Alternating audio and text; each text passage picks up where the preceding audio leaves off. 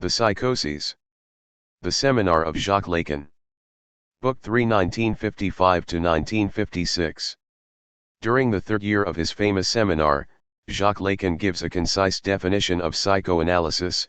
Psychoanalysis should be the science of language inhabited by the subject. From the Freudian point of view, man is the subject captured and tortured by language. Since psychosis is a special but emblematic case of language entrapment, Lacan devotes much of this year to grappling with the distinctions between the neuroses and the psychoses. As he compares the two, relationships, symmetries, and contrasts emerge that enable him to erect a structure for psychosis. Freud's famous case of Daniel Paul Schreiber is central to Lacan's analysis. In demonstrating the many ways that the psychotic is inhabited, possessed by language, Lacan draws upon Schreiber's own account of his psychosis and upon Freud's notes on this case of paranoia. The analysis of language is both fascinating and enlightening. By Jacques Lacan. Translator's note. This is a translation of the seminar that Lacan delivered to the Société Française de Psychanalyse over the course of the academic year 1955–56. The original French text is the third in a series of Lacan's seminars, beginning in 1953, that is being edited by Jacques Alain Miller. I have been mindful of James Strachey's translations of Freud in the standard edition. On the whole, it has been possible to avoid major divergences from Strachey, the two exceptions being to render investissement as investment rather than cathexis and pulsion as drive rather than instinct. In this I follow the practice adopted by the translators of seminars IN2 and by Stuart Schneiderman in returning to Freud, Clinical Psychoanalysis in the School of Lacan, New Haven, Yale University Press, 1980. The translation of this seminar is faced with one further complication arising from the fact that it deals extensively with Schreiber's memoirs of my nervous illness. Schreiber's terms have often been rendered differently in the English translation of the memoirs, in the standard edition version of Freud's case history, and in Lacan's article, The Question Preliminary to Any Possible Treatment of Psychosis, in Acrits, a selection. This has, on a very small number of occasions, required some explanation, which will be found in the footnotes. I should add that I have diverged in two major ways from the translations of seminars IN2. First, the terms signification and sense, which appear in seminars IN2 as signification and meaning respectively, have been translated as meaning and sense. I am following the practice of Stuart Schneiderman here, for essentially the same reason he gives. There seems little reason to resort to the archaism of the English signification when there are two common English terms that will do adequate service. Secondly, the term meconnaissance is rendered as misrecognition, instead of failure to recognize or misunderstanding. The latter term has to be reserved for malentendu, while there are contexts in which the first does not capture the appropriate meaning. I have followed seminars IN2 in indicating the distinction, a significant one in the original, between moi and ego by putting ego in Roman when moi appears in the original and in italics when ego has been used. Finally, the numbers in the margin of this translation refer to the pagination of the French edition published by Editions du Seuil in 1981. It is hoped that this practice will assist those who, while needing to refer to the English edition, are in a position to consult the original. I wish to thank Jacques Alain Miller for the assistance and advice he gave me while I was preparing this translation. I am also grateful to the editor at W.W. Norton, Susan Barrows Monroe, for her encouragement and patience in helping me to bring this long and sometimes difficult translation to publication. Many very helpful comments were made by Carrie Murphy and Rosemary Sorensen, who both generously read an entire draft of the manuscript. I owe them gratitude for invaluable suggestions on ways to improve the style of the translation. Dominique Heck, with her sensitivity to the idiom of both languages, gave me sound advice on a number of difficult points. Finally, I would like to record my thanks to Deakin University for its support while I was engaged on this work. Russell Grigg. Geelong, Australia. June 1992. Abbreviations. MEM. D. P. Schreiber, Memoirs of My Nervous Illness, translated and edited with introduction, notes, and discussion by Ida McAlpine and Richard Hunter, with a new introduction by Samuel M. Weber, Cambridge, Ma, Harvard University Press, 1988. Originally published as Denkwürdigkeiten eines Nervenkranken, Leipzig, Oswald Mutze, 1903. Page numbers refer to the pagination of the original German edition, noted in the margin of the English translation. S.E. Sigmund Freud, Standard Edition of the Complete Psychological Works of Sigmund Freud, 24 volumes, translated and edited by James Strachey in collaboration with Anna Freud, assisted by Alex Strachey and Alan Tyson, London, the Hogarth Press and the Institute of Psychoanalysis, New York, Norton, 1953-74. G.W. Sigmund Freud, Gesammeltwerke, 18 volumes, Frankfurt, S. Fischer Verlag. Sem. Jacques Lacan, The Seminar of Jacques Lacan, Books I and II, New York, Norton, 1988. E. Jacques Lacan, Écrits, Paris, Seuil, 1966. Where there are two numbers, separated by a slash, the first number refers to the page number in the French edition, the second to the page number in Écrits, a selection, translated by Alan Sheridan, New York, Norton, 1977. Freud Fliess. The Complete Letters of Sigmund Freud to Wilhelm Fliess 1887-1904, translated and edited by Geoffrey Musaieff Masson, Cambridge, Ma, Harvard University Press, 1985. Origins. Sigmund Freud, The Origins of Psychoanalysis. Letters to Wilhelm Fliess, Drafts and Notes 1887-1902, edited by Marie Bonaparte, Anna Freud, and Ernst Kriss, translated by Eric Mosbacher and James Strachey, introduction by Ernst Kriss, New York, Basic Books, 1954. Introduction to the Question of the Psychoses. I. Introduction to the Question of the Psychoses.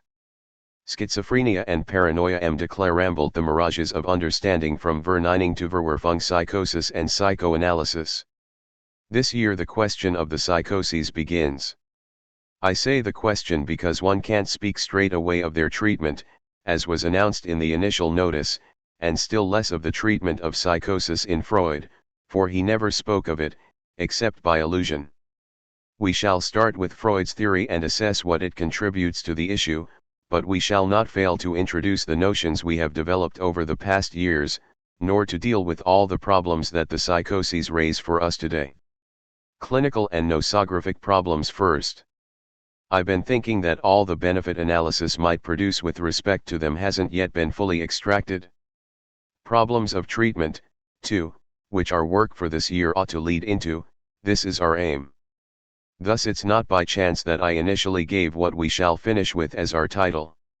Let us say it was a lapsus, a significant lapsus. 1. I would like to stress one primary, self-evident truth, the least noticed as is always the case. In what has been done, is done, and is now in the course of being done concerning treatment of the psychoses, the schizophrenias are much more readily explored than the paranoias, a much more lively interest is taken in them, and greater results are expected from this. Why then does paranoia, on the contrary, have a rather privileged position for Freudian doctrine, that of a not, but also of a resistant nucleus? It might take us a long time to answer that question, but it will remain just below the surface of our approach. Of course, Freud wasn't unaware of schizophrenia. The movement involving this concept's development was contemporary with him. But while he recognized, admired, and even encouraged the work of the Zurich school and put analytic theory into relation with what was being constructed around Bleuler, he kept his distance nevertheless. He was initially and essentially interested in paranoia. And, to give you straight away a reference point that you can return to, I remind you that at the end of the observation on the Schreber case, which is his major text concerning the psychoses, Freud traces out a watershed, as it were, between paranoia on the one hand and on the other everything he would like, he says, to be called paraphrenia, which exactly covers the field of the schizophrenias. Point 1. This is a necessary reference point for the intelligibility of everything we shall subsequently have to say. For Freud, the field of the psychoses divides in two. What does the term psychosis cover in the field of psychiatry? Psychosis is not dementia. The psychoses, if you like, there is no reason to deny oneself the luxury of this word, correspond to what has always been called and legitimately continues to be called madness. This is the domain Freud divides in two. He did not go in for much more nosology than this on the subject of psychosis, but on this point he is quite clear, and given the status of its author we cannot neglect this distinction. In this respect, as sometimes happens, Freud is not absolutely in step with his time. Is he way behind it? Is he way ahead of it? There lies the ambiguity. At first sight he is way behind it. I can't recount to you here the history of paranoia since it made its first appearance with a psychiatrist disciple of Kant at the beginning of the 19th century too, but let me tell you that at its maximum extension in German psychiatry it covered almost all forms of madness. 70% of the ill in asylums bore the label of paranoia. Everything we call psychosis or madness was paranoia. In France the word paranoia, at the time it was introduced into nosology, this was very late, a matter of some 50 years, was identified with something fundamentally different. A paranoiac, at least until the thesis of a certain Jacques Lacan attempted to stir up people's minds, which was limited to a small circle, to the small circle that matters, which means that nobody talks of paranoiacs as they used to before. A paranoiac was a nasty person, an intolerant one, a bad-humored type, proud, mistrustful, irritable, and who overestimated himself. This feature formed the foundation of paranoia. When the paranoiac was far too paranoid, he would end up deluding.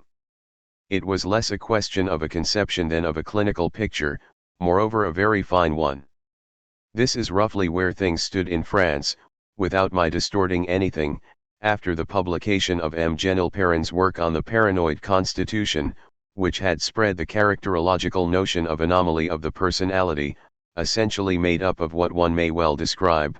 The book's style bears the mark of this inspiration, as the perverse structure of character. Point 4. Like all perverts, it sometimes happens that the paranoiac goes beyond the limits and falls into that frightful madness. The unbounded exaggeration of his unfortunate character. That outlook can be described as psychological, psychologizing, or even as psychogenetic. All the formal references to an organic base, to temperament for example, don't change a thing. It's really a psychological genesis. Something is defined and assessed at a certain level, and its development follows uninterrupted with an autonomous coherence that is self-sufficient in its own field. This is why, in a word, it's a question of psychology, despite the author's own explicit rejection of this point of view. In my thesis I tried to promote another view. I was certainly still a young psychiatrist then, and I had been introduced to psychiatry largely through the works, the direct teaching, and, I would even be so bold as to say, the intimacy of someone who played a very important role in French psychiatry of that period, M. de Clerambert, whose personality, action, and influence I call to mind in this introductory discussion. Point 5. For those among you who have only an approximate knowledge of his work, and there must be some, M. de Clerambert is supposed to have been the fierce defender of an extreme organicist conception. That was certainly the explicit design of his theoretical statements. However, I do not believe they give a correct perspective, either on the influence of his personality and teaching or on the true range of his discoveries. His work has, independently of its theoretical aims, a concrete clinical value. There are a considerable number of clinical syndromes that Clerambert located in a completely original manner and that have since then been integrated into the heritage of psychiatric experience. He made precious, original contributions which have never been taken up since. I have in mind his studies on psychosis caused by toxic substances. In a word, in the realm of the psychoses Clerambert remains absolutely indispensable.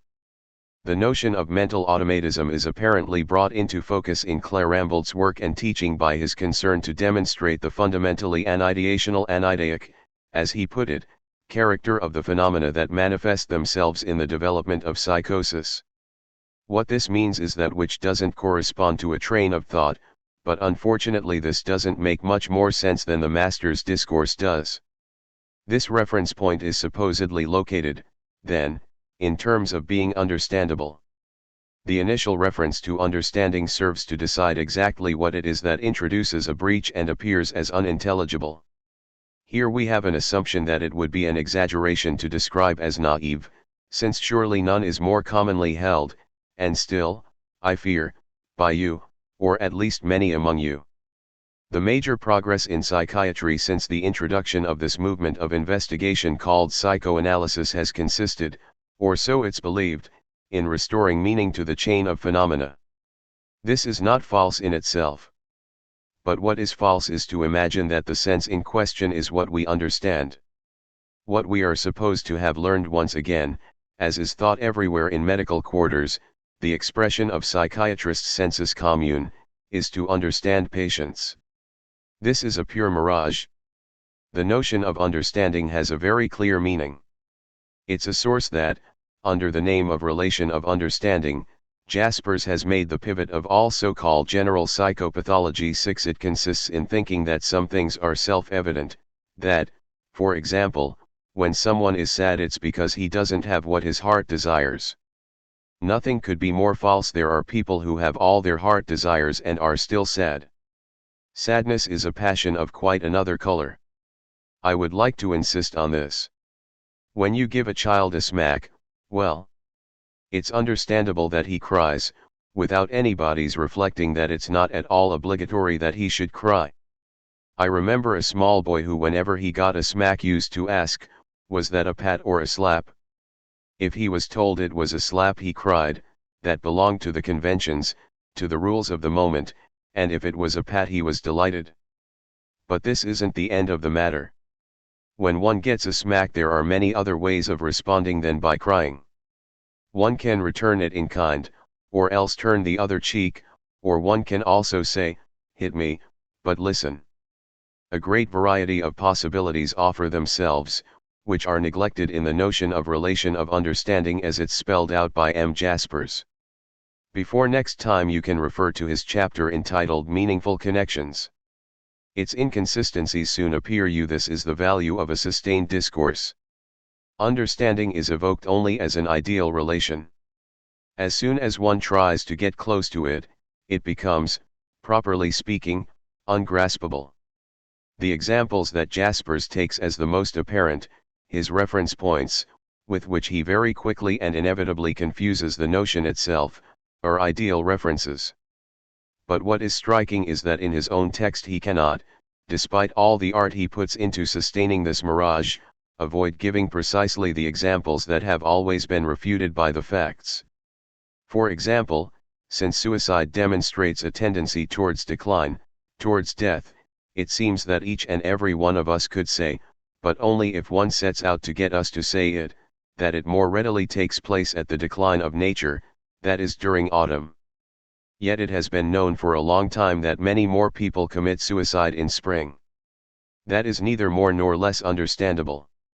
Surprise at there being more suicides in spring than autumn can only be based on this inconsistent mirage called the relation of understanding, as if there were anything that could ever be grasped in this order. One is led to think then that psychogenesis is to be identified with the reintroduction of this celebrated relation into a relationship with the object of psychiatry. This is in fact very difficult to conceive, because it's literally inconceivable, but, like all things that are not well grasped, or captured in a real concept, it remains a latent assumption, one that has been latent throughout all the changes in the complexion of psychiatry over the last 30 years. Well, if that is what psychogenesis is, I say, because I think that most of you are by now capable of grasping it, after 2 years of teaching on the symbolic, the imaginary, and the real, and I also say it for those who aren't yet up to it, that the great secret of psychoanalysis is that there is no psychogenesis. If that is what psychogenesis is, there is precisely nothing that could be further from psychoanalysis in its whole development, its entire inspiration and its mainspring, in everything it has contributed, everything it has been able to confirm for us in anything we have established. Another way of expressing things, one that goes much further, is to say that the psychological is, if we try to grasp it as firmly as possible, the ethological, that is, the whole of the biological individual's behavior in relation to his natural environment. There you have a legitimate definition of psychology. There you have an order of real relations, an objectifiable thing, a field with quite adequately defined boundaries. But to constitute an object of science, one must go a little bit further.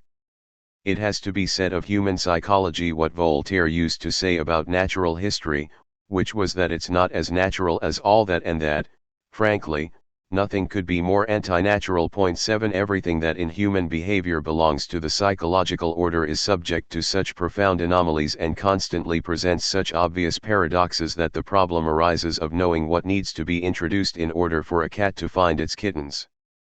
If one forgets the landscape, the essential mainspring, of psychoanalysis, one comes back, which is naturally the constant, daily observed tendency of psychoanalysts, to all sorts of myths formed ages ago. How long ago remains to be defined, but they date more or less from the end of the 18th century. The myth of unity of the personality, the myth of synthesis, of superior and inferior functions, confusion about automatism, all these types of organization of the objective field constantly reveal cracks, tears and rants, negation of the facts, and misrecognition of the most immediate experience. Make no mistake, though, I'm not going to fall into the myth of immediate experience that forms the basis of what people call existential psychology or even existential psychoanalysis. Immediate experience is no better place to arrest or captivate us than in any other science. In no way is it the measure of the development that we must ultimately reach.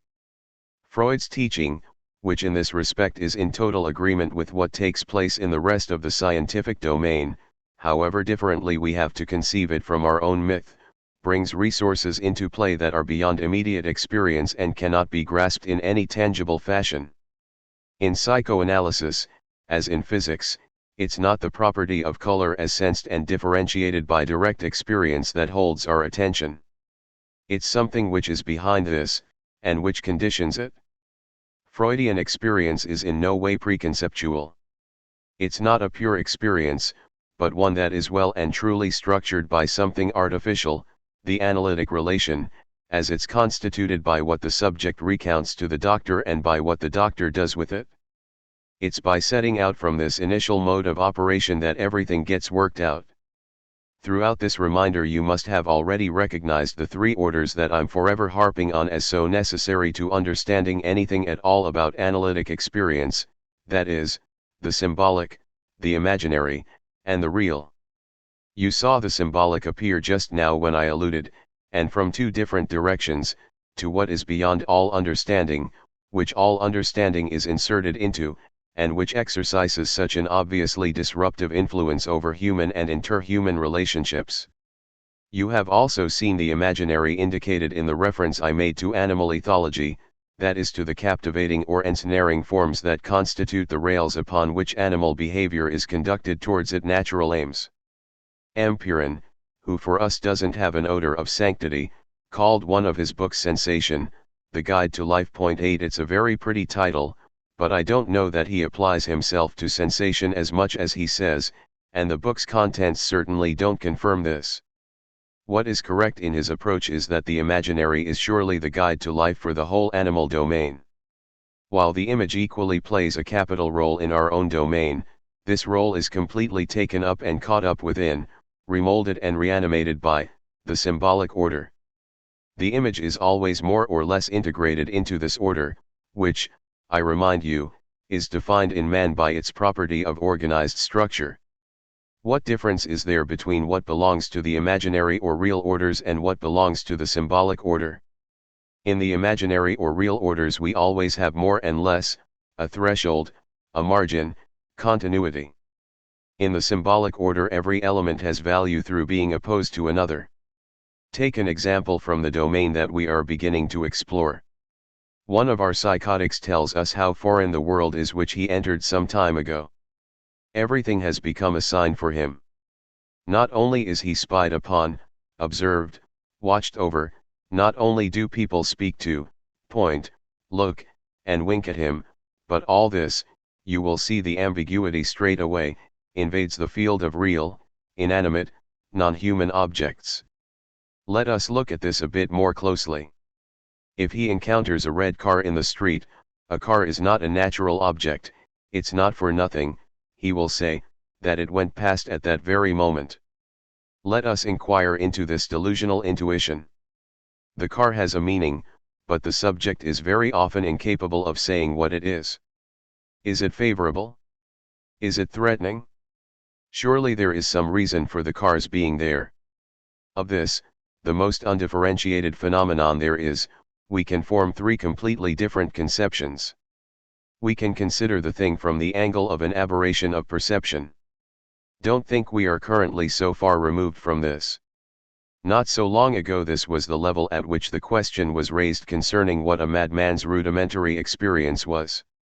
He might just be color blind and see red as green and vice versa. Perhaps he can't distinguish colors. Again, we can consider the encounter with the red car along the lines of what happens when the robin redbreast, encountering its mate, displays the breast that gives it its name. It has been demonstrated that its dress corresponds to the guarding of the limit of its territory and that the encounter alone occasions a certain form of behavior towards its adversary. Here the red has an imaginary function which, precisely in the order of relations of understanding, can be translated into the fact that for the subject this red will have made him see red and seem to him to bear within it the expressive and immediate character of hostility or anger. Finally, we can understand the red car within the symbolic order, namely in the way one understands the color red in a game of cards, that is, as opposed to black, as being a part of an already organized language. There you have the three registers distinguished from one another, and also distinguished from one another are the three planes on which our so-called understanding of the elementary phenomenon can be undertaken. 2. The novelty of what Freud introduced in investigating paranoia is even more dazzling than it is anywhere else, perhaps because it's more localized and breaks more with contemporary discoveries on psychosis. Here we see Freud proceed from the very first with an audacity that has the character of an absolute beginning. To be sure, the Traumdeutung, the interpretation of dreams, is a creation, also. Despite its being said that interest had already been taken in the meaning of dreams, this had absolutely nothing to do with the pioneering work that is performed before our eyes. This doesn't finish just with the formula that the dream tells you something, for the only thing that interests Freud is the elaboration through which the dream says this something. It says it in the same way as one speaks. No one had ever seen that before. People had been able to notice that dreams have a meaning, that something could be read in them, but not that dreams talk. But let's allow that Freud's approach to the dream may have been prepared for by the artless practices that preceded his own attempt. By contrast, there has never been anything comparable to the manner in which he proceeds with Schreber. What does he do?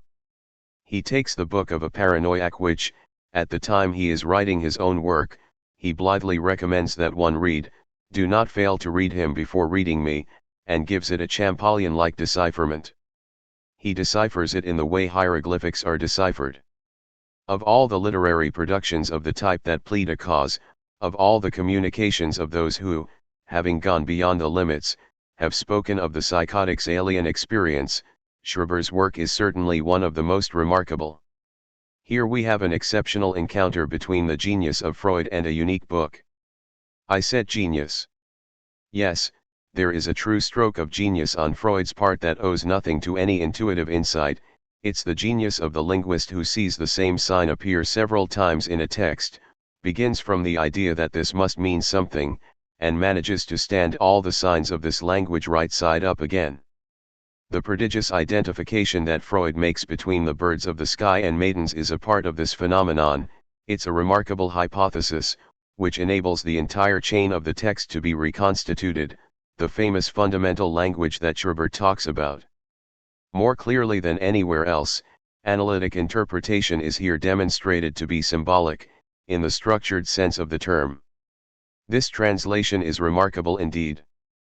But, be careful, it leaves the fields of the psychoses and the neuroses both on the same level.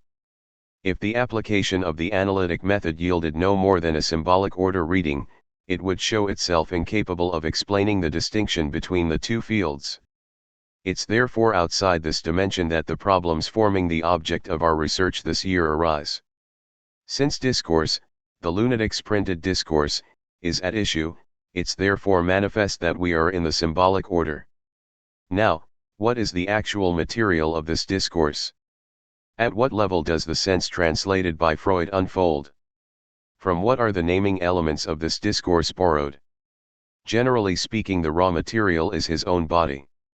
In man, the relation to one's own body characterizes, in the final analysis, the restricted, but really irreducible, field of the imaginary. If there is anything in man that corresponds to the imaginary function as it operates in animals, it's everything that, in a fundamental manner but one that is always barely graspable, relates him to the general form of his body at a point called an erogenous zone. Only analytic experience has been able to seize this relationship, always at the limit of the symbolic, at its mainspring. This is what the symbolic analysis of the Schreiber case demonstrates for us. It's only by entering through the symbolic that we can successfully make any inroads into the case. 3. The questions that arise touch upon exactly all the categories effective in our field of operation.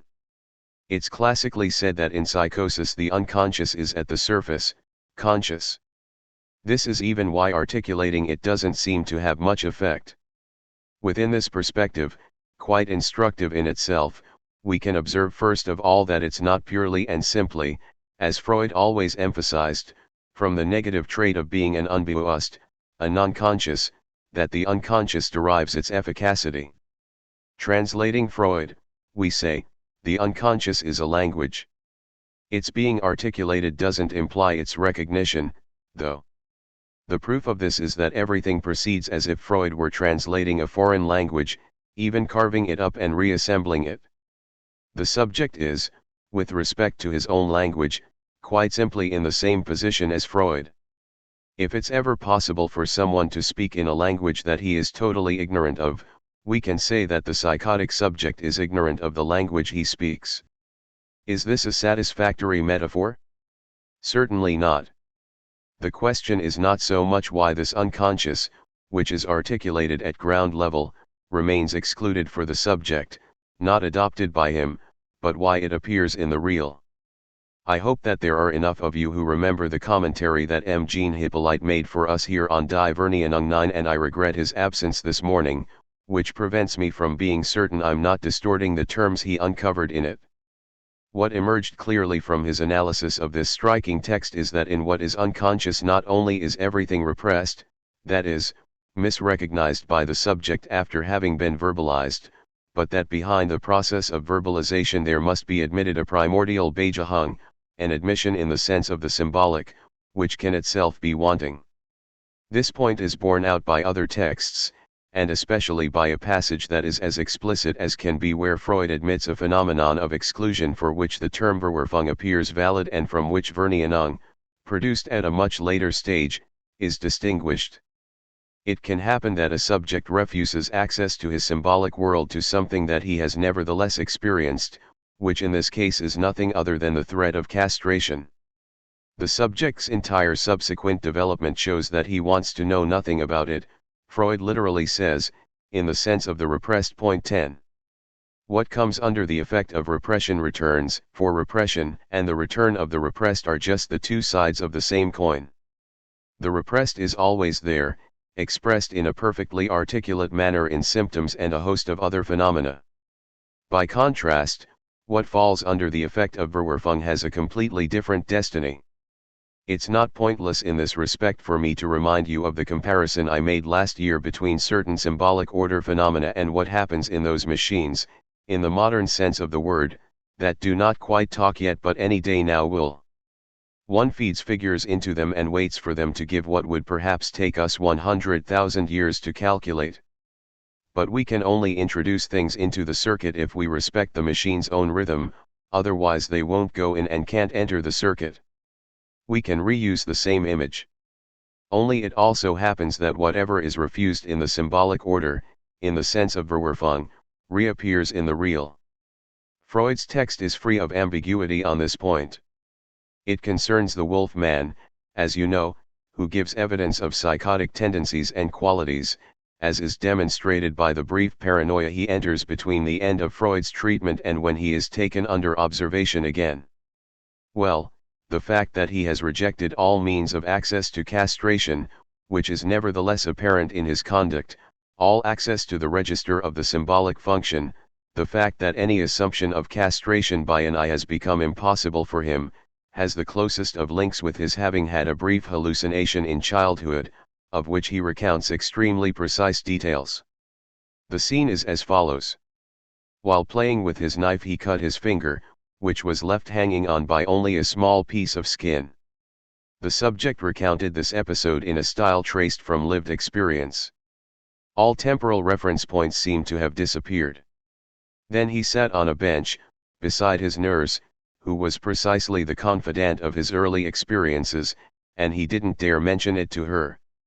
How significant is that suspension of all possible speech? And precisely with the person he used to recount everything to, and especially things of that order. There is an abyss here, a temporal submersion, a rupture in experience, following which it turns out that he has nothing at all wrong with him, it's all over, let's drop the subject. The relation that Freud establishes between this phenomenon and this very special knowing nothing of the thing, even in the sense of the repressed expressed in this text translates as this: what is refused in the symbolic order re-emerges in the real. There is a close relation between, on the one hand, negation and the reappearance in the purely intellectual order of what has not been integrated by the subject and, on the other, Verwerfung and hallucination, that is, the reappearance in the real of what the subject has refused. Here we have a range, a series, of relations. What is involved in a hallucinatory phenomenon? This phenomenon has its own source in what we shall provisionally call the subject's history in the symbolic. I don't know whether I shall retain this combination of terms, because all history is by definition symbolic, but let's keep to this formula for the moment.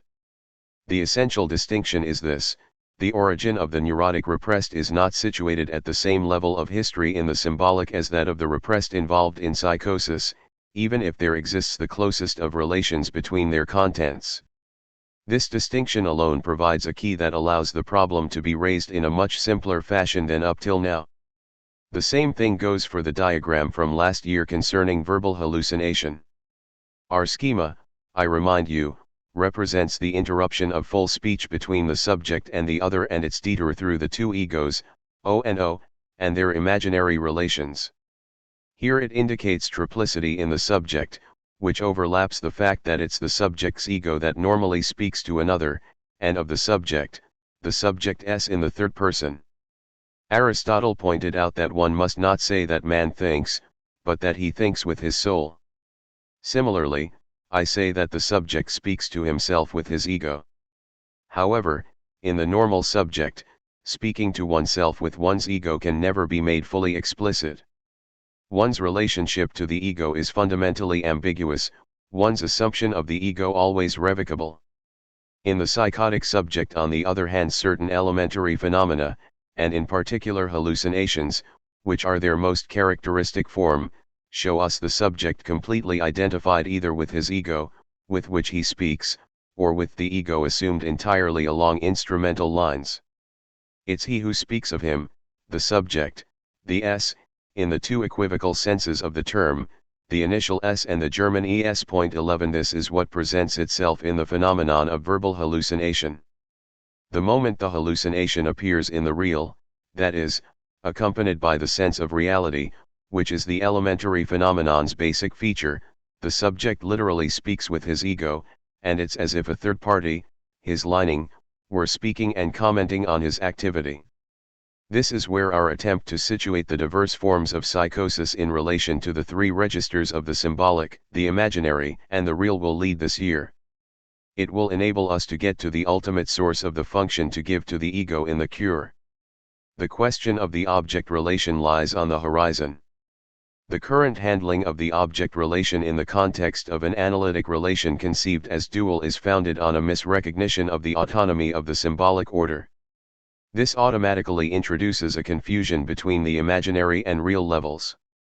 But it doesn't eliminate the symbolic relation, however, since we continue talking and, indeed, do nothing else. But it results from this misrecognition that what in the subject calls for recognition on the appropriate level of authentic symbolic exchange, which is not so easy to attain since it's always interfered with, is replaced by a recognition of the imaginary, of fantasy. Thus to authenticate everything of the order of the imaginary in the subject is properly speaking to make analysis the anteroom of madness, and we can only admire the fact that this doesn't lead to a deeper alienation. No doubt this indicates sufficiently that to be mad some predisposition, if not some precondition, is necessary.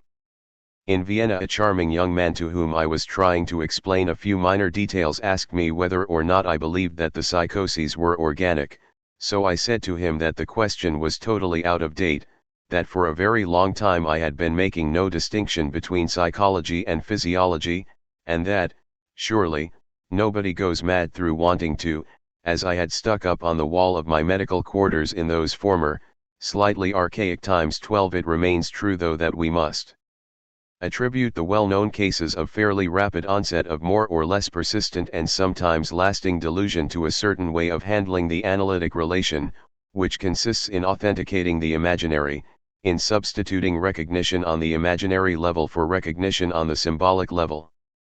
The fact that an analysis can, right from its first stages, trigger a psychosis is well known, but no one has ever explained why. It's obviously a function of the subject's disposition, but also of an imprudent handling of the object relation. I believe that today I have done nothing but put before you the interest there is in what we are going to study. We shall find it useful to investigate paranoia.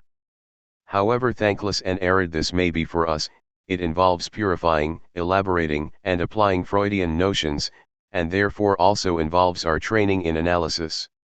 I hope I have made you feel how it is that this conceptual elaboration can have the most direct effect on the ways we shall think, or be careful not to think, what our daily experience is and must be. November 16, 1955. 2. The meaning of delusion. Critique of Krepelin dialectical inertia Siglass and psychomotor hallucination. President Schreiber. The more one studies the history of the notion of paranoia, the more significant it seems and the more one appreciates the lesson that can be drawn from the progress, or lack of progress, whichever you like, that characterizes the psychiatric movement. 1. No notion is in the end more paradoxical.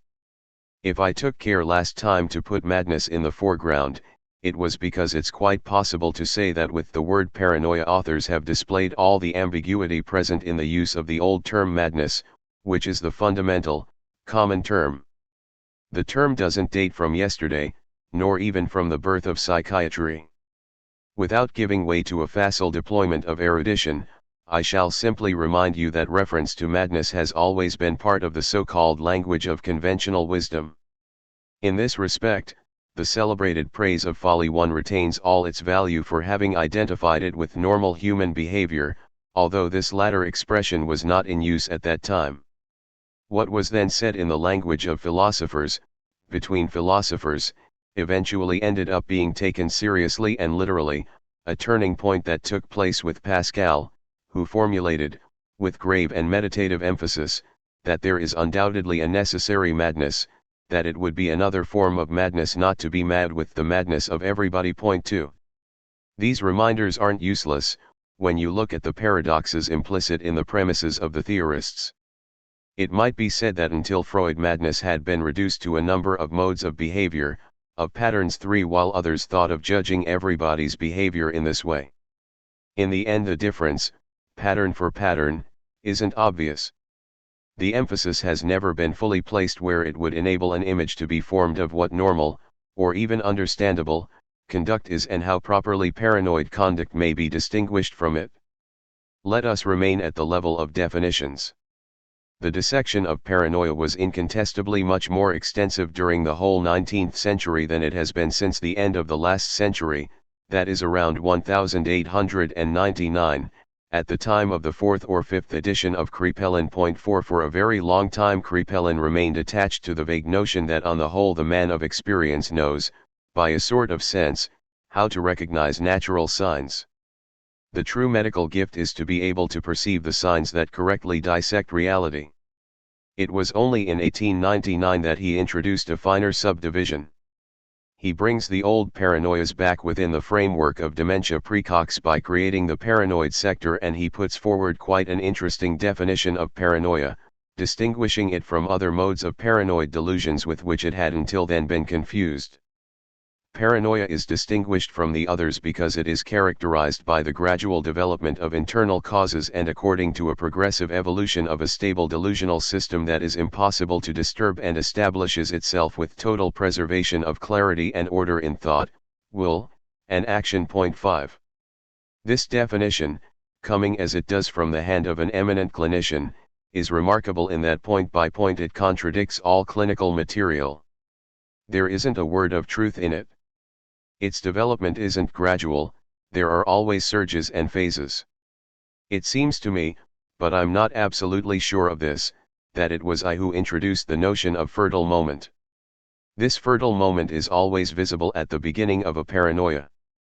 There is always a break in what Kraepelin goes on to call the progressive evolution of a delusion dependent on internal causes. It's obvious that the evolution of a paranoia can't be limited to internal causes. To be convinced of this one only has to go to the chapter Etiology of his textbook and also read the contemporary authors, Sirius and Capgras, whose work dates from 5 years later. 6 When one looks for the triggering causes of a paranoia, one always observes, with the required question mark, an emotional element in the subject's life, a life crisis that in fact does involve his external relationships, and it would be astonishing were one not led to do this with respect to a delusion that is essentially characterized as a delusion of reference delire de relation. The term isn't Kretschmer's but Wernick's. 7. I read, progressive evolution of a stable delusional system that is impossible to disturb. Nothing could be more false. The delusional system varies, whether it has been disturbed or not. As a matter of fact, this question seems secondary to me. The variation comes from interpsychology, from external interventions, from the preservation or disruption of a certain orderliness in the world around the patient. He is very far indeed from not taking this into account and seeks, over the course of his delusion's evolution, to incorporate these elements into the composition of his delusion, which establishes itself with total preservation of clarity and order in thought, will, and action. Sure. But it's a question of knowing what clarity and order are. While something meriting these names can be discovered in the account the subject gives of his delusion, it still needs to be stated what this means, and this will by its very nature call into question the notions concerned. As for thought, will, and action, we are here to attempt to define them in terms of a number of specific forms of behavior, one of which is madness, rather than treat them as acquired notions at the outset. To us it seems that academic psychology has to be recast before it's capable of yielding concepts rigorous enough to be exchanged, at least at the level of our experience. What is the ambiguity that surrounds the notion of paranoia due to? To many things, and perhaps to an inadequate clinical subdivision. I think that the psychiatrists among you have enough knowledge of the different clinical types to know, for example, that an interpretation delusion delire de interpretation isn't at all the same thing as a litigious delusion delire de revendication. Equally, there is every reason to distinguish between paranoid psychoses and passional psychoses, a difference that has been admirably emphasized by the work of my master, de Clairambelt, whose function, role, personality, and doctrine I began pointing out to you last time. 8 It's precisely at the level of psychological distinctions that his work is the most significant. Does this mean that the clinical types have to be distributed more widely, that we have in some way to break them up? I do not believe so. The problem that arises for us bears on the framework of paranoia as a whole. A century of clinical work has always just drifted around the problem. Every time psychiatry has made a bit of progress, advanced slightly, it has also lost the ground it has won through its very manner of conceptualizing what is immediately accessible to observation. Nowhere is the contradiction between observation and theorization more apparent. It can almost be said that there is no more apparent and visible discourse of madness than the psychiatrists', and precisely on the subject of paranoia. There is something here that, it seems to me, goes straight to the heart of the problem. If you read, for example, the work I wrote on paranoid psychosis, you will see that I emphasize what I call, borrowing the term from my master de Clerambert, the elementary phenomena, and that I try to show how radically different these phenomena are in relation to what can be drawn from what he calls ideational deduction, that is, from what is understandable by everybody. 9. Ever since that period I have strongly emphasized that the elementary phenomena are no more elementary than what underlies the entire construction of a delusion. They are as elementary as a leaf is in relation to the plant, in which a certain detail can be seen of the way in which the veins overlap and insert into one another. There is something common to the whole plant that is reproduced in certain of the forms that make it up. Similarly, analogous structures can be found at the level of the composition, motivation, and the metization of a delusion, and at the level of the elementary phenomenon. In other words, it's always the same structuring force, as it were, at work in a delusion, whether it's the whole or one of its parts that is under consideration. What is important isn't that the elementary phenomenon should be an initial nucleus, a parasitic point, as de Clerambert used to say, inside the personality, around which the subject supposedly constructs something, a fibrous reaction destined to envelop and enclose it in a cyst, and at the same time to integrate it, that is to explain it, as is often said. A delusion isn't deduced. It reproduces its same constitutive force. It, too, is an elementary phenomenon. This means that here the notion of element is to be taken in no other way than as structure, differentiated structure, irreducible to anything other than itself. The source of this structure has been so profoundly misrecognized that the whole discourse on paranoia I was talking about before bears the mark of that misrecognition. You can test this while reading Freud, or almost any author. You will find pages, sometimes entire chapters, on paranoia. Take them out of their context, read them out loud, and you will see the most wonderful descriptions of the behavior of everyone. It was touch and go whether what I read out loud before from Kripal's definition of paranoia defined normal behavior.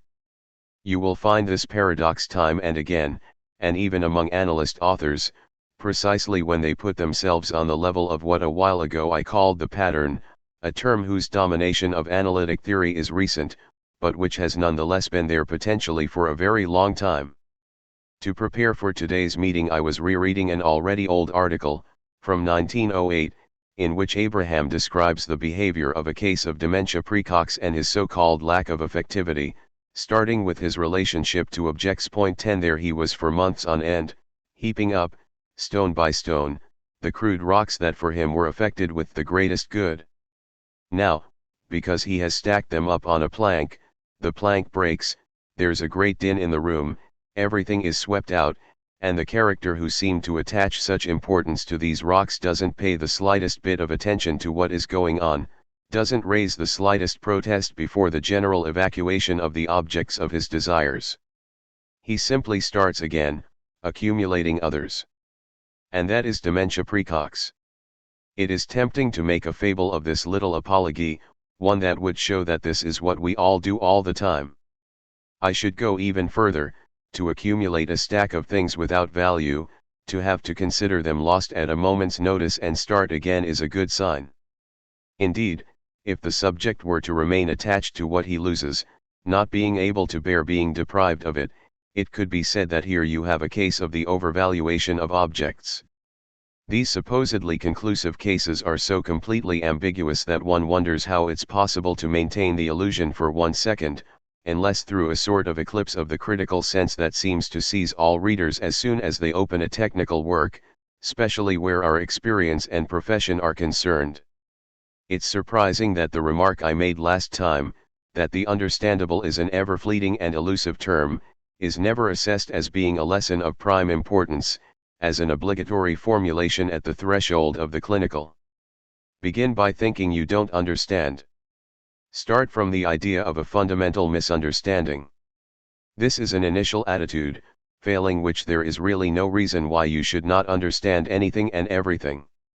One author presents certain behavior as indicating a lack of effectivity in a certain context, for another it will be the contrary.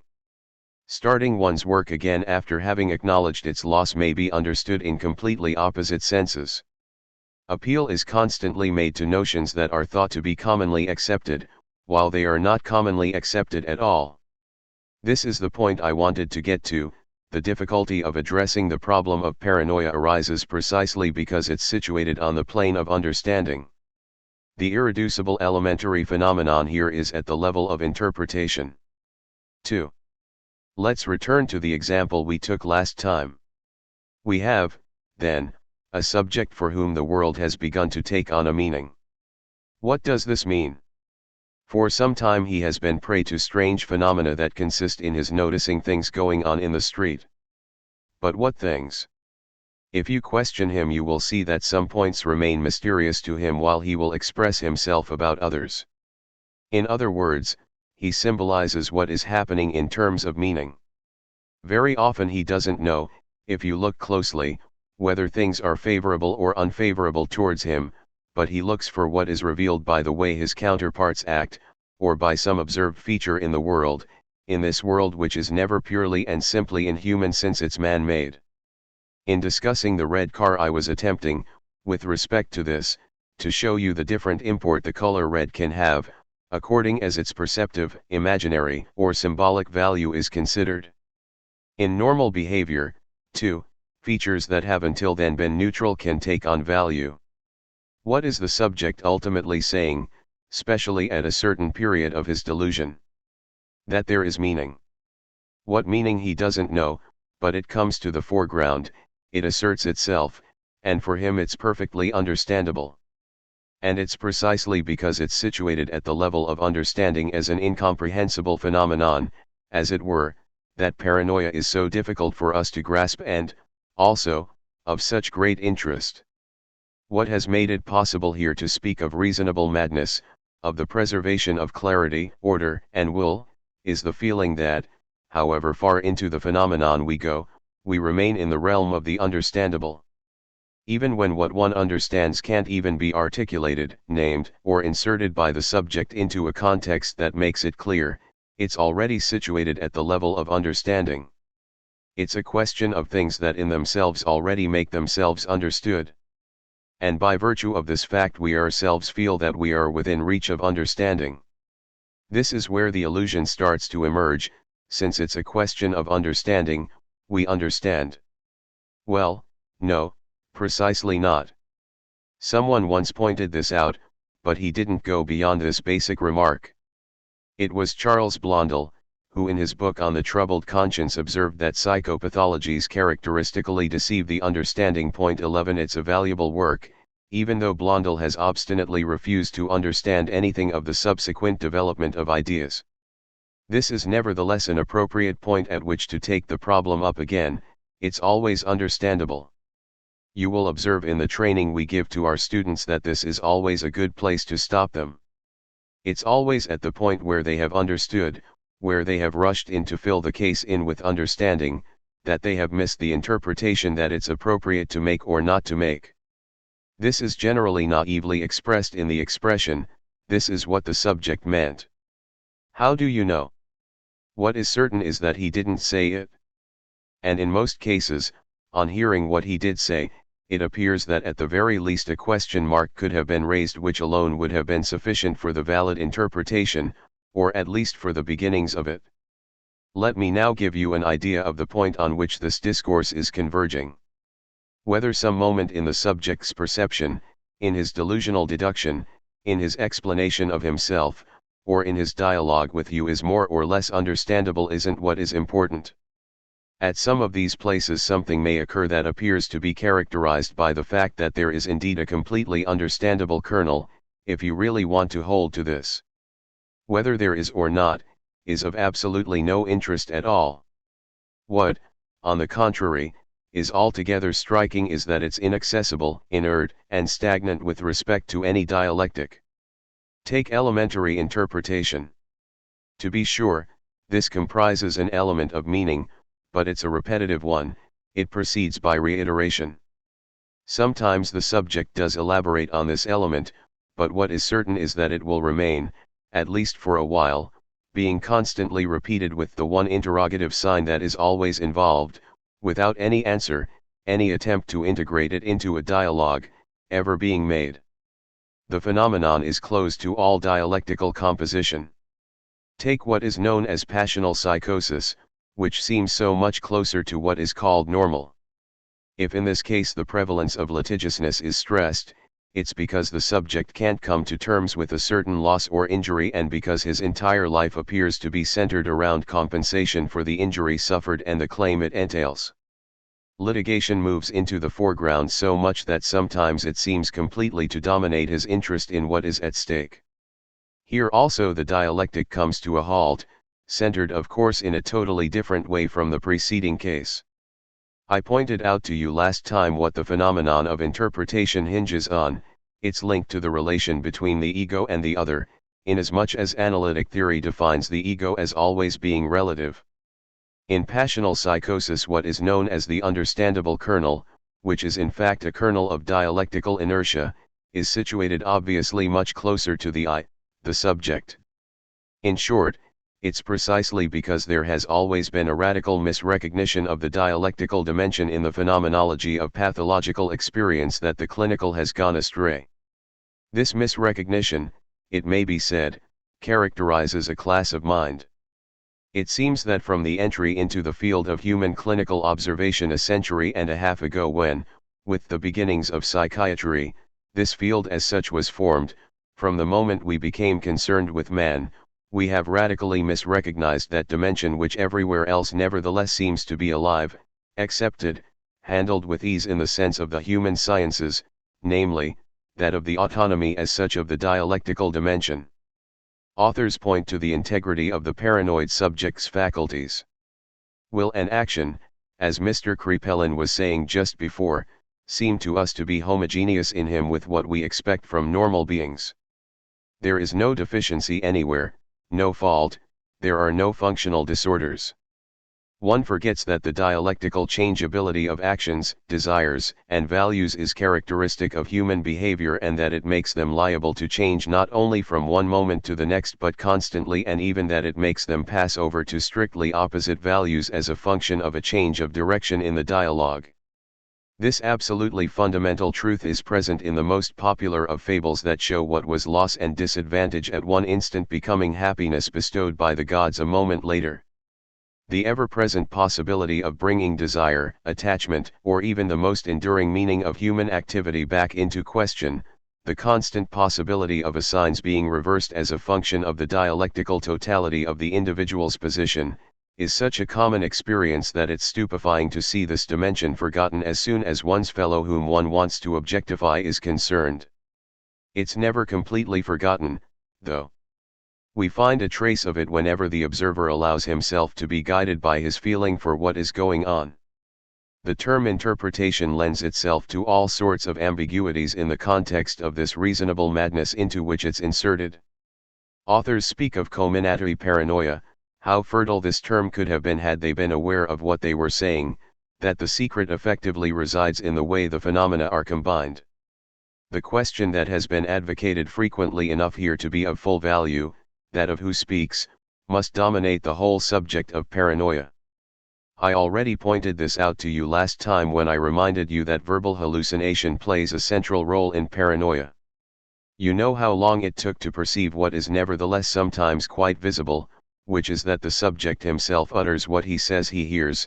It took M. Seglas and his book Lacan's Cliniques. 12 By a sort of brilliant stroke at the beginning of his career he pointed out that there were people having verbal hallucinations who could be observed, by quite obvious signs in some cases and by looking slightly more closely in others, to be uttering the words they accused their voices of having spoken to them, whether or not they were aware of it, or did not want to know.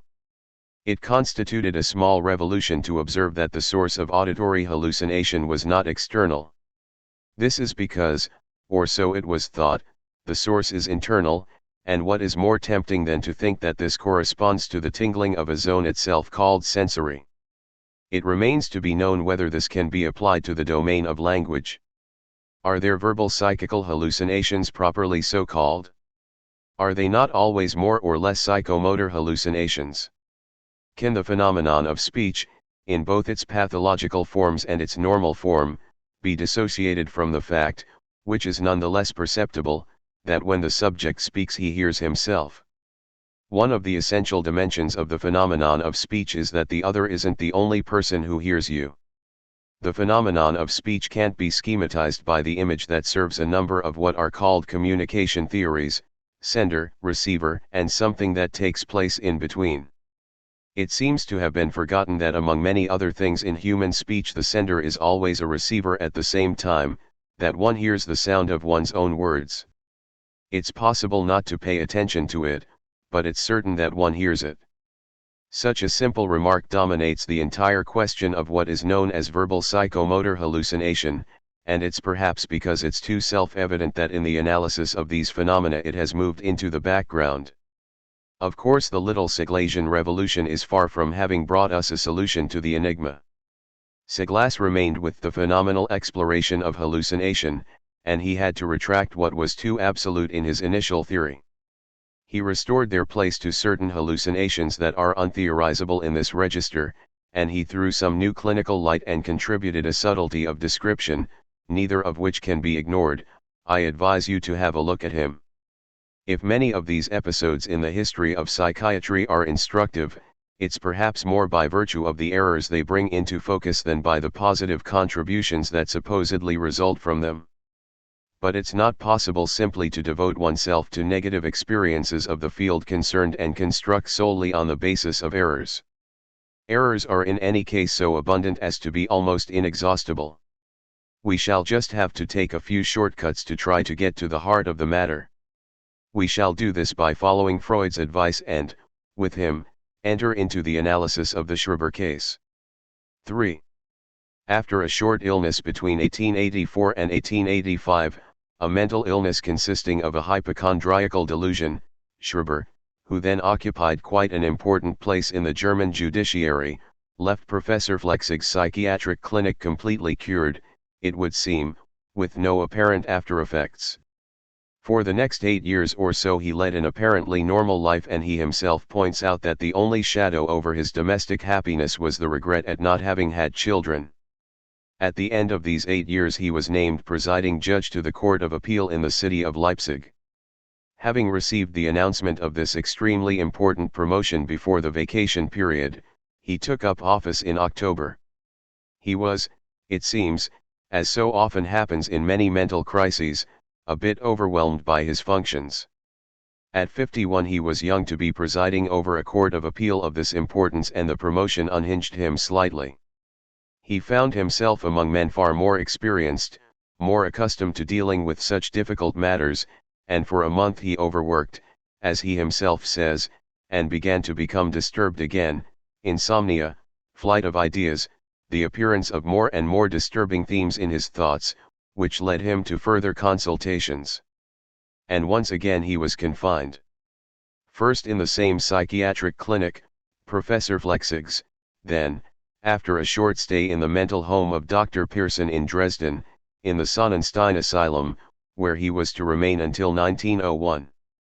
It was there that his delusion went through an entire series of phases of which he gives us an account that is, it seems, extremely trustworthy and extraordinarily composed, written during the last months of his confinement. The book was to be published immediately upon his release. Therefore, at the time he claimed the right to leave, he hid from no one that he would make his experience known to all humanity, with the view of informing everybody of the most important revelations for them that his experience contained. This book, published in 1903, is the one Freud picked up in 1909. He spoke of it on his holidays with Ferenczi, and it was in December 1910 that he wrote his psychoanalytic notes upon an autobiographical account of a case of paranoia 13. We shall quite simply open Schreber's book, Memoirs of My Nervous Illness. The letter preceding the body of the work, which is addressed to Professor Flechsig, private consultant, clearly shows the medium by which a delusional's critique of the terms he holds to most can be established. This, at least for those of you who have no experience of these cases, is of a value that deserves to be highlighted.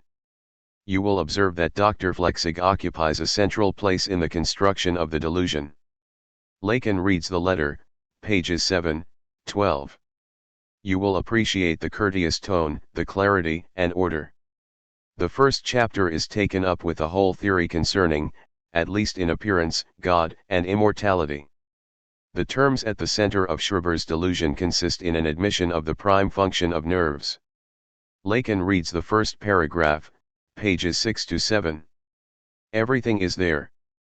These rays, which exceed the bounds of recognized human individuality, which are unlimited, form the explanatory network, but which he also experiences, on which our patient spins his entire delusion like a web. The essential point stems from the relation between the nerves, principally between the subject's nerves and the divine nerves, which comprises an entire series of vicissitudes, among which there is the nervenanhang, or nerve contact, a form of attraction apt to put the subject in a state of dependence upon several characters, on whose intentions he decides in different ways over the course of his delusion. Initially these intentions are far from benevolent, if only because of their catastrophic effects upon him, but are found over the course of the delusion to be transformed, integrated, into a real progressiveness, like the one you see dominating the personality of Dr. Flechsig at the beginning of the delusion and, at the end, the structure of God. There is examination and even progress characteristic of the divine rays, which are the foundation of souls. This is not to be confused with the identity of the said souls. Schreber strongly emphasizes that the immortality of these souls must not be reduced to the level of the person. The preservation of the ego's identity doesn't seem to him to require justification. All this is said with an air of likelihood that doesn't render the theory unacceptable. On the other hand, an entire metabolic imagery is developed with extreme precision regarding the nerves, according to which the impressions registered by the nerves subsequently become the primary material which, reincorporate into the rays, nourishes divine action and may well be taken up again, reworked, and utilized in later creations. The details of these functions matter enormously and we shall come back to them. But already it appears to be characteristic of these rays that they talk, they are obliged to, they have to speak. The nerve soul intermingles with a certain fundamental language defined by the subject. I shall show you with what subtlety when I read out the appropriate passages. It's akin to a highly vigorous German, with an extremely developed use of euphemism, that includes using the ambivalent power of words. Next time I shall give you a condensed reading to greater effect. It's quite exciting to recognize a striking likeness here to Freud's famous article on the double meaning of primitive words. 14 You recall that Freud thought he had found an analogy between the language of the unconscious, which admits no contradiction, and primitive words that are characterized by their ability to designate the two poles of a property or quality, good and bad, young and old, long and short, etc. A lecture by M. Benveniste last year presented you with a convincing critique of that from the point of view of linguistics. 15 But it remains no less true that Freud's remark carries weight in our experience with neurotics, and if there were anything that guarantees its value it would be the emphasis that in passing Schreber confers on it. This delusion, whose richness you will see, presents surprising analogies, not only through its content, the image's symbolism, but also through its construction, its very structure, with certain schemas that we can ourselves be called upon to draw out of our own experience. You may, in this theory of divine nerves that talk and may be integrated by the subject while remaining radically separate from him, vaguely see something that isn't totally different from what I teach about the way one has to describe the functioning of the unconscious. The Schreber case objectifies certain structures supposed correct in theory, with the possibility of overturning that stems from this, which is in any case a question that arises concerning all species of emotional construction in these sensitive domains that we are habitually exploring. This remark was made by Freud himself, who in some ways authenticates the homogeneity I'm claiming. At the end of his analysis of the Schreber case, he notes that he has never yet seen anything that so much resembles his own libido theory, with its disinvestment's 16 separation reactions, influence at a distance, as Schreber's theory of divine rays, which doesn't bother him, since the drift of his whole exposition is to reveal a surprising approximation between Schreber's delusion and structures of both inter-individual exchange and intrapsychical economy. Point 17. So, as you see, we are dealing with an advanced case of madness. His delusional introduction gives you an idea of the polished nature of Schreber's lucubrations. And yet, owing to this exemplary case and to the intervention of such a penetrating mind as Freud's, we find ourselves for the first time in a position to grasp structural notions which it's possible to extrapolate to all cases. This vivid and at the same time illuminating novelty allows a classification of paranoia to be recast on completely new foundations. We also find in the very text of the delusion a truth that isn't hidden, as it is in the neuroses, but made well and truly explicit and virtually theorized. The delusion presents it, one can't even say from the moment one has the key to it, but as soon as one takes it for what it is, a double, perfectly legible, of what is explored by theoretical investigation. This is where the exemplary character of the field of the psychoses, for which I have recommended that you reserve the greatest extension and the greatest suppleness, is located, and this is what justifies our giving special attention to it this year. November 23, 1955. 3. The other and psychosis. Homosexuality and paranoia. The word and the refrain: automatism and endoscopy. Paranoid knowledge. Grammar of the unconscious. The life of a psychoanalyst, as I was reminded by my Anneliese analyses several times on the one day, isn't rosy. The comparison that can be made between the analyst and a rubbish dump is justified. All day long, in fact, he has to endure utterances that, surely, are of doubtful value to himself and even more so to the subject who communicates them to him. This is a feeling that the psychoanalyst, if he is a real one, has not only been accustomed to overcoming for a long time, but, to be honest, it's one that he purely and simply abolishes within himself in the exercise of his practice. I must on the other hand say that this feeling comes alive again with all its force when one is led to go over the sum total of works that make up what is called the analytic literature.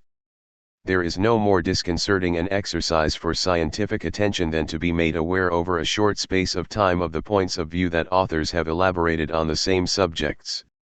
And nobody seems to perceive the flagrant and permanent contradictions that are brought into play whenever basic concepts arise. 1. You know that psychoanalysis explains the case of President Schreber, and paranoia in general, by portraying the subject's unconscious drive as nothing other than a homosexual tendency. 1. Drawing attention to all the facts grouped around such a notion was surely fundamentally new, and it profoundly changed our outlook on the pathogenesis of paranoia. But as for knowing what this homosexuality is, at which point of subjective economy it acts, how it occasions the psychosis, I believe I can testify that, in this sense, all the outlines we have contain the most imprecise, even the most contradictory approaches. People speak of defense against the supposed eruption, and why this eruption at this point of the homosexual tendency. But this is far from having been proved, if one is to give a meaning that is in any way precise to the term defense, which one is very careful not to do, so as to be able to continue cogitating in the dark. It's nevertheless clear that there is a constitutive ambiguity here and that the defense maintains a far from univocal relation with the cause that provokes it. It's thought either that the defense helps maintain a certain equilibrium or else that it provokes the illness. We are also assured that the initial determinants of Schreber's psychosis are to be sought in the moment of onset of the different phases of his illness. You know that around 1886 he had his first crisis, whose coordinates people try to show us by means of his memoirs. At that time he had nominated for the Reichstag, we are told. 2. Between this crisis and the second, which covers a period of 8 years, Magistrate Schreber was normal, with the exception that his hope of paternity was unfulfilled. At the end of this period he happened to accede, in a way that up to a point was premature and certainly at an age at which it could not have been foreseen, to a very high function, that of presiding judge of the Leipzig Court of Appeal. This function, which was in the nature of an eminent distinction, conferred authority on him, so it's said, that elevated him to responsibility that, though not quite total, was at least greater and heavier than any he could have hoped for, which gives the impression that there was a relation between his promotion and the onset of the crisis. In other words, in the former case one appeals to the fact that Schreiber was unable to satisfy his ambition, and in the other that it was fulfilled from the outside, in a manner that is virtually consecrated as being undeserved. These two events are given the same value as trigger. It's carefully noted that the president had no children, so as to assign a prime role to the notion of paternity. But at the same time it's claimed that because he finally accedes to the position of father, the fear of castration thus comes to life in him again, with a corresponding homosexual craving. This is what is supposed to be directly at issue in the onset of the crisis and to entail all the distortions, pathological deformations, and mirages that progressively evolve into a delusion. Surely the fact that the masculine characters in the medical entourage are present from the outset, that they are named one after the other and successively come to the center of President Schreiber's extreme paranoid persecution, is enough to show their importance. This is, in a word, a transference, which is undoubtedly not to be taken in quite the sense that we usually mean, but it's something of that order, bound up in a special way with those in whose care he had been. Undoubtedly this is an adequate explanation of the choice of characters, but before we become too satisfied with this overall arrangement it needs to be observed that, in providing its motivation, the proof by the contrary is neglected. People fail to realize that both fear of the struggle and premature success are given the value of a sign with the same positive sense in each case. If by chance President Schreiber had, between his two crises, become a father, this would be emphasized and much would be made of the fact that this paternal function would have been unbearable for him. In short, the notion of conflict is always played upon in an ambiguous manner, the source of conflict and, what is much less easy to see, the absence of conflict are placed on the same level. The conflict leaves an empty place, one might say, and it's in the empty place of the conflict that a reaction, a construction, a bringing into play of subjectivity, appears. This suggestion is only designed to show you that the same ambiguity as the one our last lesson was about is at work, the ambiguity of the very meaning of a delusion, and which here is concerned with what is normally called the content and which I would prefer to call the psychotic statement dire. You think you are dealing with someone who is communicating with you because he speaks the same language as you. And then, what he is saying is so understandable that you get the feeling, particularly if you are a psychoanalyst, that here is someone who has penetrated, in a more profound way than is given to the common lot of mortals, into the very mechanism of the system of the unconscious. Somewhere in the second chapter Schreiber expresses it in passing, enlightenment rarely given to mortals has been given to me. Point 3. My discourse today is about this ambiguity whereby the very system of the delusional is supposed to provide us with the elements of its own understanding. 2. Those of you who attend my case presentations are aware that last time I presented quite a clear case of psychosis and will recall the amount of time I put into drawing from her the sign, the stigma, that proved we were indeed dealing with a delusional and not simply with a person of difficult character who quarrels with those around her. The examination went well beyond the hour that it usually takes for it to appear clearly that, at the limits of this language that there was no way of making her go beyond, there was another one. This is the language, which has a particular and often extraordinary savor, of the delusional. It's a language in which certain words take on a special emphasis, a density that sometimes manifests itself in the very form of the signifier, giving it this frankly neologistic character that is so striking in the creations of paranoia. From out of the mouth of our patient of the other day there finally emerged the word galopiner, for which gave us the signature to everything that had been said up to that point. This was something quite different from the frustration of her dignity, of her independence, of her daily affairs, of which the patient was the victim. This term frustration has belonged to the vocabulary of decent people for some time now, Who doesn't go on all day long about the frustrations they have experienced or will experience or that others about them experience? She was obviously in another world, in a world in which this term Galopiner, and doubtless many others that she hid from us, constitute essential reference points. Let me pause here for a moment so you can appreciate how necessary are the categories of the linguistic theory that last year I was trying to make you feel comfortable with. You recall that in linguistics there is the signifier and the signified, and that the signifier is to be taken in the sense of the material of language. The trap, the hole one must not fall into, is the belief that signifieds are objects, things. The signified is something quite different, it's the meaning, and I explained to you by means of Saint Augustine, who is as much of a linguist as Monsieur Benveniste, that it always refers to meaning, that is, to another meaning. The system of language, at whatever point you take hold of it, never results in an index finger directly indicating a point of reality, it's the whole of reality that is covered by the entire network of language. You can never say that this is what is being designated, for even were you to succeed you would never know what I am designating in this table, for example, the color, the thickness, the table as object, or whatever else it might be. 5. Let us pause at this quite simple little phenomenon of Galopiner that came from the mouth of the patient the other day. Schreber himself constantly underlines the oddness of certain terms in his discourse. When he speaks to us, for example, of the nervenanhang, nerve contact, he makes it quite clear that this word was spoken to him by the tested souls or the divine rays. These are key words, and he himself notes that he would never have found a formula for them, for the original words, the full words, which are very different from the words he uses to communicate his experience. He himself makes no mistake about this, there are different levels here. 6. At the level of the signifier, in its material aspect, the delusion is characterized precisely by that special form of discordance with common language known as a neologism. At the level of meaning, it's characterized by the following, which will appear to you only if you set out with the idea that a meaning always refers to another meaning, that is, precisely, that the meaning of these words can't be exhausted by reference to another meaning.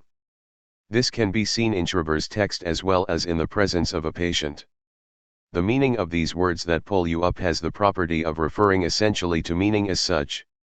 It's a meaning that essentially refers to nothing but itself, that remains irreducible. The patient himself emphasizes that the word carries weight within itself. Before being reducible to another meaning, it signifies within itself something ineffable, it's a meaning that refers above all to meaning as such. We can see this at the two poles of all the concrete manifestations of which these patients are the center. However far the endophasia that covers the entire phenomena to which they are subject is taken, there are two poles where this characteristic is taken to its highest point, as Schreber's text stresses, two types of phenomena where the neologism is displayed, the intuition and the formula. The delusional intuition is a full phenomenon that has an overflowing, inundating character for the subject. It reveals a new perspective to him, one whose stamp of originality, whose characteristic savor, he emphasizes, as Schreber does in speaking of the fundamental language to which his experience introduced him. There, the word, with its full emphasis, as when one says the word for, the solution to, an enigma, is the soul of the situation. At the opposite pole there is the form that meaning takes when it no longer refers to anything at all. This is the formula that is repeated, reiterated, drummed in with a stereotyped insistence. It's what we might call, in contrast to the word, the refrain. These two forms, the fullest and the emptiest, bring the meaning to a halt. It's like lead in the net plomb dans l'effilé, in the network, of the subject's discourse, a structural characteristic in which, once we approach it clinically, we recognize the mark of delusion. This is how this language we can let ourselves be taken in by in our first initial contact with the subject, sometimes even the most delusional subject, brings us to the point of going beyond his conception and positing the term discourse. For, to be sure, these patients speak to us in the same language as ourselves. Without this component, we would be in total ignorance. It's therefore the economy of discourse, the relationship between meaning and meaning, the relationship between their discourse and the common organization of discourse, that allows us to ascertain that delusion is involved. I once tried to outline an analysis of psychotic discourse in an article published in the Annals Medico-Psychologiques in the 1937. It concerned a case of schizophasia where effectively one can, at every level of discourse, semanteme as well as taxeme, pick out the structure of what is, perhaps not without reason, but no doubt without full awareness of the term's significance, known as schizophrenic disintegration. I've been talking about language. You must in this respect touch upon the inadequacy, the undesirable tendency that is betrayed in the expression, one has to speak the patient's language. No doubt those who say such things must be forgiven, like all those who don't know what they are saying. Evoking so summarily what is at issue is the sign of hasty thoughts, of repentance. One absolves oneself, pays one's debts, except that one only displays condescension and reveals at what distance one maintains the object in question, namely the patient. Since he, too, is present, well then, let's speak his language, the language of simpletons and idiots. To mark this distance, to make language a pure and simple instrument, a way of making oneself understood by those who understand nothing, is completely to elude what is at issue, the reality of speech. Let's leave analysts to one side for the moment. On whom is the psychiatric discussion of delusion, whether it seeks to be phenomenological, psychogenetic, or organogenetic, centered? What do the extraordinarily penetrating analyses of a declaramble signify, for instance? Some people think that it is a matter of discovering whether or not delusion is an organic phenomenon. This, it seems, is supposed to be discernible in its very phenomenology. This is all very well, but let's look at the thing a bit more closely. Does the patient speak? If we did not distinguish language and speech, it's true, he speaks, but he speaks like those sophisticated dolls that open and close their eyes, drink liquid, etc. When a declaramble analyzes the elementary phenomena, he looks for their signature in their mechanical, serpiginous structure, and God only knows what neologisms. But even on that analysis personality is never defined but is always assumed, since everything rests on the idiogenic character of a primary comprehensibility, on the link between affections and their linguistic expression. This is supposed to be self-evident, this is where the demonstration starts from. We are told this, the automatic character of what takes place is demonstrable phenomenologically, and this proves that the disorder isn't psychogenetic. But it's in relation to a psychogenetic reference itself that the phenomenon is defined as automatic. It's assumed that there is a subject who understands by himself and who observes himself. Otherwise, how would the other phenomena be grasped as foreign? Notice that this isn't the classical problem that has brought all philosophy since Leibniz to a standstill, that is, at least since consciousness has been emphasized as the foundation of certainty. Must a thought, to be a thought, necessarily think of itself thinking? Must all thought necessarily perceive that it's thinking of what it is thinking? This is so far from being straightforward that it immediately leads into an endless play of mirrors. If it's the nature of thought to think of itself thinking, there will be a third thought that will think of itself thinking thought, and so on. This small problem, which has never been resolved, suffices on its own to demonstrate the insufficiency of the subject's foundation in the phenomenon of thought as transparent to itself. But this isn't at all what is at issue here. Once we allow that the subject has knowledge as such of the parasitic phenomenon as such, that is, as subjectively unmotivated, as written into the structure of the mechanism, into the disturbance of the supposed neurological pathways, we cannot avoid the idea that the subject has an endoscopy of what is actually going on within his own mechanisms. This is a necessity imposed on any theory that makes intra-organic phenomena the center of what happens in the subject.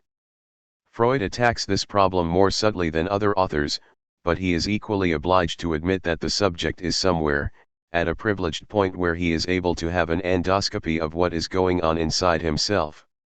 This idea doesn't surprise anybody when it's a question of more or less delusional endoscopies that the subject has of what is happening inside his stomach or his lungs, but it's a more difficult matter when intracerebral phenomena are concerned. The authors are forced to admit, though usually without being aware of it, that the subject has some endoscopy of what goes on inside the system of nerve fibers. Take a subject who is the object of a thought echo. Let's agree with Clairambelt that this is the effect of a delay produced by a chronaxic deterioration. One of the two intracerebral messages, one of the two telegrams, as it were, is impeded and arrives after the other, thus as its echo. For this delay to be registered, there must be some privileged reference point at which this can occur, from which the subject notes a possible discordance between one system and another. However the organogenetic or automatizing theory is constructed, there is no escaping the consequence that some such privileged point exists. In a word, one is more of a psychogeneticist than ever. What is this privileged point if it's not the soul? Except that one is even more idolatry than those who confer the crudest reality on the soul by locating it in a fiber or a system, in what President Schreiber designates as the unique fiber attached to the personality. It's what is habitually called the function of synthesis, the nature of a synthesis being to have its point of convergence somewhere, even if ideal, this point exists. So whether we are organogeneticists or psychogeneticists, we shall always be forced to assume the existence of a unifying entity somewhere. Does that entity suffice to explain the level of psychotic phenomena? The sterility of these sorts of hypotheses is astounding. If psychoanalysis has revealed anything significant, clarifying, illuminating, fruitful, rich, dynamic, it's through disturbing the minuscule psychiatric constructions pursued over the decades with the help of purely functional notions of which the ego, which camouflaged them, necessarily formed the essential hub. But as for what psychoanalysis has contributed that is new, how do we approach it without again falling into the same rut from a different direction, through multiplying egos, themselves variously camouflaged? The only approach consistent with the Freudian discovery is to raise the issue within the same register in which the phenomenon appears to us, that is, in the register of speech. It's the register of speech that creates all the richness of the phenomenology of psychosis. It's here that we see all its aspects, decompositions, refractions. Verbal hallucination, which is fundamental to it, is precisely one of speech's most problematic phenomena. Is there no way of dwelling on the phenomenon of speech as such?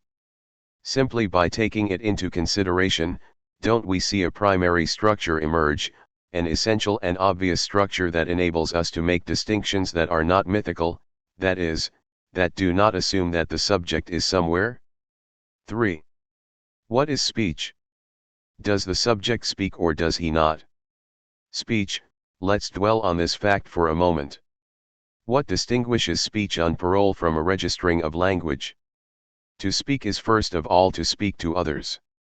I have on many occasions brought to the foreground of my teaching this characteristic which at first sight appears simple, speaking to others. The notion of what a message is has, for some time, been in the foreground of the preoccupations of science.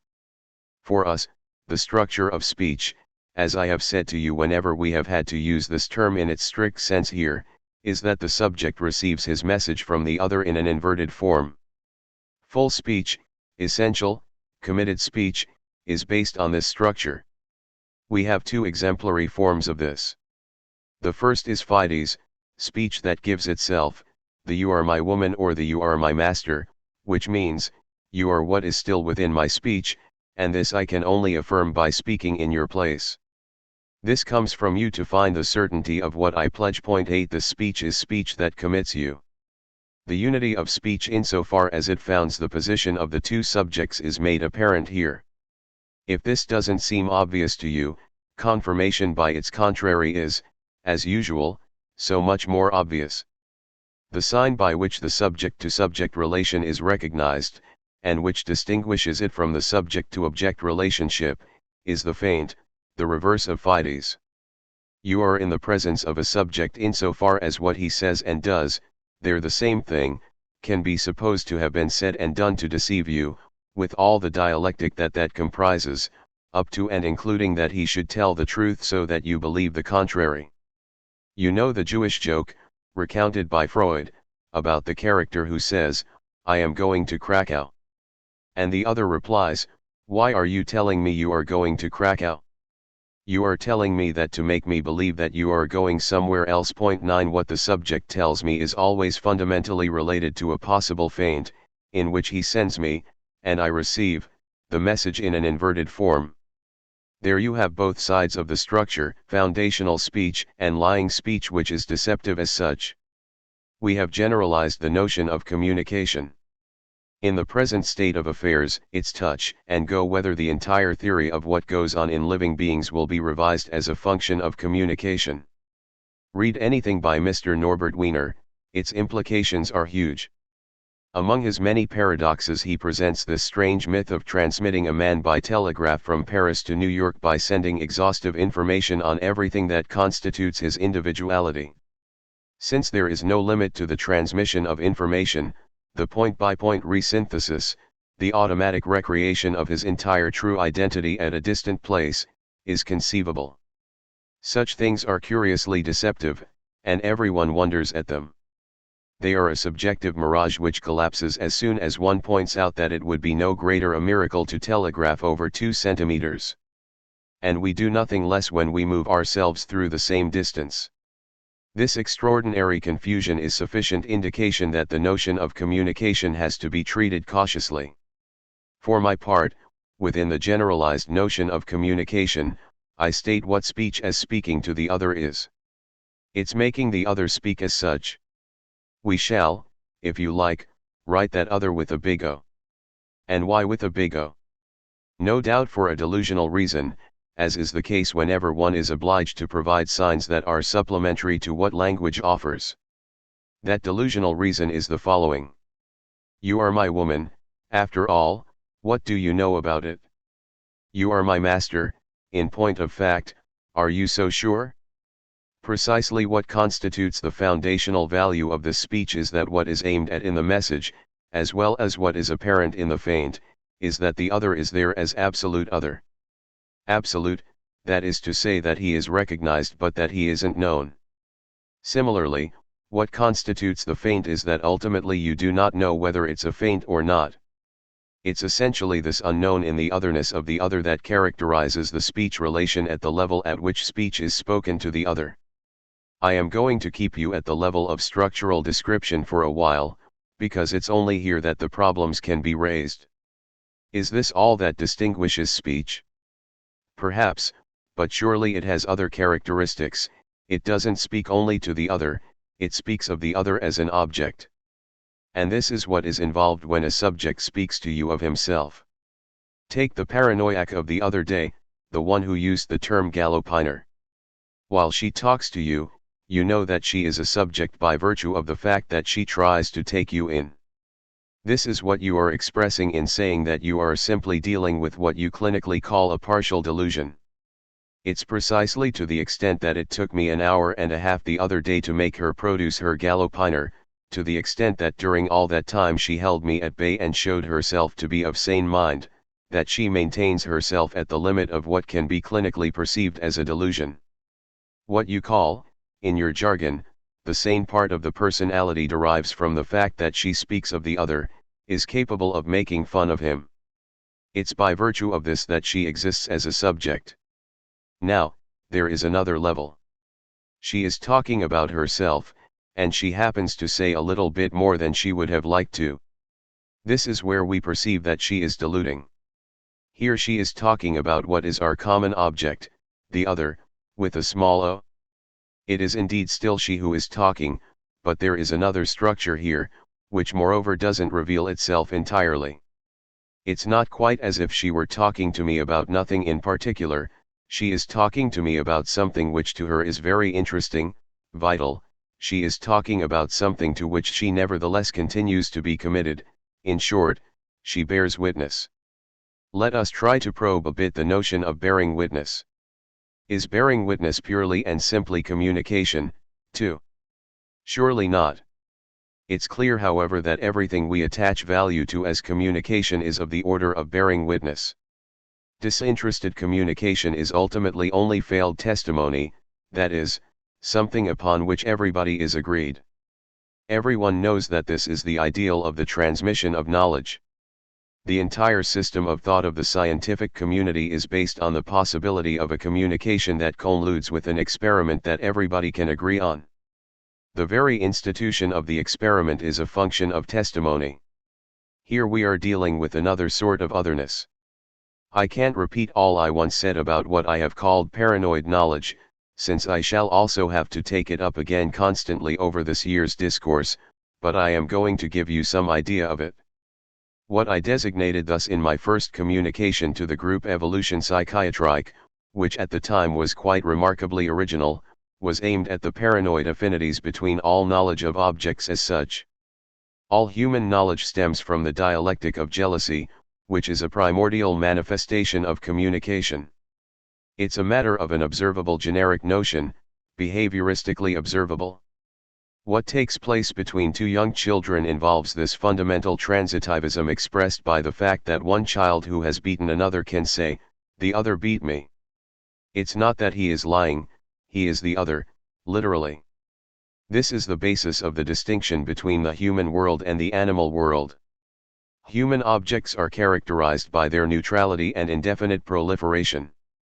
They are not dependent on the preparation of any instinctual cooptation of the subject, in the way that there is cooptation, housing, of one chemical valency by another. What makes the human world a world covered with objects derives from the fact that the object of human interest is the object of the other's desire. How is this possible? It's possible because the human ego is the other, and because in the beginning the subject is closer to the form of the other than to the emergence of his own tendency. He is originally an inchoate collection of desires.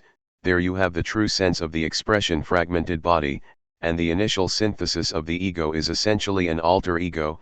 It is alienated. The desiring human subject is constructed around a center which is the other insofar as he gives the subject his unity, and the first encounter with the object is with the object as object of the other's desire. This defines, within the speech relationship, something that originates somewhere else. This is exactly the distinction between the imaginary and the real. A primitive otherness is included in the object, insofar as primitively it's the object of rivalry and competition. It's of interest only as the object of the other's desire. The said paranoid knowledge is knowledge founded on the rivalry of jealousy. Over the course of the primary identification I have tried to define by means of the mirror stage.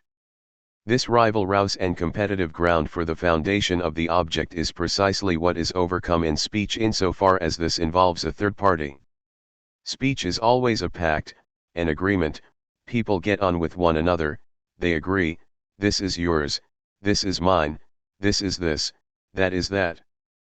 But the aggressive character of primitive competition leaves its mark on every type of discourse about the small other, about the other as third party, about the object.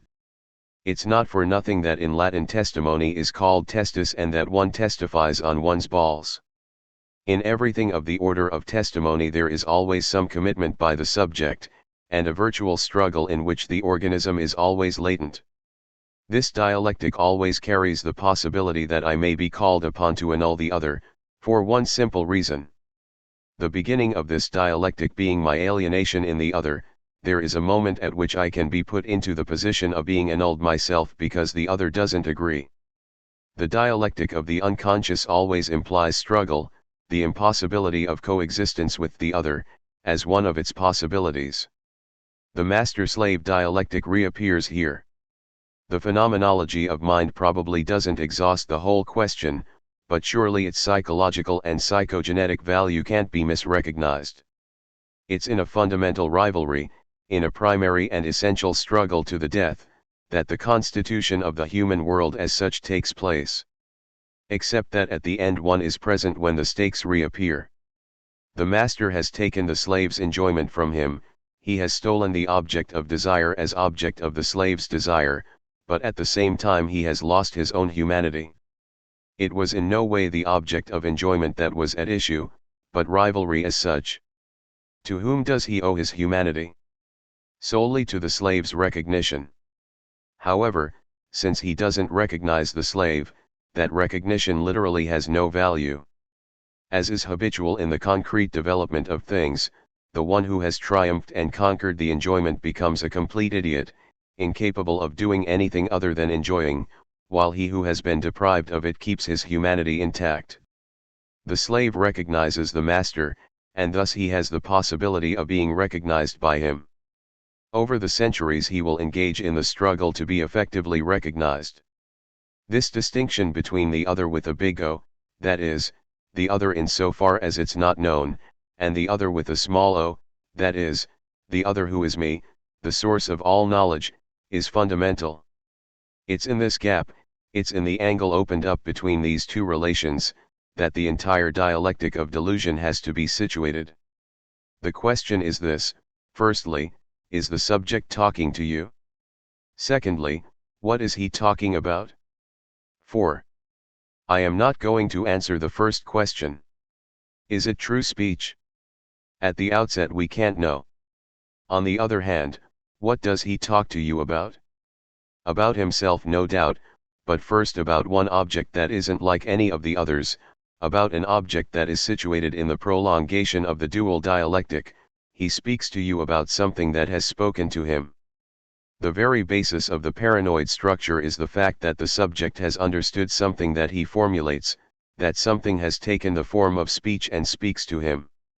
No one, of course, is in any doubt that this is a fantasized being, not even he, for he is always in a position to admit the totally ambiguous character of the source of the utterances that have been addressed to him. The paranoiac bears witness to you concerning the structure of this being that speaks to the subject. You must already be able to tell the difference in level between alienation as the general form of the imaginary and alienation in psychosis. It's not simply a matter of identification, and of scenery swinging over onto the side of the little other. From the moment the subject speaks, the other, with a big O, is there. Without this there would be no problem of psychosis. Psychotics would be speaking machines. It's precisely insofar as he speaks to you that you take his testimony into account. The question is this: what is the structure of this being that speaks to him, and that everybody agrees is phantasmatic? It's precisely the S in the sense in which the analyst understands it, but an S with a question mark. What part in the subject talks? Analysis says it's the unconscious. Naturally, for this question to make sense you have to have already admitted that the unconscious is something that speaks within the subject, beyond the subject, and even when the subject doesn't know it, and that says more about him than he believes. Analysis says that in the psychoses this is what speaks. Is this enough? Absolutely not, for the whole question is how it speaks and what the structure of paranoid discourse is. Freud gave us an altogether gripping dialectic on this point. It's based on the utterance in ons of a fundamental tendency that might eventually be recognized in a neurosis, namely, I love him and you love me. There are 3 ways of negating this, says Freud. 10 He doesn't beat about the bush, he doesn't tell us why the unconscious of psychotics is such a good grammarian and such a bad philologist. From the philologist's viewpoint all this is in fact extremely suspect. Don't think that this works like a high school grammar book. There are, depending on the language, many ways of saying I love him. Freud doesn't stop there, he says there are 3 ways, and 3 types of delusion, and it works. The first way to negate it is to say, it's not I who love him, it's she, my conj ointment, my double. The second is to say, it's not him that I love, it's her. At this level the defense isn't adequate for the paranoid subject, the disguise is inadequate, he isn't safe, projection has to enter into play. The third possibility, I do not love him, I hate him. Here inversion is also inadequate, this at least is what Freud tells us, and the mechanism of projection must also intervene, namely, he hates me. And there we have the delusion of persecution. The high degree of synthesis that this construction contributes is illuminating for us, but you see the questions that remain open. Projection has to intervene as a supplementary mechanism whenever there is no effacement of the I. This isn't totally unacceptable, though we would like more information about it. Furthermore, it's clear that the not, the negation taken in its most categorical form, definitely doesn't have, when applied to these different terms, the same value. But on the whole this construction comes close to something, it works, and it situates things at their true level by tackling them from this angle of, I would say, principal logomachy. Perhaps what I have said to you this morning will give you some indication that we can rephrase the question differently. I love him, is this a message, an utterance, a testimony, the brute recognition of a fact in its neutralized state? Take things in terms of a message. In the first case, it's she that loves him, the subject gets another to carry his message. This alienation surely places us on the level of the little other. The ego speaks through the intermediary of the alter ego, which has meanwhile changed sex. We shall restrict ourselves to observing the inverted alienation. In delusions of jealousy, this identification with the other with a reversal of the sign of sexualization is in the foreground. On the other hand, by analyzing the structure this way, you see that it isn't, in any case, a question of projection in the sense in which it can be integrated into a mechanism of neurosis. This projection consists in effect of imputing one's own infidelities to the other. When one is jealous of one's wife, it's because one has a few little peccadillos of one's own to reproach oneself with. The same mechanism can't be invoked in the delusion of jealousy, probably psychotic, such as it's presented either in Freud's case or in the register into which I myself have just tried to insert it, where it's the person you are identified with through an inverted alienation, namely your own wife, that you make the messenger of your feelings concerning, not even another man, but, as the clinic shows, a more or less indefinite number of men. The properly paranoid delusion of jealousy is repeatable indefinitely. It re-emerges at every turning point of experience and may implicate fairly well any subject who appears on the horizon, and even ones that don't. Now, it's not him that I love, it's her. This is another type of alienation, no longer inverted, but diverted. The other addressed in erotomania is very special, since the subject doesn't have any concrete relations with him, so much so that it has been possible to speak in terms of a mystical bond or platonic love. He is very often a distant object with whom the subject is happy to communicate in writing, without even knowing whether what's written will get to its destination. The least that can be said is that there is diverted alienation of the message. The accompanying depersonalization of the other is apparent in that heroic perseverance through every trial, as the erotomaniacs will themselves say. The erotomaniacal delusion is addressed to such a neutralized other that he is inflated to the very dimensions of the world, since the universal interest attached to the adventure, as de Clerambault used to say, is an essential part of it. In the third case we are dealing with something much closer to negation. It's a converted alienation, in that love has become hatred. The profound deterioration of the entire system of the other, its reduction ratio, the extensive nature of interpretations about the world, shows you here the properly imaginary disturbance at its maximum extension. The relations with the other in delusions now call for investigation. Our terms will help us to reply all the better, through making us distinguish between the subject, he who talks, and the other with whom he is caught in the imaginary relation, the center of gravity of his individual ego, and in which there is no speech. These terms will enable us to characterize psychosis and neurosis in a new way. November 30, 1955. 4. I've just been to the butcher's. What returns in the real puppets of delusion are in language the erotization of the signifier. In two articles respectively entitled The Loss of Reality in Neurosis and Psychosis and Neurosis and Psychosis 1, Freud provides us with interesting information on the question of what distinguishes neurosis from psychosis.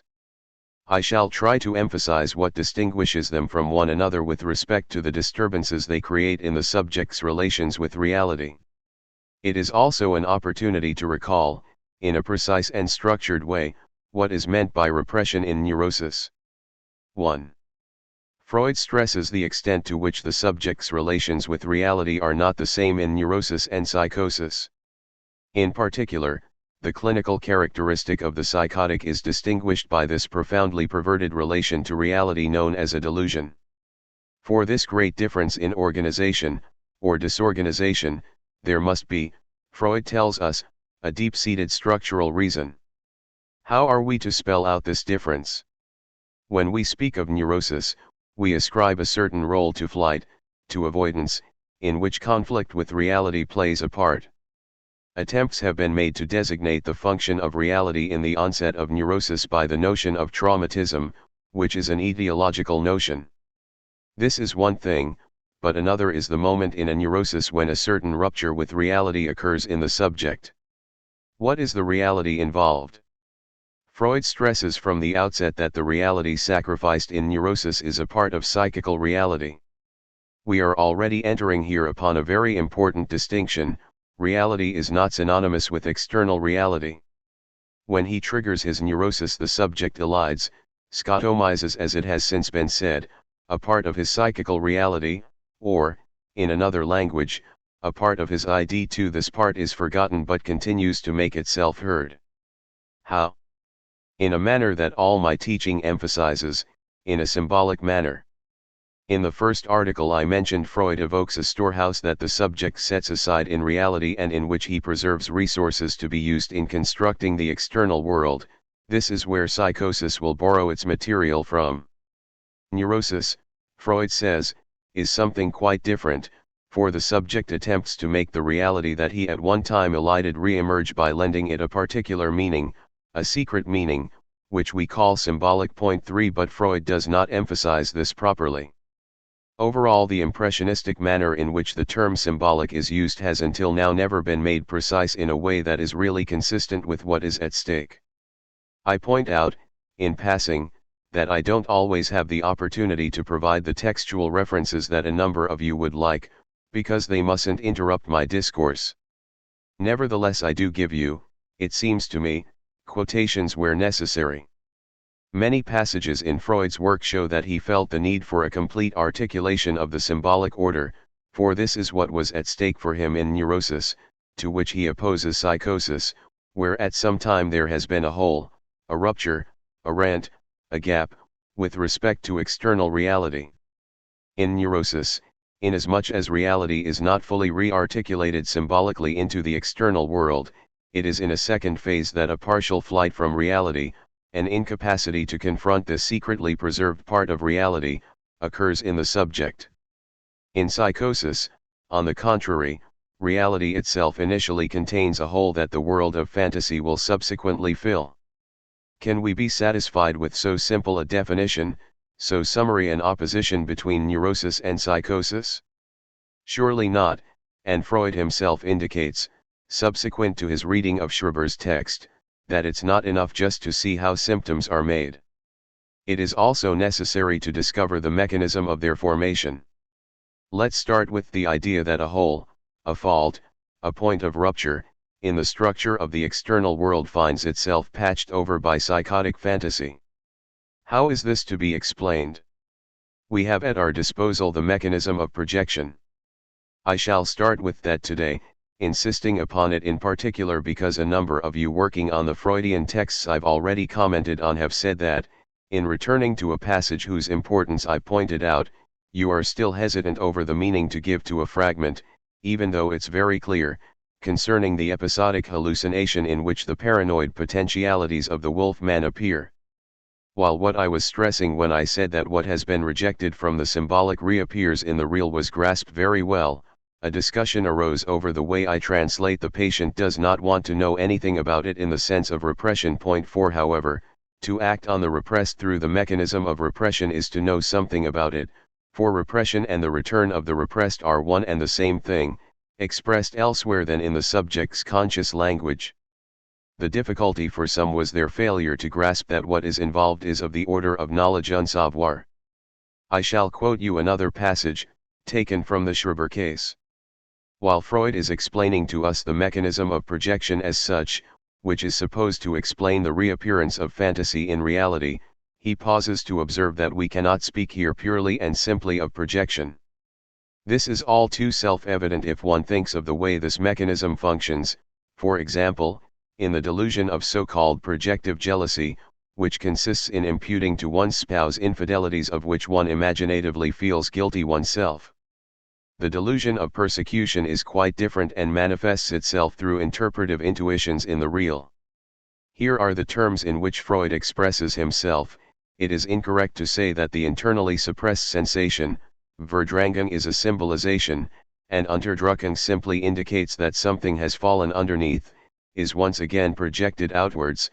This is the repressed and the return of the repressed, but instead we must say that what is rejected, you perhaps recall the note of insistence that usage has given this word, returns from without. 5.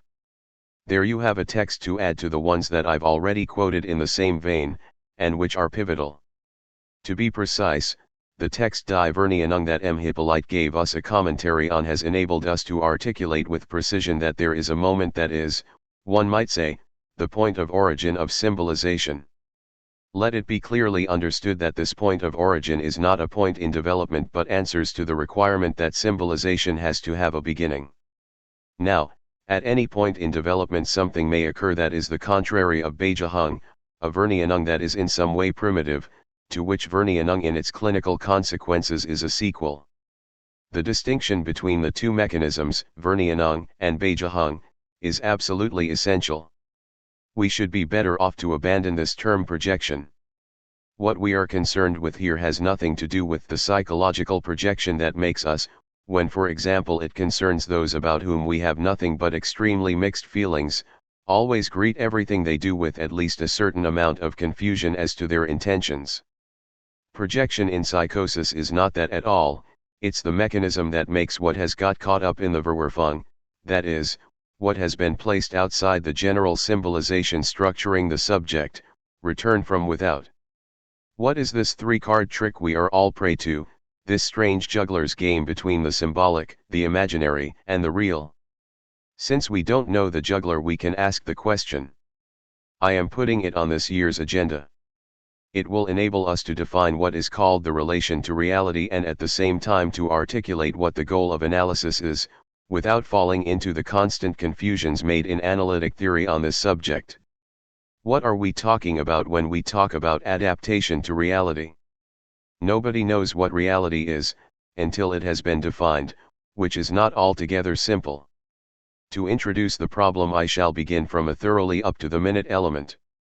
No one can say that this seminar is merely a commentary of texts, in the sense in which it would involve a pure and simple exegesis.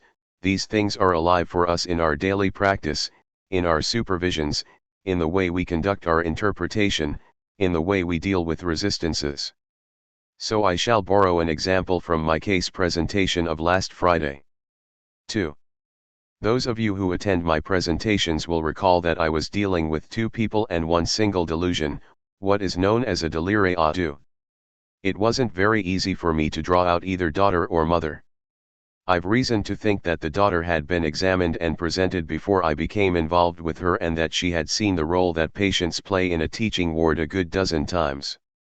It does not matter whether or not one is delusional, one gets fed up fairly quickly with these sorts of exercises, and she wasn't particularly well disposed. It was nevertheless possible to bring out certain things, and in particular the following. Paranoid delusion, since she is paranoid, is far from presupposing a character base of pride, mistrust, irritability, psychological rigidity, as people say.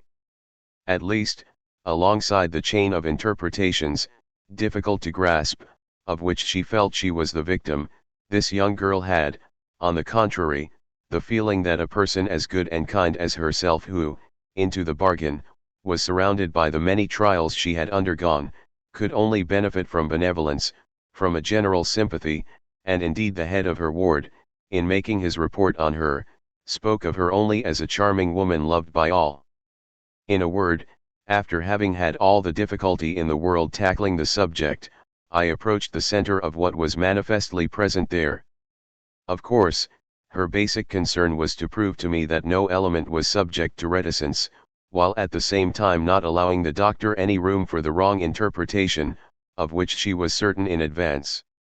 All the same, she confided to me that one day, as she was leaving her home, she had a run-in in the hallway with an ill-mannered sort of chap, which came as no surprise to her, since this shameful married man was the steady lover of one of her neighbors, someone of loose morals. On passing her, she could not hide this from me, it still weighed upon her chest. He had said a dirty word to her, a dirty word that she was disinclined to repeat to me because, as she put it, it devalued her. Nevertheless, a certain gentleness that I had put into approaching her meant that after 5 minutes of chat we were on good terms with one another, and on that subject she confessed to me with a conceding laugh that she was not completely innocent in this matter, for she herself had said something in passing. This something, which she confessed to me more easily than what she had heard, was this: "I've just been to the butcher's. Naturally, I'm like everybody else, I make the same mistakes as you, I do everything I tell you that you mustn't do. I'm no less in the wrong, even when it works. A true opinion remains no less an opinion from the point of view of science, as Spinoza shows. If you understand, so much the better, keep it to yourself. The important thing is not to understand, but to attain the true. But if you attain it by chance, even if you understand, you don't understand. Naturally, I understand, which proves that we all have a little something in common with delusionals. I have within myself, as you have within yourselves, what there is that is delusional in the normal man. I've just been to the butcher's. If I am told that there is something there to understand, I may well declare that there is a reference to pig. I didn't say pig, I said pork. 6. She agreed entirely. That was what she wanted me to understand. It was perhaps also what she wanted the other to understand. Except that this is precisely what one must not do. What one has to be interested in is the point of knowing why she wanted the other to understand this, precisely, and why she didn't say it to him clearly, but by allusion. If I understand, I continue, I don't dwell on it, since I've already understood. This brings out what it is to enter into the patient's game, it is to collaborate in his resistance. The patient's resistance is always your own, and when a resistance succeeds, it is because you are in it up to your neck, because you understand. You understand, you are wrong. What it is, precisely, that has to be understood is why there is something there given to be understood. Why did she say, I've just been to the butcher's, and not pig? I limited my commentary, because of insufficient time, to pointing out to you that it contained a gem, and showed you the similarity with the discovery that consisted in observing one day that certain patients who complain of auditory hallucinations were manifestly making movements of the throat, of the lips, in other words, they were articulating them themselves. Here, it's not the same, it's similar, and it's even more interesting because it's not the same.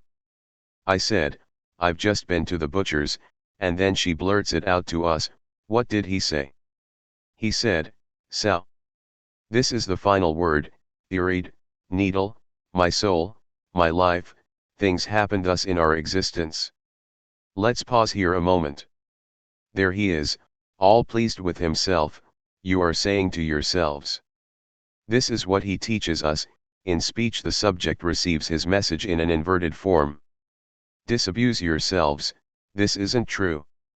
The message in question is not identical with speech, far from it, at least not in the sense in which I describe it to you as the form of mediation where the subject receives his message from the other in an inverted form.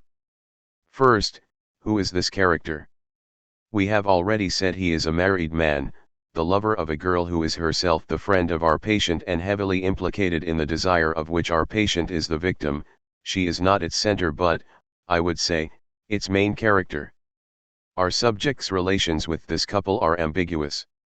They are no doubt persecutory and hostile characters, but they are not grasped in such a terribly litigious style, which surprised those present at the interview. What characterizes this subject's relations with the outside is rather her perplexity. How was it possible, through malicious gossip, no doubt through taking legal action, to get them into hospital? The universal interest bestowed on them has a tendency to be repeated. From this there arise these beginnings of erotomaniacal elements that we observed in the presentation. They aren't properly speaking erotomaniacs, but they're inhabited by the feeling that one is interested in them. So, what is that? It is effectively her message, but is it not rather her message to herself? At the beginning of everything that was said, there was the intrusion of the said neighbor into the relationship of these isolated women, who had remained closely bound to one another in their existence, who were unable to separate when the younger married, who suddenly fled the dramatic situation that seems to have been created in the marital relations of the latter by the threats of her husband who, according to the medical certificates, wanted nothing less than to slice her up. We get the feeling here that the insult in question, the term insult is quite essential here and has always been stressed in the clinical phenomenology of paranoia, agrees with the process of defense, the pathway of expulsion, to which the two patients felt compelled to proceed in relation to the neighbor who was considered primordially invading. She would always come and knock at their door while they were at their toilet or just as they were dining or reading. Above all, it was a matter of distancing this person who was essentially taken to be intrusive. Things only started to become problematic when this expulsion, this refusal, this rejection, took full effect, I mean when they actually threw her out. Is this to be located at the level of projection, as a defense mechanism? The entire intimate life of these patients has unfolded outside the masculine element, they have always made the latter into an outsider with whom they have never been in harmony, for them the world is essentially feminine. Is the relation they maintain with persons of their own sex of the projection type, in their supposed necessity to remain themselves, closed in on themselves, as a couple? Is it connected with that homosexual fixation, in the widest sense of the term, that is at the base, as Freud says, of social relations? This would explain how in the isolation of this feminine world in which these two women live they find themselves in a position, not to receive their message from the other, but to speak it to the other. Is insult the mode of defense that is in some way reflected back into their relationship, a relationship which, it's understandable how, was extended to all others as such, whoever they may be, from the moment it was established? This is conceivable and already suggests that it's a matter of the subject's own message, and not of the message received in inverted form. Should we stop there? Certainly not. This analysis may enable us to understand how the patient feels surrounded by feelings of hostility. But that is not the point. The important thing is that so has been heard really, in the real. Who is speaking? Since there is a hallucination, it's reality that is speaking. This follows from our premises if we accept that reality is made up of sensations and perceptions. There is no ambiguity over this. She didn't say I had the feeling that he answered me, so. She said, I said, I've just been to the butcher's and he said so, to me. Either we are satisfied with saying to ourselves, there you are, she's hallucinating, or we try. This may seem to be a senseless enterprise, but hasn't the role of psychoanalysts so far been to give themselves over to meaningless enterprises? To go a little bit further. And first of all, is it the reality of objects that is at issue? Who normally speaks in reality, for us? Is it reality, exactly, when someone speaks to us? The point of the remarks I made to you last time on the other and the other with a small o and the other with a big O, was to get you to notice that when the other with a big O speaks, it is not purely and simply the reality in front of you, namely the individual who is holding forth. The other is beyond that reality. In true speech, the other is that before which you make yourself recognized. But you can make yourself recognized by it only because it is recognized first. It has to be recognized for you to be able to make yourself recognized.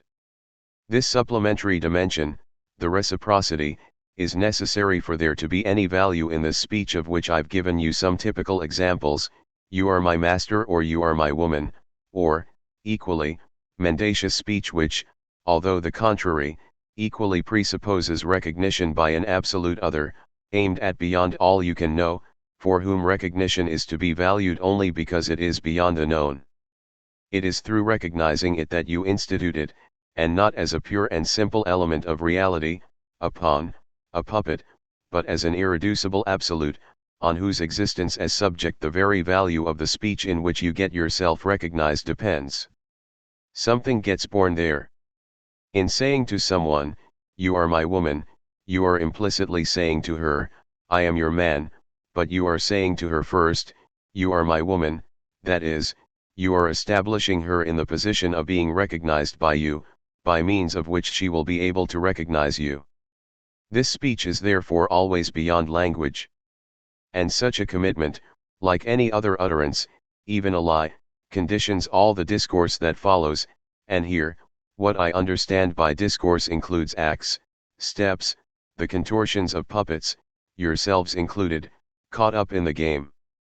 Beginning with an utterance, a game is instituted, entirely comparable to what happens in Alice in Wonderland when the servants and other characters of the Queen's court start playing cards by dressing themselves up in the cards and themselves becoming the King of Hearts, the Queen of Spades, and the Jack of Diamonds.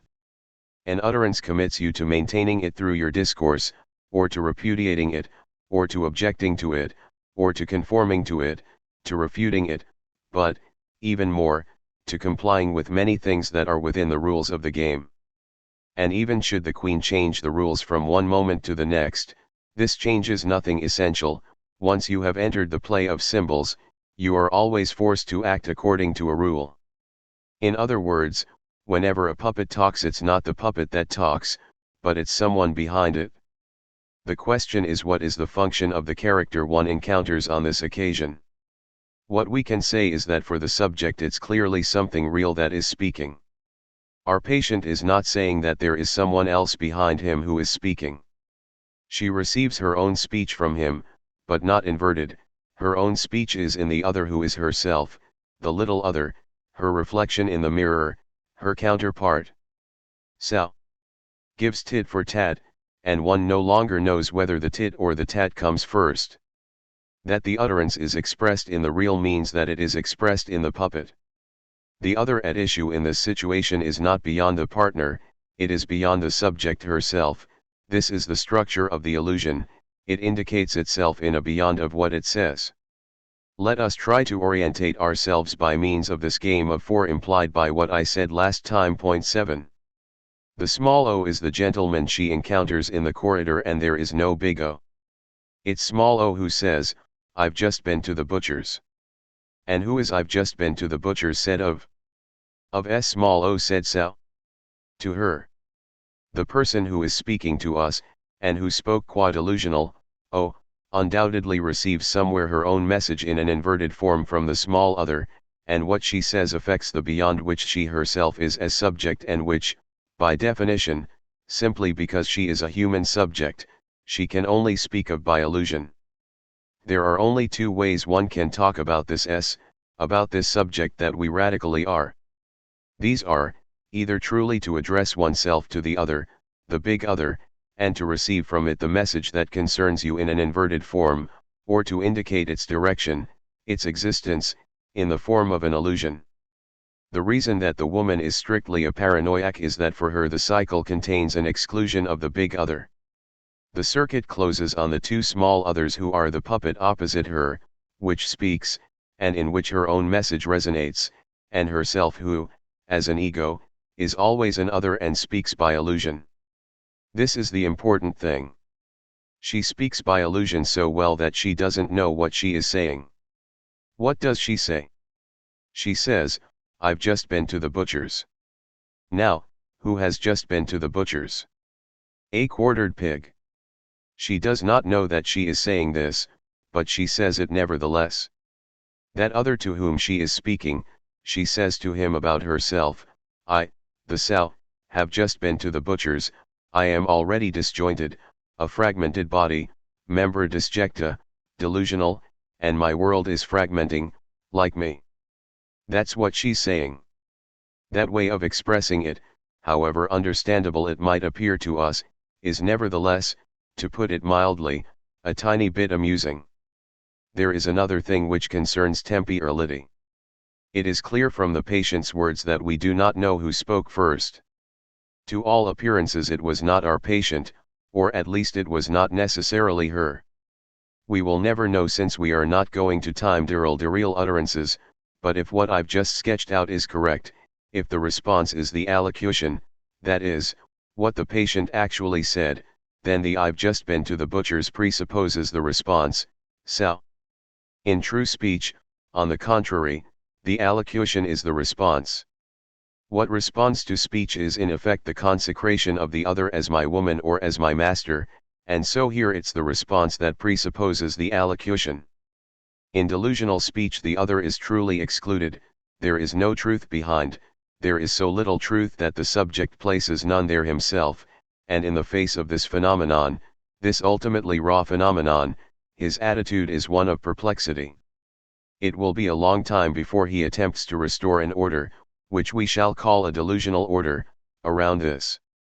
He does not restore it, as is thought, through deduction and construction, but in a way that we shall later see is not unrelated to the primitive phenomenon itself.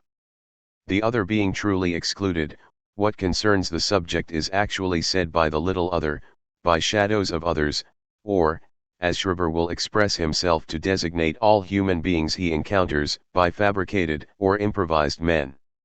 The small other effectively presents an unreal character, tending towards the unreal. The translation that I've just given you is not entirely correct, there are resonances in German that LVE tried to render with the word Foto, fabricated. 8. 3. After having looked at speech, we shall now take a quick look at language, to which the triple division of the symbolic, the imaginary, and the real appropriately applies. Certainly, the care Saussure took to eliminate considerations of motor articulation from his analysis of language clearly shows that he discerns its autonomy. 9 Concrete discourse is real language, and language speaks language, ca parle. The registers of the symbolic and the imaginary recur in the two other terms in which he expresses the structure of language, namely, the signified and the signifier.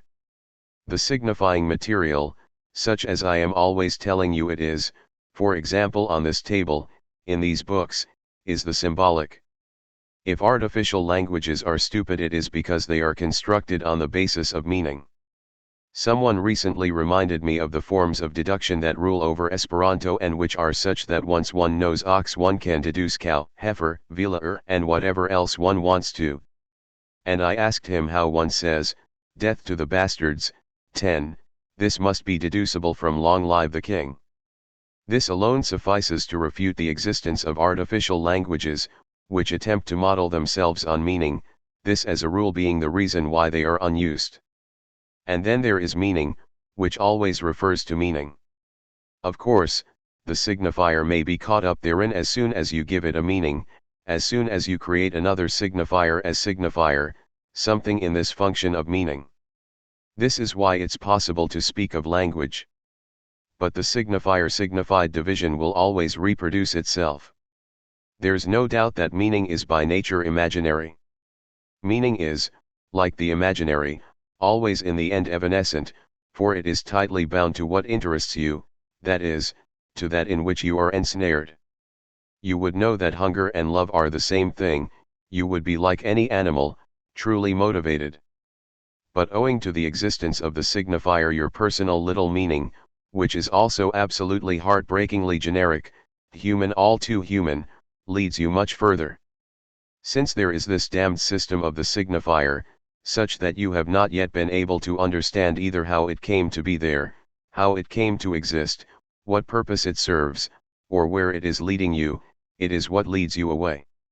When he speaks, the subject has the entire material of language at his disposal, and this is where concrete discourse begins to be formed. Firstly, there is a synchronic whole, which is language as a simultaneous system of structured groups of opposition, then there is what occurs diachronically, over time, and which is discourse. One cannot but give discourse a certain direction in time, a direction that is defined in a linear manner, M. de Saussure tells us. 11. I leave the responsibility for that statement with him. Not that I believe it to be false, it is basically true that there is no discourse without a certain temporal order, and consequently without a certain concrete succession, even if it is a virtual one. If I read this page starting from the bottom reading up, backwards, the effect won't be the same as if I read it in the right direction, and in certain cases this may give rise to an extremely serious confusion. But it is not quite exact to say that it is a simple line, it is more probably a set of several lines, a stave. It is in this diachronism that discourse is set up.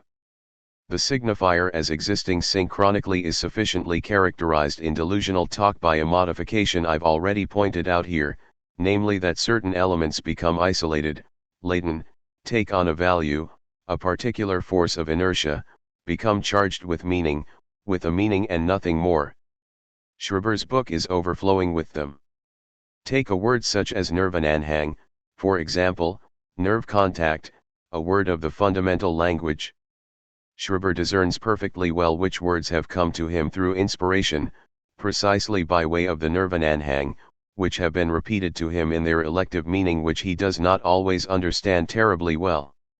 Seelenmoord, soul murder, for example, is another of these words, which is problematic for him, but which he knows has a particular sense. Nevertheless, he talks about all this in a discourse that is indeed our own, and his book, it must be said, is remarkably written, clear, and natural.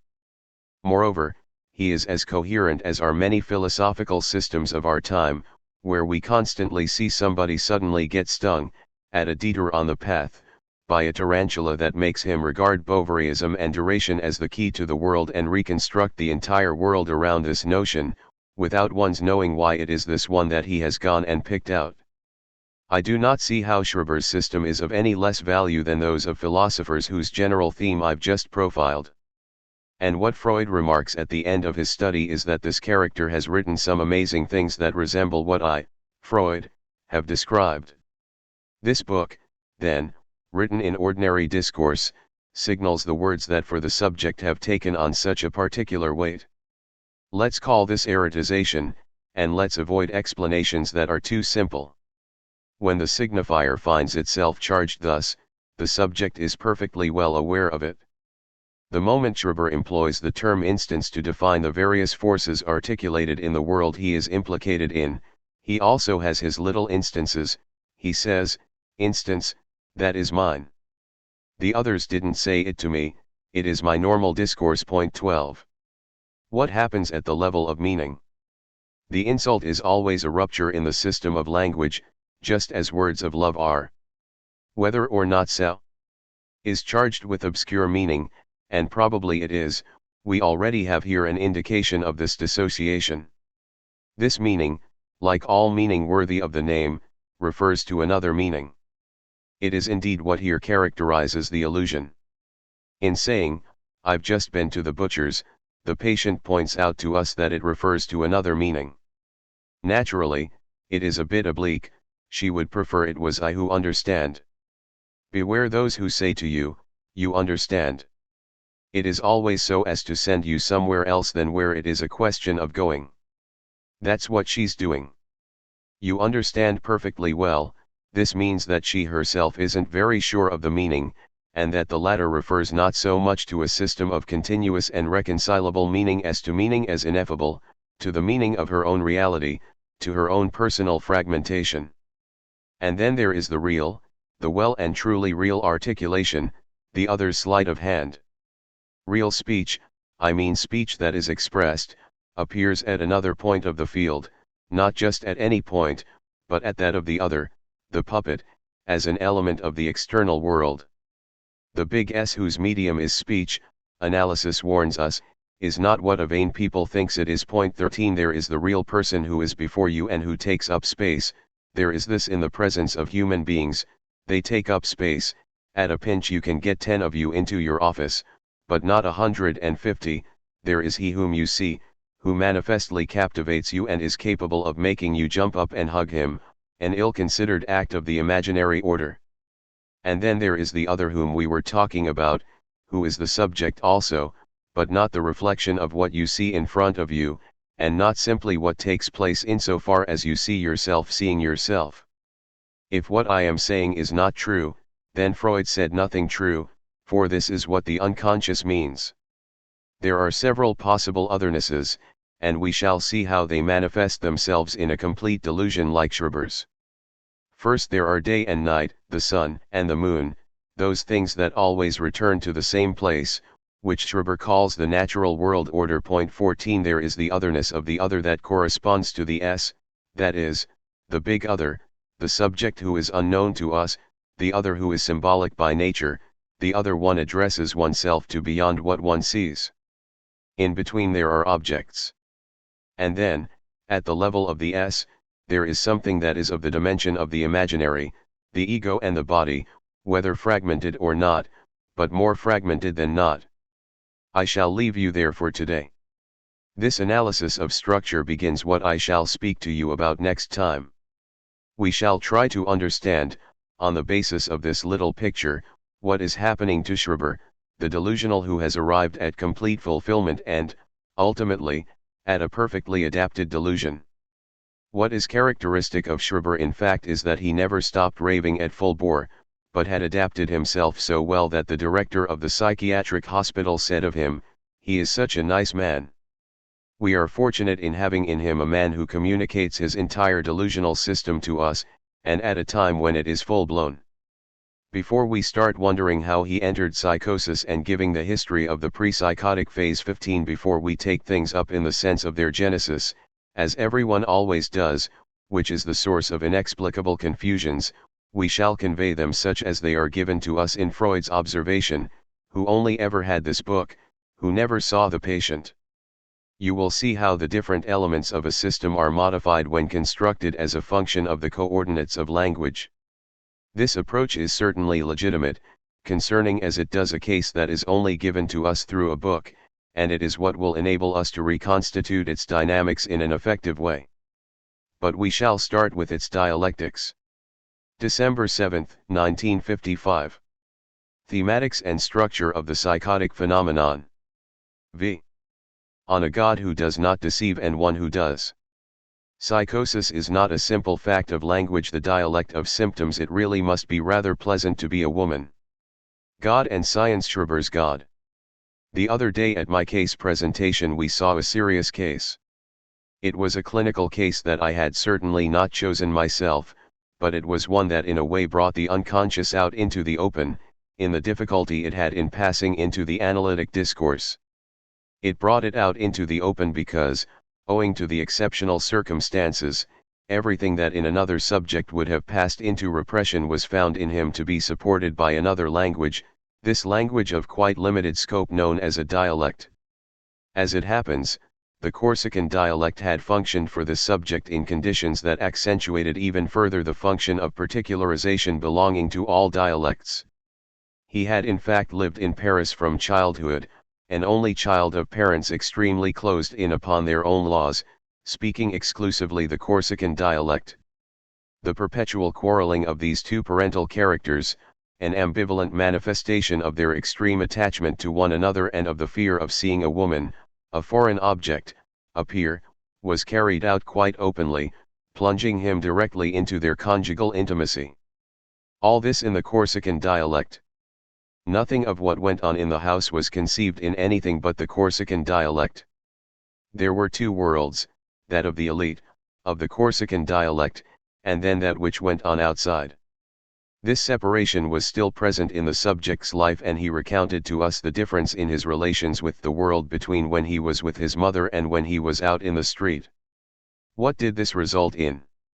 This is a most conclusive case. It resulted in two things. The first, apparent when he was questioned, is the difficulty he had in calling to mind anything at all from this former register, that is, in expressing himself in his childhood dialect, the only one he ever spoke with his mother. When I asked him to say something in this dialect, to repeat to me words he might have exchanged with his father, for example, "I can't get it out," he replied. Moreover, one could see a neurosis in him, the traces of behavior that enabled us to divine a mechanism that one may call, this is a term I always use cautiously, regressive. In particular, his unusual way of exercising his genitality tended to get confused on the imaginary level with the regressive activity of his excremental functions. but everything that was of the order of what is usually repressed, all the contents that are commonly expressed through the intermediary of neurotic symptoms, was perfectly limpid here, and I had no trouble in getting him to express it in words. Since it was borne by the language of the others, he expressed it in words all that much more easily. I used the comparison of the censorship of a newspaper that not only has an extremely small circulation but is published in a dialect that is only understood by a minimum number of people. The establishment of a common discourse, of a public discourse I would almost say, is an important factor in the specific functioning of the mechanism of repression. In itself, repression stems from the impossibility of granting discourse to a certain past of the subject's speech which is linked, as Freud stressed, to the specific world of his infantile relations. It's precisely this past of speech that continues to function in the primitive language. Now, for this subject, this language is his Corsican dialect, in which he was capable of saying the most extraordinary things, of flinging at his father, for example, "If you don't go away, I shall punch you in the hurt."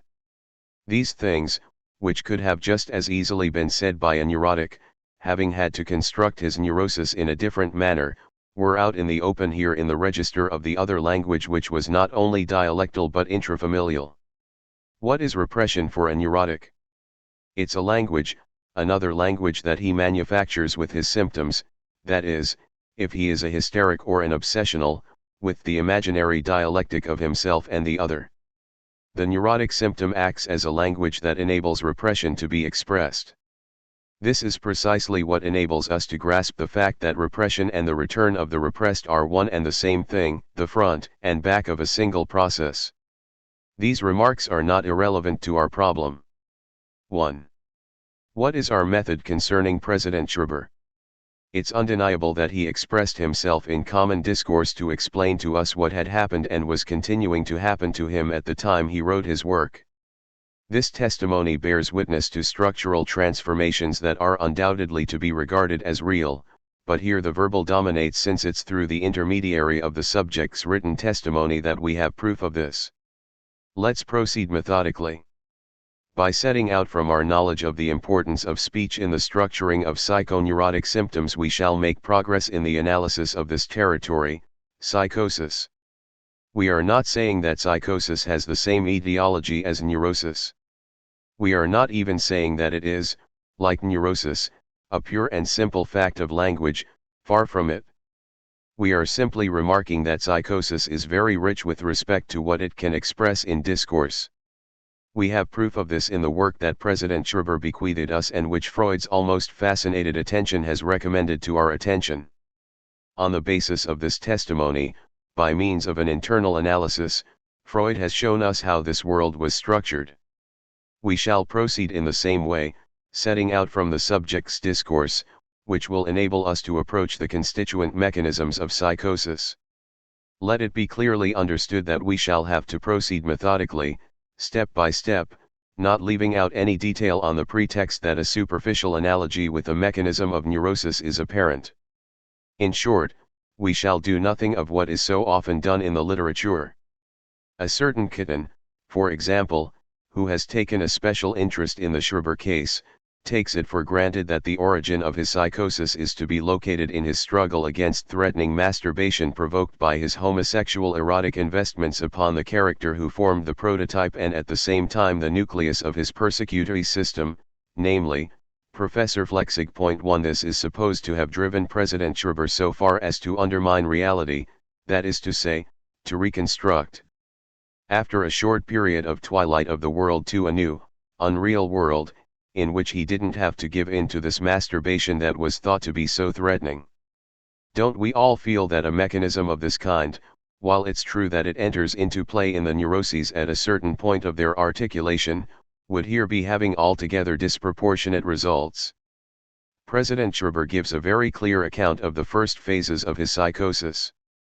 And when he testifies that between the first psychotic attack, a phase called, not without foundation, pre-psychotic, and the progressive establishment of the psychotic phase, at the height of the stabilization of which he wrote his work, he had a fantasy which was expressed in these words, that it really must be rather pleasant to be a woman succumbing to intercourse. 3. He emphasizes that this thought, which takes him by surprise, has the character of having been imagined, while adding that he greeted it with indignation. There is a sort of moral conflict here. We find ourselves in the presence of a phenomenon whose name nobody ever uses anymore, so that nobody knows how to classify things anymore. It's a preconscious phenomenon. This is the preconscious order at which Freud intervenes in the dynamics of the dream, and to which he attaches so much importance in the THIRD-WORLDISM. One gets the strong impression that this is coming from the ego. The emphasis placed by this "it really must be rather pleasant" has the character of a seductive thought, which the ego is far from misrecognizing. In a passage in the THIRD-WORLDISM dedicated to dreams of punishment, Freud admits that at the same level at which unconscious desires intervene in a dream, another mechanism than the one that relies on the conscious-unconscious opposition may be present. The mechanism of dream formation, says Freud, would in general be greatly clarified if instead of the opposition between conscious and unconscious we were to speak of that between the ego and the repressed. Point 4. This was written at a time when the notion of the ego was not yet part of Freudian theory, but you still see nevertheless that it was already present in his thought. I will only add that punishment dreams are not in general subject to the condition that the day's residue shall be of a distressing kind. On the contrary, they occur most easily where the opposite is the case, where the day's residues are thoughts of a satisfying nature, but the satisfaction which they express is a forbidden one. The only trace of these thoughts that appears in the manifest dream is their diametric opposite. The essential characteristic of punishment dreams would thus be that in their case the dream-constructing wish is not an unconscious wish derived from the repressed, from the system UCS, but a punitive one reacting against it and belonging to the ego, though at the same time an unconscious, that is to say, preconscious. 1.5. Anyone who is following the path I am gradually leading you down, by drawing your attention to a mechanism that is distinct from Verneinung and that can be constantly seen emerging in Freud's discourse, will find here, once again, the need to distinguish between something that has been symbolized and something that hasn't. What relation is there between the emergence in the ego, and, let me emphasize, free from conflict, of the thought that it must be rather pleasant to be a woman succumbing to intercourse, and the conception which the delusion, achieving a degree of completion, will blossom into, namely that the man must be the permanent woman of God? There is reason, undoubtedly, to compare the two terms. The initial appearance of this thought that crossed Schreber's mind, who was apparently sane at the time, and the delusion's final state which, before an all-powerful personality with whom he has permanent erotic relations, situates him as a completely feminized being, a woman. This is what he says. The initial thought legitimately appears to us to give a glimpse of the final theme. Nevertheless, we must not neglect the stages, the crises, that have made him pass from such a fleeting thought to such firmly delusional conduct and discourse. We should not assume that the mechanisms in question are homogeneous with the mechanisms we are usually dealing with in the neuroses, and especially not with that of repression. Of course, to appreciate this one has to begin by understanding what repression means, that is, that it's structured like a linguistic phenomenon. The question arises whether we have before us a properly psychotic mechanism, one that would be imaginary and that would extend from the first hint of identification with and capture by the feminine image, to the blossoming of a world system in which the subject is completely absorbed in his imagination by a feminine identification. What I am saying, which is almost too artificial, clearly indicates to you in what direction we have to seek a resolution of our question. We shall lack the means to do it unless we can uncover its traces in the one element we do possess, namely the document itself, the subject's discourse. This is why I introduced you last time to what will orient our investigation, namely the structure of this discourse itself. 2. I began by distinguishing the three spheres of speech as such. You may recall that within the phenomenon of speech we can integrate the three planes of the symbolic, represented by the signifier, the imaginary, represented by meaning, and the real, which is discourse that has actually taken place in a diachronic dimension. The subject has at his disposal a whole lot of signifying material which is his language, whether maternal or not, and he uses it to circulate meanings in the real. To be more or less captivated, captured, by a meaning is not the same thing as to express that meaning in a discourse designed to communicate it and reconcile it with other variously received meanings.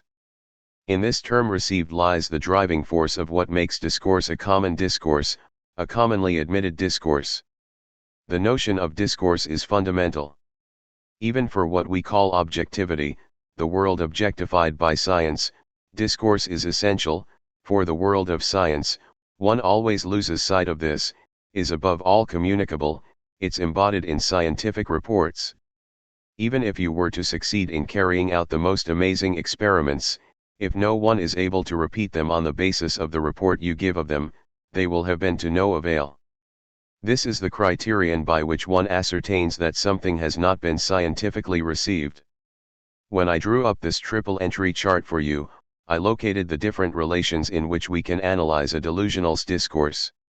This diagram is not the diagram of the world. It's the basic condition of any relationship. Vertically, there is the register of the subject, speech, and the order of otherness as such, the other.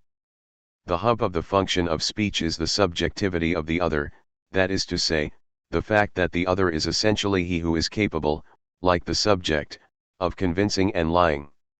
When I told you that in the other there must be a sector of entirely real objects, it was understood that this introduction of reality is always a function of speech.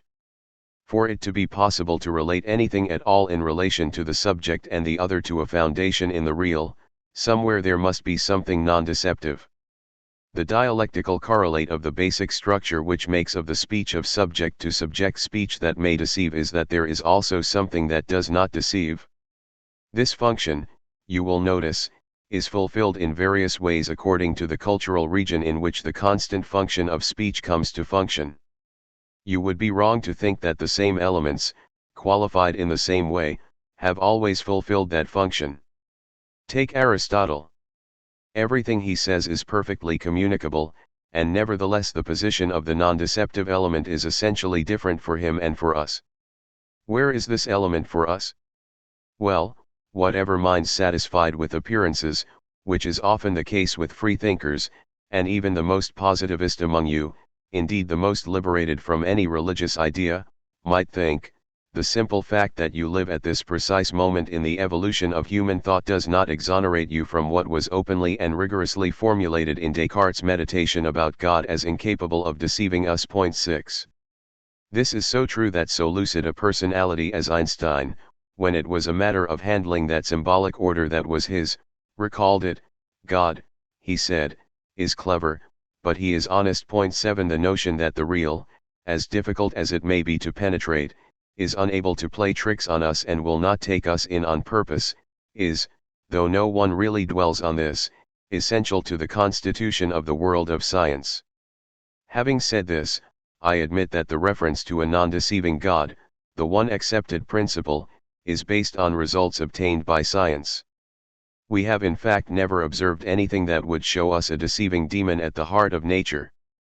But that does not prevent its being a necessary article of faith for the first steps of science and the constitution of experimental science. It need hardly be said that matter does not cheat, that it has no intention of crushing our experiments or blowing up our machines. This sometimes happens, but only when we have made a mistake. It's out of the question that it, matter, should deceive us.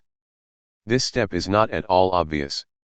Nothing less than the Judeo-Christian tradition was required for it to be taken with such assurance. The reason that the emergence of science, as we have constituted it with the tenacity, obstinacy, and daring characteristic of its development, took place within this tradition is that it proposed a unique principle at the foundation, not only of the universe, but of the law. It's not simply the universe that was created ex nihilo, but also the law. This is where the entire debate between a certain rationalism and a certain voluntarism is played out, one that bothered and still bothers the theologians. Does the criterion of good and evil depend on what could be called God's whim? It's the radically of Judeo-Christian thought on this point that made possible this decisive step, for which the expression act of faith is not out of place, which consists in supposing that there is something absolutely non-deceptive. That this step should be reduced to this act is an essential point. Just think what would happen, at the current pace of things, if we were to perceive that there is not only a proton, a meson, etc., but also an element we had not reckoned with, one member too many in atomic mechanics, a character who lies. We wouldn't be laughing then. For Aristotle, things are completely different. What assured him, in nature, of the truthfulness of the other as real were those things that always return to the same place, namely the celestial spheres. The notion of celestial spheres as what is incorruptible in the world, as being of another, divine, essence, for a long time inhabited Christian thought itself, the medieval Christian tradition, which inherited classical thought. It's not just a question of a scholastic heritage, for the notion is, it might be said, natural to man, and it's we who are in an unusual position in no longer being preoccupied with what goes on in the celestial sphere. Until a quite recent period, what occurred in the heavens was mentally present as an essential reference in every culture, including those whose astronomy indicates the advanced state of their observations and reflections. Our culture is an exception, since it consented, very recently, to follow the Judeo-Christian position strictly. Until then it had been impossible to pry the thought of the philosophers, like that of the theologians and therefore that of the physicists, away from the idea of the superior essence of the celestial spheres. Measurement is the materialized proof of this, but it's we who say this. In itself, measurement is the proof of what does not deceive. Our culture is really the only one that has this characteristic, common to us all here, I think, with the exception of some who may have some curiosity for astronomy, this characteristic trait that we never think of the regular return of the stars, or of the planets, or of eclipses, either. For us, this has no importance, we know that these things take place all by themselves. There is a world of difference between what is called, to use a word I don't like, the mentality of people like us, for whom the guarantee of everything that occurs in nature is one simple principle, namely, that nature is incapable of deceiving us, that somewhere there is something that guarantees the truth of reality, which Descartes affirms in the form of his own non-deceptive God, and on the other hand the normal, natural position, the more common position, that which appears in the minds of the very great majority of cultures, which consists in locating the guarantee of reality in the heavens, however one represents them to oneself. The account I have just sketched out is not unrelated to our subject, for here we are, all of a sudden, in the thick of the first chapter of President Schreber's memoirs, which treats the system of the stars as the essential, rather unexpected, item in his struggle against masturbation. 3. What follows is interspersed with readings from Memoirs of My Nervous Illness, Chapter 1, pages 6 to 12.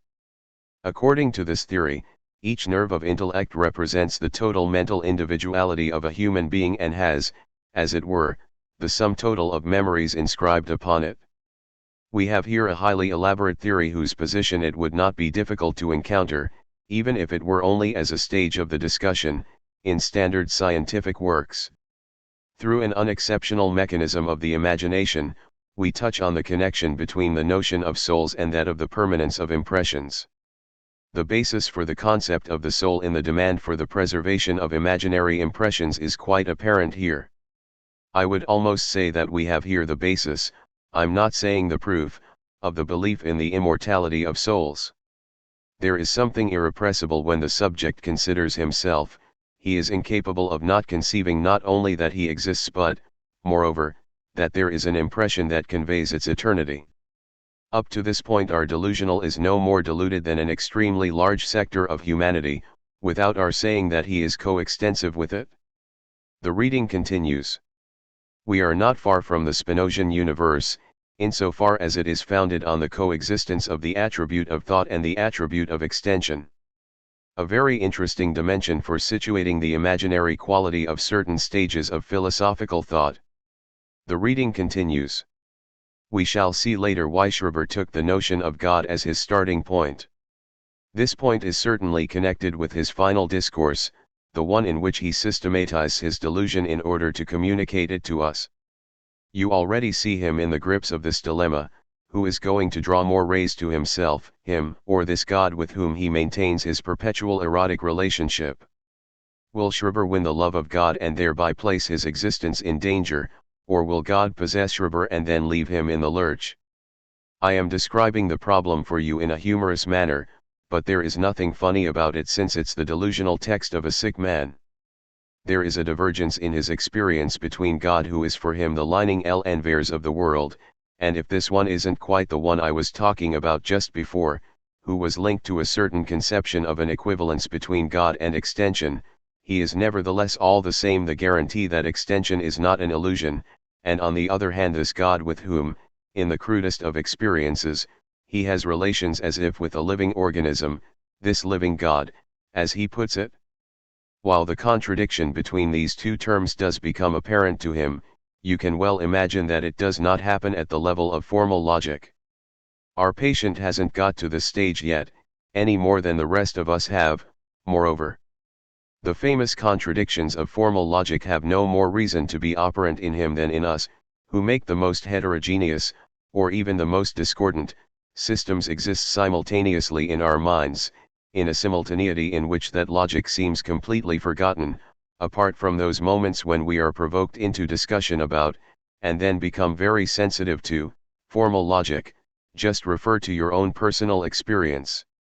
There is no logical contradiction, there is a living contradiction, seriously considered and vividly experienced by the subject, between the almost Spinozian God whose shadow, whose imaginary outline, he supports and the God with whom he has this erotic relationship about which he is constantly testifying to him. The by no means metaphysical question arises of what is really going on in the lived experience of the psychotic. We are not yet in a position to give an answer, and perhaps at no time will the question ever have any meaning for us. Our job is to situate structurally the discourse that testifies to the subject's erotic relations with the living God who, through these divine rays and through an entire procession of forms and emanations, also speaks to him, expressing himself in that language, destructured from the point of view of common language, but also restructured on more fundamental relations, which he calls the fundamental language. The reading continues. Here we come across the emergence, which is striking in relation to the rest of the discourse, of the most ancient of beliefs: God is the master of the sun and the rain. The reading continues. We can't fail to note the link between the imaginary relation and the divine rays. And I'm under the impression that there is a literary reference in Freud when, on the subject of repression, he insists upon the fact that there is a double polarity: something is undoubtedly suppressed, repelled, but it's also attracted by what has previously been repressed. 8 In passing, we can't fail to recognize the striking similarity between these dynamics and the sentiment Schreiber expressed in stating his experience.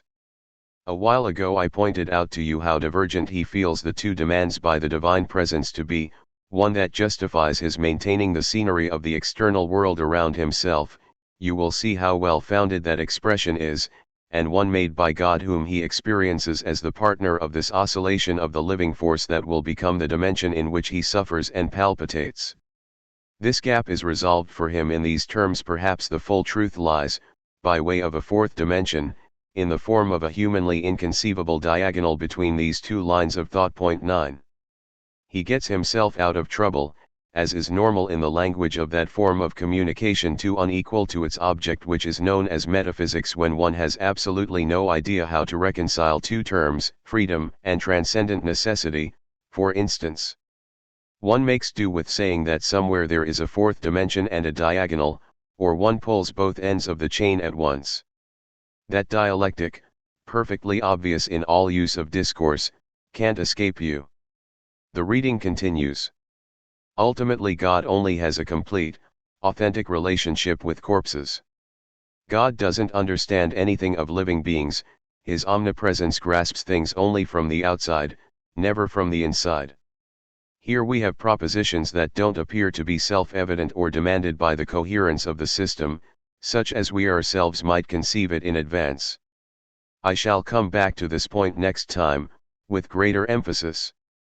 But you can already see that the psychotic relation, at its highest degree of development, entails the introduction of the fundamental dialectic of deception into a dimension that is, as it were, transversal in comparison with that of an authentic relationship. The subject can speak to the other insofar as with him it's a question of faith or feint, but here this permanent exercise of deception, which tends to subvert any order whatever, whether mythical or not, in thought itself, unfolds as a passive phenomenon, as an experience lived through by the subject, in an imaginary dimension that is suffered, which is a fundamental characteristic of the imaginary.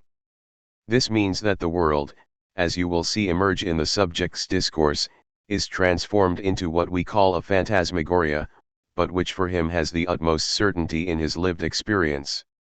This is the game of deception that he maintains, not with another like himself, but with this primary being, the very guarantor of the real. Schreber himself remarks perfectly well that his prior categories had far from prepared him for this vivid experience of an infinite God. Previously these questions had had no kind of existence for him and, even better than being an atheist, he had been indifferent. One can say that in this delusion God is essentially the opposite term in relation to the subject's megalomania, but God as he is caught at his own game. Schreber's delusion will in fact reveal that God, through having wanted to harness his forces and turn him into detritus, excrement, carrion, the object of all the exercises of destruction that he has allowed his intermediary mode to bring about, has been caught at his own game. Ultimately God's greatest danger is to love Schreber, that transversely transversed zone, too much. We shall have to structure the relationship between what guarantees the real in the other, that is, the presence and existence of the stable world of God, and Schreber the subject qua organic reality and fragmented body. We shall see, provided we borrow a number of references from analytic literature, that a major part of his fantasies, of his hallucinations, of his miraculous or marvelous construction, consists of elements in which all sorts of bodily equivalents are clearly recognizable. We shall see, for example, what the hallucination of the little men represents organically. But the pivot of these phenomena is the law, which here lies entirely within the imaginary dimension. I say it's transversal because it's diagonally opposed to the relation of subject to subject, the axis of effective speech. We shall continue this analysis, which has only just begun, next time. December 14, 1955. Appendix. The following session, the discourse of the desk. I realized that last time you had a bit of difficulty, owing to the difference in potential between my discourse and the reading of President Schreber's nevertheless absorbing writings. This technical difficulty has made me think of relying less on a running commentary on the text in future. I had thought that we could read it from beginning to end and on the way pick out those elements of structure, of organization, where I would like you to make progress. The experience has shown that I shall have to organize things differently. First of all, I shall make a choice. This question of method, combined with the fact that I had not fully decided to give today's seminar, and the fact that only my great affection for you leads me to do so, added to which is the tradition that on the eve of vacations in establishments of secondary education, which is about your level, one gives a small reading, has led me to decide to read you something recent and unpublished, by me, and which is in line with our subject. This is a paper I gave, or am supposed to have given, at Dr. Hoff's psychiatric clinic in Vienna on the theme, The Meaning of a Return to Freud in Psychoanalysis, for them to learn about the Parisian movement and the style, if not the general orientation, of our teaching. I gave this paper under conditions of improvisation that were the same as here, or even rather more so. The discourse I give here I prepare. There, the subject appeared sufficiently general for me to rely on my ability to adapt to the audience, in such a way that I am going to deliver a written reconstitution, as faithful as possible to the spirit of improvisation and the modulations of this discourse. I was led to elaborate certain passages a little and to add certain considerations that I went on to make in a smaller session that took place afterwards, where I found myself with a second, smaller circle of the analyst technicians who had attended the first lecture. I addressed them on a technical question, that of the meaning of interpretation in general. This was nonetheless a subject of some astonishment on their part, at least at first sight, which proves that there is always room for trying to establish a dialogue. I am going to try, as far as possible, to read this in the spoken tone my text endeavors to reproduce, and which, I hope, will hold your attention better than the reading did last time. Let me tell you, even if it's only so as to provoke your curiosity, that I had quite a curious adventure in the middle of this discourse, which, since the material is lacking, we won't be able to reproduce here, except in the somewhat simulated fashion in which it is inscribed in the text. Over there I had a sort of desk in front of me, of better quality than this one, and it was probably at a moment when at least my interest, if not the audience's, was flagging a bit, for the contact is not always as good as I feel it is here with you. The said desk came to my aid, and in a fairly extraordinary way if we compare it with the words we heard recently from one of my old friends at the Sorbonne, who recounted some astonishing things to us last Saturday, namely the metamorphosis of the lace-maker into rhinoceros horns and finally into cauliflowers. Well, this desk began to speak. And I had all the trouble in the world getting the floor back from it. This element will perhaps introduce a slight imbalance into the composition of my discourse. Lacan reads the article, published in E. 401, 36/114, 45 as the Freudian thing, or the meaning of the return to Freud in psychoanalysis. December 21, 1955. 6. The psychotic phenomenon and its mechanism. Certainty and reality. Schreber is no poet. The notion of defense Verdichtung, Verdrängung, Vernianung, and Verwerfung. It is always a good thing not to let one's horizons close in. This is why today I should like to remind you not only of my general design regarding the Schreber case, but also of the basic purpose of these seminars. Whenever one pursues a certain course step by step for a while, one always ends up with a wall in front of one's nose. But still, if I lead you off into difficult places, perhaps we are a bit more demanding than others. I also think I need to remind you how this course is mapped out. The plan of this seminar would need to be expressed in various ways that all confirm one another and that all come down to the same thing. First, I should tell you that I am here to remind you that our experience should be taken seriously and that being a psychoanalyst does not exempt you from being intelligent and sensitive. The fact that you have been given a number of keys is no excuse for you to use them not to think anymore and to endeavor, as is the general inclination of human beings, to leave everything as it is. There are certain ways of using categories such as the unconscious, the drive, the pre-Oedipal relation, and defense that consist in drawing none of the authentic consequences that they imply and considering that this is an affair that concerns others but does not go to the heart of your own relations with the world. It has to be said that though you may be psychoanalysts, this in no way obliges you, unless you give yourselves a bit of a shake, to bear in mind that the world is not quite like everyone imagines it to be, but is caught up in mechanisms you are supposed to be familiar with. Now, there is no question, either, make no mistake, of my doing the metaphysics of the Freudian discovery and drawing out its consequences for what may be called being, in the widest sense of the term. This is not my intention. This would not be useless, but I think that it can be left to others and that what we are doing here will indicate how it might be approached. Don't get the idea that you are forbidden to stretch your wings a bit in this direction. You will lose nothing in inquiring into the metaphysics of the human condition as it is revealed to us by the Freudian discovery. But still, this is not the main point, for you receive this metaphysics on your head. One can have confidence in things as they are already structured, they are there and you are implicated in them.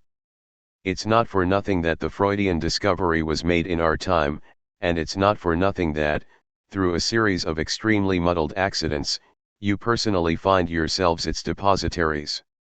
The metaphysics in question can be inscribed entirely within man's relation to the symbolic.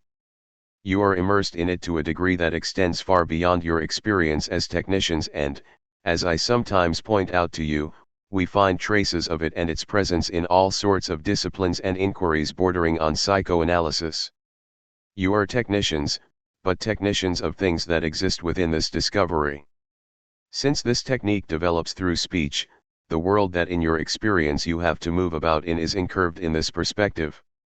Let us try at least to structure it correctly. This is the requirement that my little square meets one which goes from the subject to the other and, in a way, here, from the symbolic towards the real, subject, ego, body, and in the contrary sense towards the big other of intersubjectivity, the other that you do not apprehend as long as it is a subject, that is, as long as it can lie, the other that on the contrary one always finds in its place, the other of the heavenly bodies, or, if you will, the stable system of the world, of the object. And, between the two, speech, with its three stages of the signifier, meaning, and discourse. This is not a world system, but a system of reference for our own experience. This is how it is structured, and we can situate within it the various phenomenal manifestations with which we have to deal. We shall not understand a thing unless we take this structure seriously. Of course, this business of taking things seriously itself goes to the heart of the matter. What characterizes a normal subject is precisely that he never takes seriously certain realities that he recognizes exist. You are surrounded by all sorts of realities about which you are in no doubt, some of which are particularly threatening, but you don't take them fully seriously, for you think, along with Paul Claudel's subtitle, that the worst is not always certain to and maintain yourselves in an average, basic, in the sense of relating to the base, state of blissful uncertainty, which makes possible for you a sufficiently relaxed existence. Surely, certainty is the rarest of things for the normal subject. If he questions himself about this matter, he will be aware that certainty emerges in strict correlation to an action he undertakes. I shall not pursue this any further, as we are not here to give the psychology and phenomenology of those closest to us. We have to attain it, as usual, by means of a detour, via those furthest from us. Today this is Schreiber the madman. 1. If we keep our distance, we shall see that Schreiber, in common with other madmen, possesses a feature that you will also find in the most readily observable data. This is why I do case presentations for you. Psychologists, because they don't really keep company with the insane, raise the false problem of why they think their hallucinations are real. Since it is readily seen that nevertheless this doesn't hang together, one therefore exhausts oneself in deliberating on how the belief came about. One should first specify what the belief is, since in point of fact the madman doesn't believe in the reality of his hallucinations. There are thousands of examples of this, but I shall not go into them today because I want to stay with the text of Schreiber the madman. But still, it is within the reach even of people who are not psychiatrists. Chance recently brought me to open Maurice Merleau-Ponty's Phenomenology of Perception at page 334 on the theme of the thing and the natural world. I refer you to it. You will find some excellent remarks on this subject, for example, that nothing is easier to obtain from the subject than the admission that what he can hear nobody else has heard. He says, yes, all right, so I was the only one who heard it, then. Reality is not the issue. The subject admits, by means of all the verbally expressed explanatory detours at his disposal, that these phenomena are of another order than the real. He is well aware that their reality is uncertain. He even admits their unreality up to a certain point. But, contrary to the normal subject for whom reality is always in the right place, he is certain of something, which is that what is at issue, ranging from hallucination to interpretation, regards him. Reality isn't at issue for him, certainty is. Even when he expresses himself along the lines of saying that what he experiences is not of the order of reality, this does not affect his certainty that it concerns him. The certainty is radical. The very nature of what he is certain of can quite easily remain completely ambiguous, covering the entire range from malevolence to benevolence. But it means something unshakable for him. This constitutes what is called, whether rightly or wrongly, the elementary phenomenon or, as a more developed phenomenon, delusional belief. You can obtain an example of this by leafing through the admirable summary Freud gave of Schreiber's book when he analyzed it. Through Freud you can make contact with it and see its importance. A central phenomenon in Schreber's delusion, we may even say an initial phenomenon in the conception he formed of the transformation of the world that constitutes his delusion, is what he calls Seelenmord, soul murder. Now, he himself presents this as being totally enigmatic. To be sure, chapter 3 of the Memoirs, in which he gave reasons for his neuropathy and developed the notion of soul murder, was censored. Still, we know that it contained remarks concerning his family, which would probably have thrown light both on his initial delusion in relation to his father and brother, or to someone else close to him, and on what are commonly called the significant transferential elements. But that censorship is not as regrettable as all that, ultimately. Sometimes too many details prevent the basic formal features from being seen. What is essential is not that, because of the censorship, we should have lost the occasion to understand such and such an effective experience concerning those close to him, but that he, the subject, failed to understand it and yet was able to formulate it. He characterizes it as a decisive moment in this new dimension that he has attained and described for us in his account of the various relational modes, the prospect of which has gradually unfolded for him. He is certain that soul murder is at the root of something, but it retains the character of an enigma, nevertheless. What on earth could it be to murder a soul? Moreover, it's not as if each and every one of us knows how to differentiate the soul from everything that is connected to it, but this delusional does, with a degree of certainty that is an essential feature of his testimony. We must pause at these things and not overlook their distinctive character if we want to understand what is really going on and not simply, with the aid of certain key words or of this opposition between reality and certainty, rid ourselves of the phenomenon of madness. I must accustom you to finding this delusional certainty wherever it exists.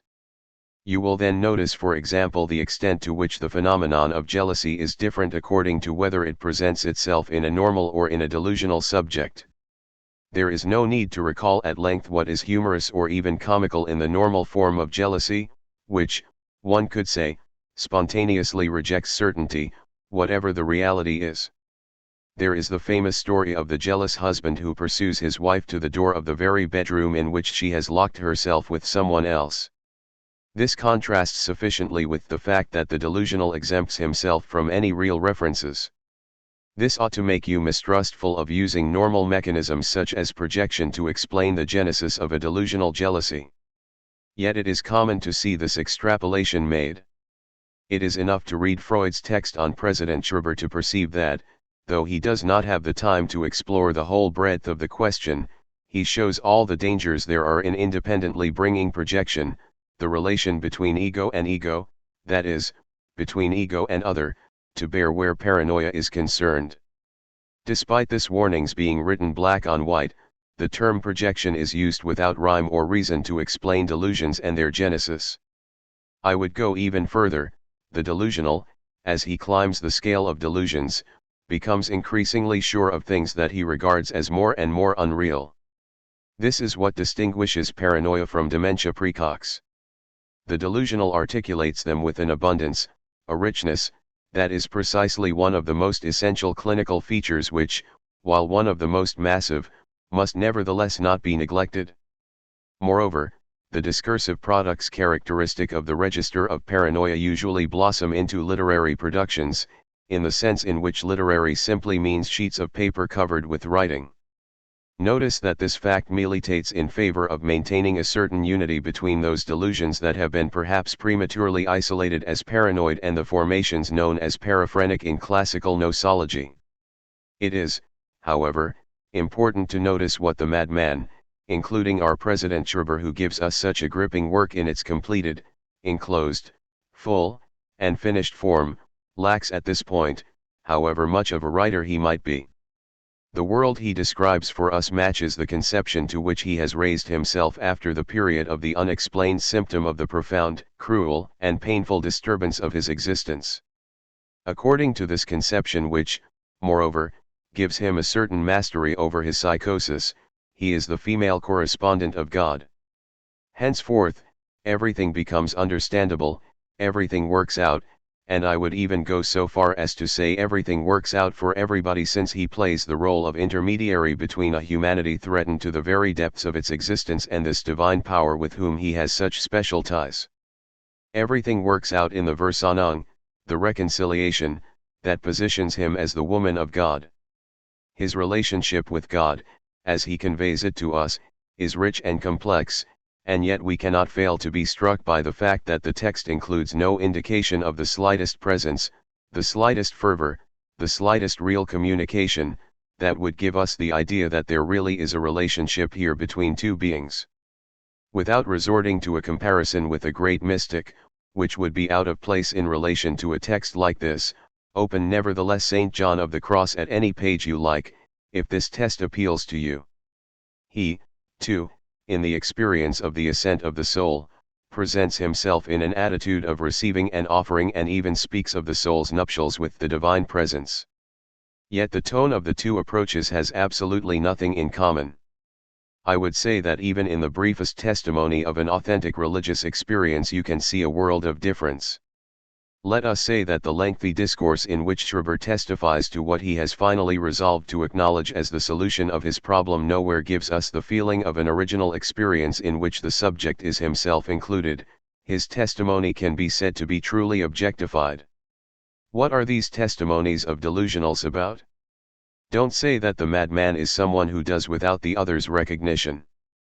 Clearly, Schreber wrote this enormous work so that nobody would be unaware of what he experienced, and, even, so that when the opportunity arose learned scientists would verify the presence in his body of the feminine nerves that had gradually penetrated him, in order to objectify his own unique relationship with the divine reality. This certainly looks like an effort to be recognized. Since it concerns a published discourse, this raises a question mark as to what the need for recognition might possibly mean to this character of the madman, so isolated by his experience. At first sight, what seems distinctive about a madman is the fact that he has no need for recognition. But his self-sufficiency in his own world, the auto-comprehensibility that seems characteristic of it, is not devoid of contradiction. We could summarize the position we are in with respect to his discourse on first encountering it by saying that while he may be a writer, he is no poet. Schreber doesn't introduce us to a new dimension of experience. There is poetry whenever writing introduces us to a world other than our own and also makes it become our own, making present a being, a certain fundamental relationship. The poetry makes us unable to doubt the authenticity of St. John of the Cross's experience, or Proust's, or Gerard de Nerval's. Poetry is the creation of a subject adopting a new order of symbolic relations to the world. There is nothing like any of this in Schreber's memoirs. So what, in the final analysis, are we going to say about the delusional? Is he on his own? This isn't the feeling we get, either, since he is inhabited by all sorts of existences, improbable ones, certainly, but whose meaningful character is in no doubt. This is an initial datum, whose articulation becomes more and more elaborate as his delusion advances. He is raped, manipulated, transformed, spoken in every possible way, and, I should say, chattered. You can read in detail what he says about what he calls the birds of the sky and their chirping. This is clearly what is at issue. He is the seat of an entire aviary of phenomena, and this is the fact that inspired this enormous communication of his, this book of some 500 pages, which is the result of a lengthy activity of construction that for him was the solution to his internal adventure. In the beginning, and at a later moment as well, there is doubt over what the meaning refers to, but there is never any doubt for him that it does refer to something. With a subject like Schreber, things go so far that the whole world ends up caught up in this delusion of meaning, in such a way that it can be said that, far from his being alone, there is almost nothing in his surroundings that in some sense isn't him. On the other hand, everything he brings into being in these meanings is in a certain sense void of him.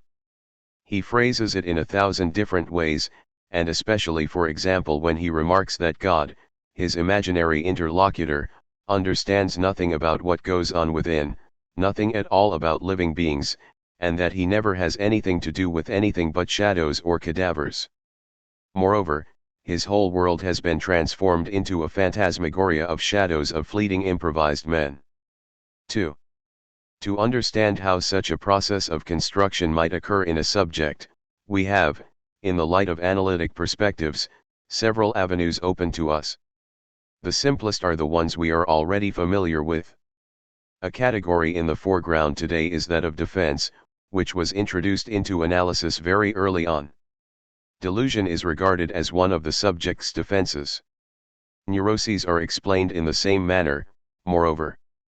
You know how much I insist upon the incomplete and perilous character of this reference, which lends itself to all sorts of hasty and harmful interventions. You also know how difficult it is to rid oneself of it. This concept is so insistent, so tempting, precisely because it touches something objectifiable. The subject defends, well then. We will help him to understand that he does nothing but defend, we will show him what he is defending against. As soon as you enter into that approach you find yourself confronted by numerous dangers, in the first instance, the danger of missing the level at which your intervention must be brought to bear. In point of fact, you must always rigorously differentiate the order within which the defense appears. Suppose that this defense was obviously within the symbolic order and that you could elucidate it along the lines of an utterance in the complete sense, that is, one that in the subject involves both signifier and signified. If the subject presents you with both the signifier and the signified, then you may intervene by showing him the union of the signifier and the signified. But only if both are present in his discourse. If you do not have them both, if you have the feeling that the subject is defending against something that you yourself see and that he doesn't, if, that is, you clearly see that the subject is aberrant with respect to reality, then the notion of defense is insufficient to enable you to place the subject before reality. You may recall what I once said about Chris's nice paper on the character haunted by the idea that he was a plagiarist and the accrued guilt. 3. It was in the name of defense that Chris considered his intervention to be a stroke of genius. For some time now we have been getting nothing but this notion of defense and, as the ego has to struggle on three fronts, that is, against the ID, the superego, and the external world, one believes one is authorized to intervene on any one of these levels. When the subject alludes to the work of one of his colleagues whom he claims he has plagiarized yet again, one takes the liberty of reading the work and, observing that there is nothing there that merits being considered an original idea for the subject to plagiarize, makes this known to him. One considers such an intervention to be part of the analysis. We are fortunately both honest and blind enough to give as proof that our interpretation is well founded the fact that the subject brings this nice little story along to the next session. On leaving the session he had gone into a restaurant and treated himself to his favorite dish, fresh brains. One is delighted, there is a response. But what does it mean? It means that the subject has himself understood absolutely nothing of the matter, that he understands nothing of what he brings us, either, so that one fails to see very well where the progress that has been brought about is situated. Chris has pressed the right button. It is not enough to press the right button. The subject quite simply acts out. I treat acting out as equivalent to a hallucinatory phenomenon of the delusional type that occurs when you symbolize prematurely, when you address something in the order of reality and not within the symbolic register. For an analyst, addressing the question of plagiarism in the symbolic register must first be centered on the idea that plagiarism doesn't exist. There is no symbolic property. This is precisely the question: if the symbolic belongs to everybody, why have things in the symbolic order taken on this emphasis, this weight, for the subject? This is where the analyst has to wait for the subject to provide him with something before bringing his interpretation to bear. As we are dealing with a grand neurotic who has resisted a certainly non-negligible analytic effort, before going to Chris he had already had an analysis, the likelihood is that the plagiarism is phantasmatic. On the other hand, if you bring the intervention to bear at the level of reality, that is, if you return to the most elementary psychotherapy, what does the subject do? He responds in the clearest of manners at a deeper level of reality. He testifies that something emerges from reality that is obstinate, something that imposes itself upon him, and that nothing one says will in any way change the core of the problem. You show him that he isn't a plagiarist anymore. He shows you what is at stake by making you eat fresh brains. He renews his symptom, and at a point that has no more foundation or existence than the one at which he showed it at the outset. Is there something that he shows? I would go further, I would say that there is nothing at all that he shows, but that something shows itself. Here we are at the heart of what I shall be trying to demonstrate on the subject of President Schreiber this year. 3. President Schreiber reveals to observation certain microscopic things in a dilated form. This is going to enable me to clarify for you what Freud clearly formulated on psychosis, without taking it too far, because in his day the problem had not attained the degree of acuteness or urgency for analytic practice that it has in ours. He says, a crucial sentence that I have already quoted many times, something that has been rejected from within reappears without. I shall come back to this. I propose putting the problem in the following terms. Prior to all symbolization, this priority is not temporal but logical. There is, as the psychoses demonstrate, a stage at which it is possible for a portion of symbolization not to take place. This initial stage precedes the entire neurotic dialectic, which is due to the fact that neurosis is articulated speech, insofar as the repressed and the return of the repressed are one and the same thing. It can thus happen that something primordial regarding the subject's being does not enter into symbolization and is not repressed, but rejected. This hasn't been demonstrated. Nor is it a hypothesis. It is a way of phrasing the problem. This first stage doesn't have to be situated anywhere genetically.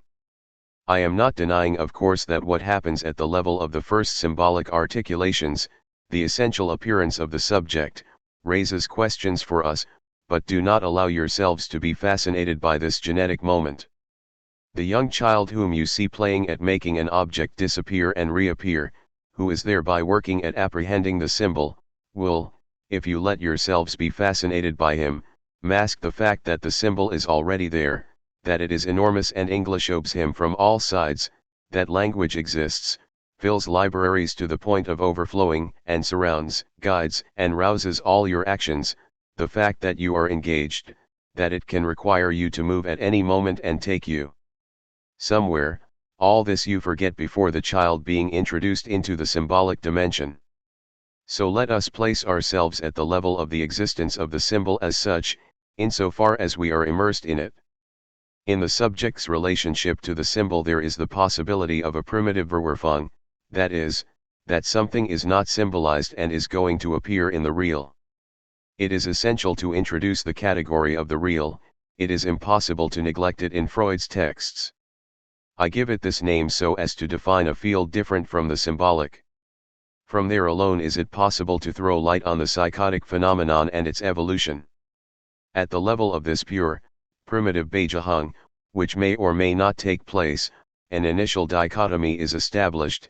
What has been subject to Beijahung, to primitive symbolization, will have various destinies. What has come under the influence of the primitive Verwerfung will have another. Today I am going to forge ahead and I will light my lamp so that you can see where I am headed. Do not take what I am expounding for you as an arbitrary construction, nor simply as the fruit of adherence to Freud's text, even if it is exactly what we read in this extraordinary text, Die Verneinung, that M. Hippolyte was kind enough 2 years ago to discuss for us. Point 4. If I say what I am saying now, it is because it is the only way to introduce rigor, coherence, and rationality into what happens in psychosis, and namely in the psychosis in question here, President Schreiber's. I shall subsequently show you the difficulties our entire understanding of the case raises and the need for this initial formulation. In the beginning, then, there is either Beijahung, which is the affirmation of what is, or Verwerfung. Obviously, it is not enough for the subject to have only selected a part of the text of what there is to say, while thrusting the rest aside, in the hope that at least with the part things will hang together. There are always things that don't hang together. This is an obvious fact, if we do not begin with the idea that inspires all classical, academic psychology, which is that human beings are, as they say, adapted beings, because they are living, and therefore it must all hang together. You are not a psychoanalyst if you accept this. To be a psychoanalyst is simply to open your eyes to the evident fact that nothing malfunctions more than human reality. If you believe that you have a well-adapted, reasonable ego, which knows its way around, how to recognize what is to be done and not to be done, and how to take reality into account, then there is nothing left to do but send you packing. Psychoanalysis, and this it shares with common experience, shows you that nothing is more stupid than human destiny, that is, that one is always being fooled. Even when one does do something successfully, it is precisely not what one wanted to do. There is nothing more disappointed than a gentleman who is supposed to have attained the pinnacle of his wishes. One only need speak with him for 3 minutes, frankly, as perhaps only the artifice of the psychoanalytic couch permits, to know that in the end all that stuff is just the sort of thing he could not care less about, and, furthermore, that he is particularly troubled by all sorts of things. Analysis is about becoming aware of this and taking it into account. It is not by accident, because it couldn't be otherwise, that by a bizarre stroke of luck we go through life without meeting anyone but the unhappy. One says to oneself that there must be happy people somewhere.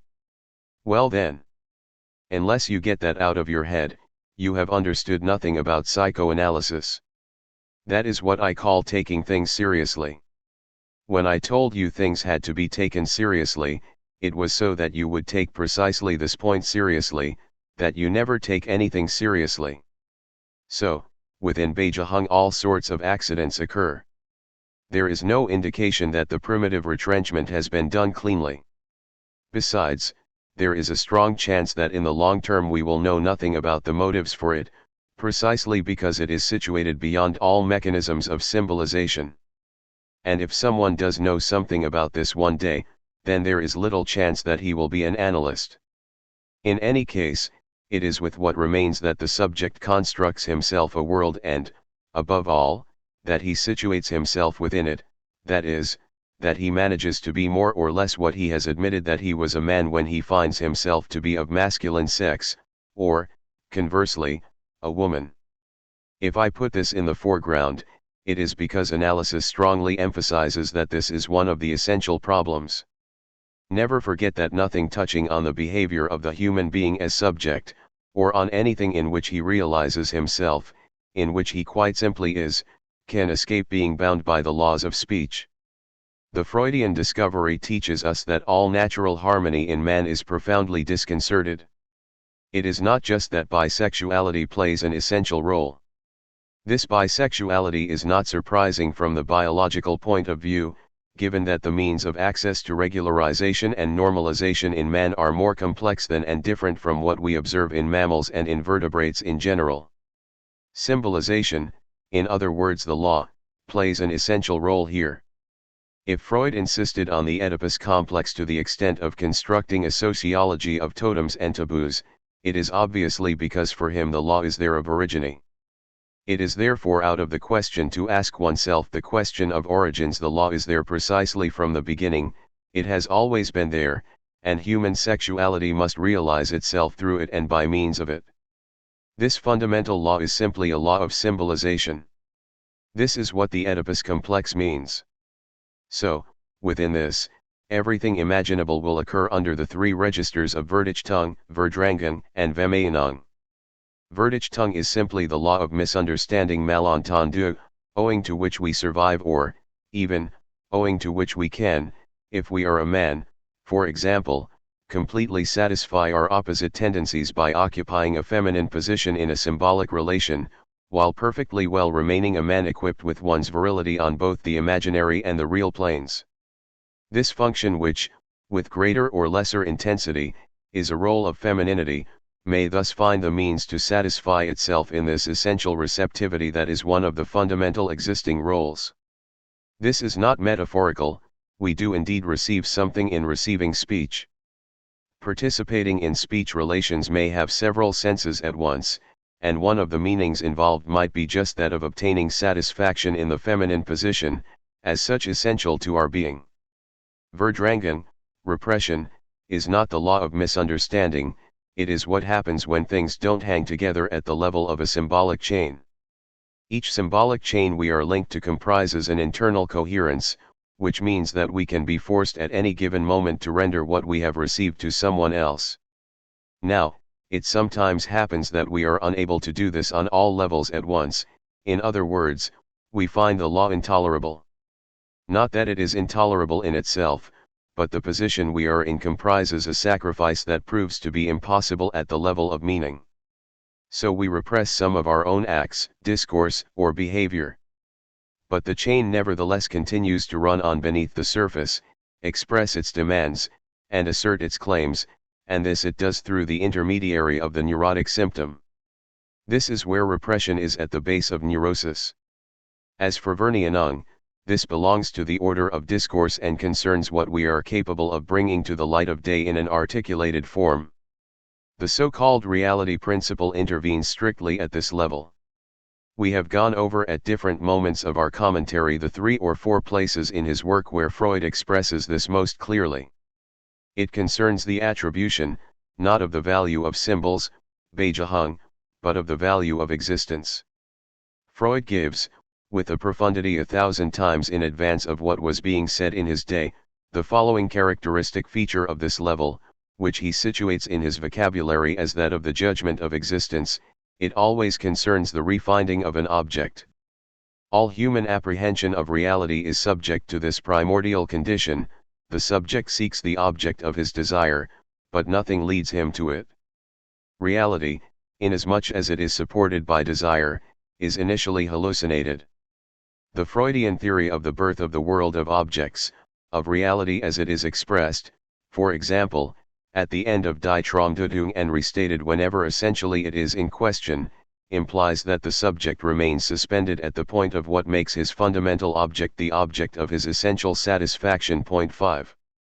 This is the part of Freud's work, of Freudian thought, that is often returned to in all the developments that are currently taking place on pre-Oedipal relations, which ultimately consist in saying that the subject always seeks to satisfy the primitive maternal relation. In other words, whereas Freud introduced the dialectic of 2 inseparable principles that cannot be thought one without the other, the pleasure principle and the reality principle, one of them, the pleasure principle, is selected and emphasized through the claim that it dominates and Englishobes the reality principle. But this reality principle is basically misrecognized. It expresses precisely this: the subject does not have to find the object of his desire, he is not led, channeled there, by the natural rails of a more or less pre-established instinctual and, moreover, more or less stumbling, adaptation, such as we see in the animal kingdom. He must on the contrary refine the object, whose emergence is fundamentally hallucinated. Of course, he never does refine it, and this is precisely what the reality principle consists in. The subject never refines, Freud writes, anything but another object that answers more or less satisfactorily to the needs in question. He never finds anything but a distinct object, since he must by definition refine something that he has on loan. This is the essential point that the introduction of the reality principle into the Freudian dialectic hinges on. What has to be understood, because this is given in clinical experience, is that something else appears in the real than what the subject experiences and seeks, something other than what the subject is led towards by that apparatus of reflection, mastery, and research that is his ego, with all its fundamental alienations, something else that can appear either in the sporadic form of that hallucination that is emphasized in the case of the wolf man, or, in a much more extensive fashion, as what takes place in the case of President Schreiber. 4. What is the psychotic phenomenon? It is the emergence in reality of an enormous meaning that has the appearance of being nothing at all insofar as it cannot be tied to anything, since it has never entered into the system of symbolization, but under certain conditions it can threaten the entire edifice. In the case of President Schreiber there is obviously a meaning that concerns the subject, but it is rejected and merely sketches itself most indistinctly on his horizon and in his ethics, while its re-emergence occasions the psychotic invasion. You will see the extent to which what determines it is different from what determines the neurotic invasion. These are strictly opposite conditions. In President Schreber's case, this rejected meaning is closely related to the primitive bisexuality I was speaking about just before. In no way has President Schreber ever integrated any type of feminine form. We shall try to see this in the text. It is difficult to see how it could be purely and simply the suppression of a given tendency, the rejection or repression of some more or less transferential drive he would have felt toward Dr. Flechsig, that led President Schreber to construct his enormous delusion. There really must be something more proportionate to the result involved. I point out to you in advance that this involves the feminine function in its essential symbolic meaning, and that we can refine it only at the level of procreation. You will see why. We are not saying emasculation or feminization or fantasy of pregnancy, for this extends to procreation. Here we have what appears to him at a high point in his existence, and not at all at a moment of deficit, in the form of an eruption in the real of something that he has never known, a sudden emergence of a total strangeness that will progressively bring on a radical submersion of all his categories to the point of forcing him into a veritable reshaping of his world. May we speak of a process of compensation, or even of cure, as some people would not hesitate to do, on the pretext that when his delusion stabilizes the subject presents a calmer state than at its appearance. Is he cured or not? It is a question worth raising, but I think it can only be wrong to speak of a cure here. What happens, then, when what is not symbolized reappears in the real? It wouldn't be useless here to bring forward the term defense. Clearly, what appears does so in the register of meaning, in the register of a meaning that comes from nowhere, and which refers to nothing, but is an essential meaning, one that concerns the subject. What intervenes whenever there is a conflict of orders, namely repression, is set in motion at this point. But why doesn't repression work here? That is, why isn't what happens when a neurosis is involved the end result? Before we can know why, we must study the how. I shall focus on what creates the structural difference between neurosis and psychosis. When a drive, let's say a feminine or pacifying one, appears in a subject for whom the drive has already been brought into play at different points of his previous symbolization, in his infantile neurosis for example, it manages to express itself in a certain number of symptoms. Thus what is repressed nevertheless expresses itself, repression and the return of the repressed being one and the same thing. The subject has the possibility, within repression, of getting by when something new happens. Compromises are made. This is what characterizes neurosis. It is both the most obvious thing in the world and the thing one doesn't want to see. Verwerfung is not at the same level as Verneinung. When, at the beginning of a psychosis, the non-symbolized reappears in the real, there are responses made from the side of the mechanism of Verneinung, but they prove inadequate. What is the beginning of a psychosis? Does a psychosis, like a neurosis, have a prehistory? Is there, or is there not, an infantile psychosis? I am not saying that we shall answer this question, but at least we shall raise it. It looks very much as if psychosis has no prehistory. However, it so happens that when, in exceptional circumstances that will have to be spelled out, something that has not been primitively symbolized appears in the external world, the subject finds himself absolutely unequipped, incapable of making Verneinung succeed in respect of the event. What then occurs has the characteristic of being totally excluded from the symbolizing compromise of neurosis and, through a veritable chain reaction at the level of the imaginary, is translated into another register, that is, into the opposite diagonal of our little magic square. For want of being able in any way to re-establish his pact with the other, for want of being able to make any symbolic mediation whatsoever between what is new and himself, the subject moves into another mode of mediation, completely different from the former, and substitutes for symbolic mediation a profusion, an imaginary proliferation, into which the central signal of a possible mediation is introduced in a deformed and profoundly asymbolic fashion. The signifier itself undergoes profound modifications that will give this particular quality to those intuitions that are most significant for the subject. President Schreber's fundamental language in fact indicates that the signifier is still required within this imaginary world. The subject's relationship to the world is a mirror relation. The subject's world will essentially consist of the relationship with that being who is the other for him, namely God himself. Something of man's relation to woman is allegedly realized here.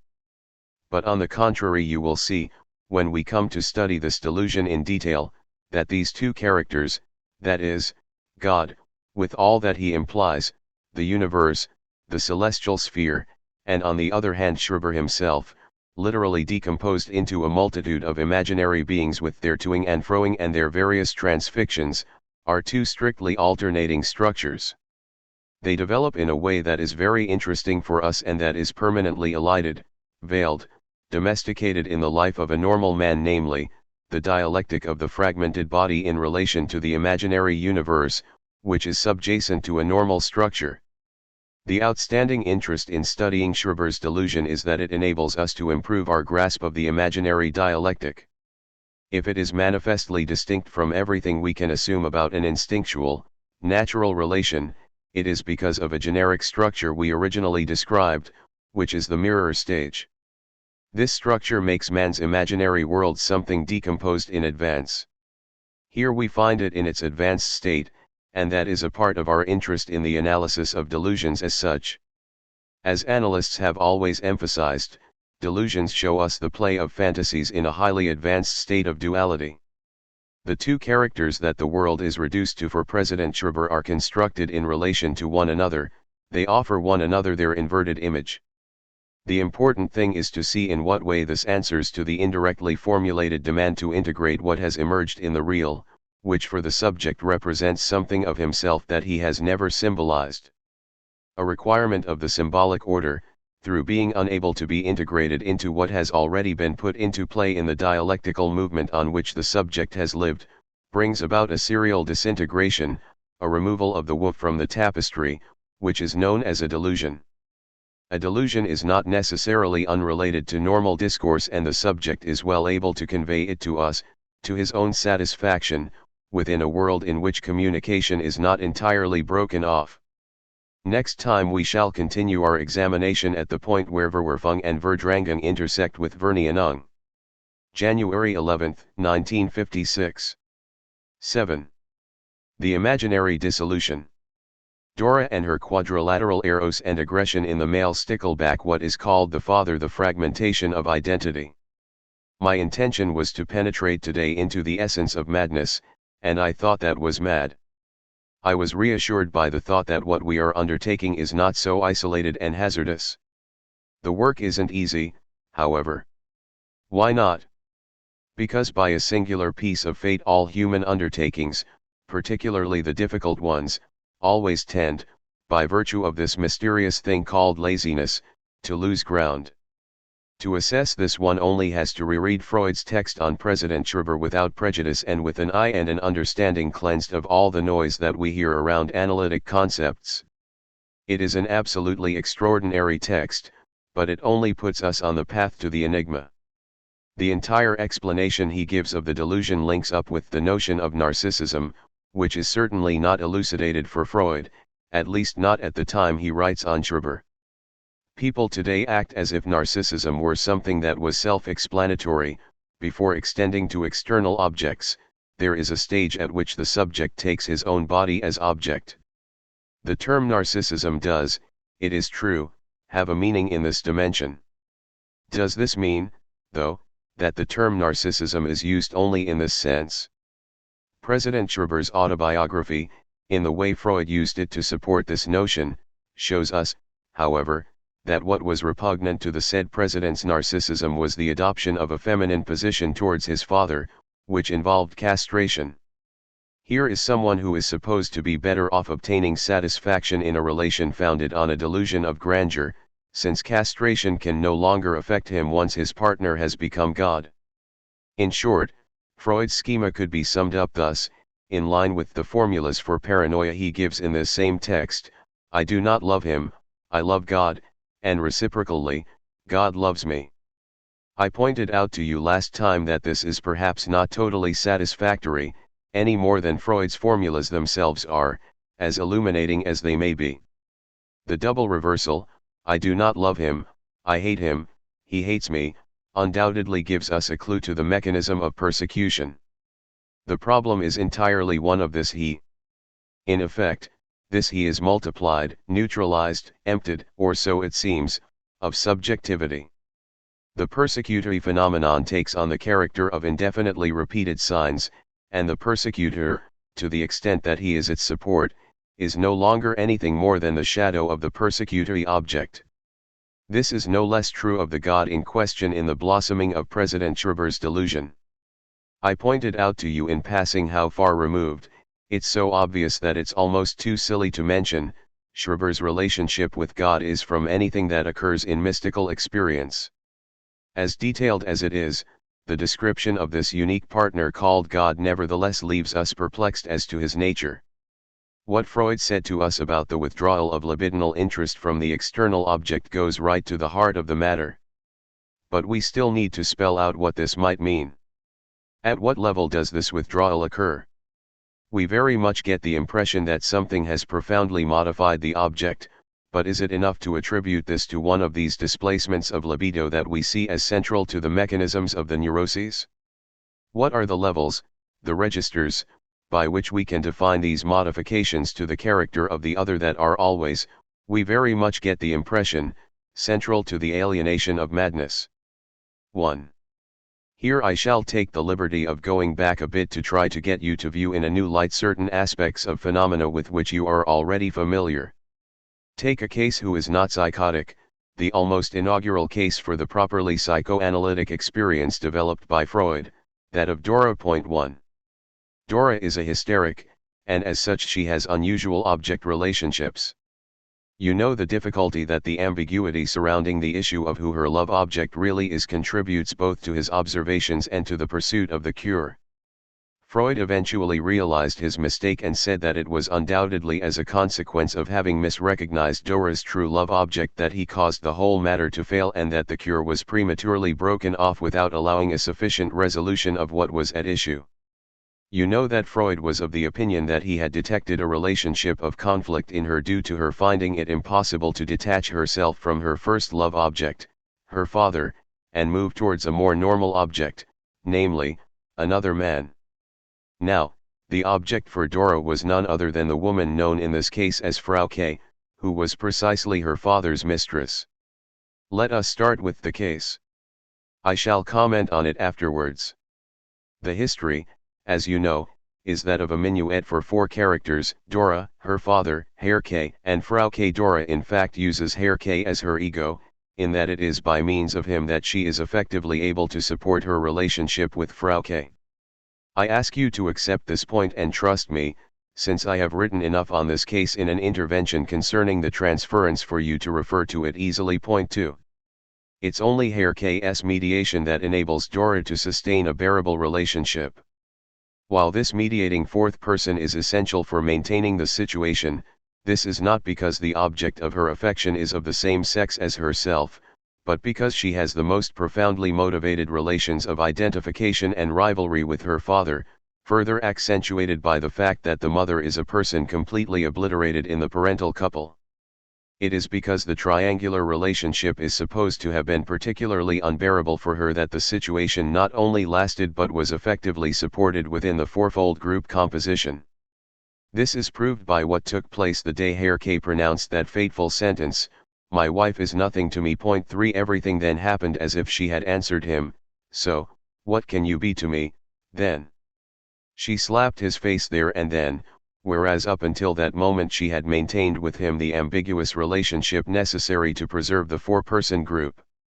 This disturbed the equilibrium of the situation. Dora is only a little hysteric, she doesn't have many symptoms. You recall, I trust, my emphasizing this famous aphonia which occurred only at her moments of tête-à-tête with, being confronted with, her love object, and which was definitely linked to a very special erotization of the oral function, withdrawn from its usual employment as soon as Dora got too close to the object of her desire. This is no big deal, and this wouldn't have brought her to see Freud, or made those around her force her to see him. On the contrary, from the moment the fourth character withdrew and broke up the situation, a little syndrome of persecution, quite simply, appeared in Dora with respect to her father. Until then the situation had been a bit improper, but without going beyond what we might call a Viennese operetta.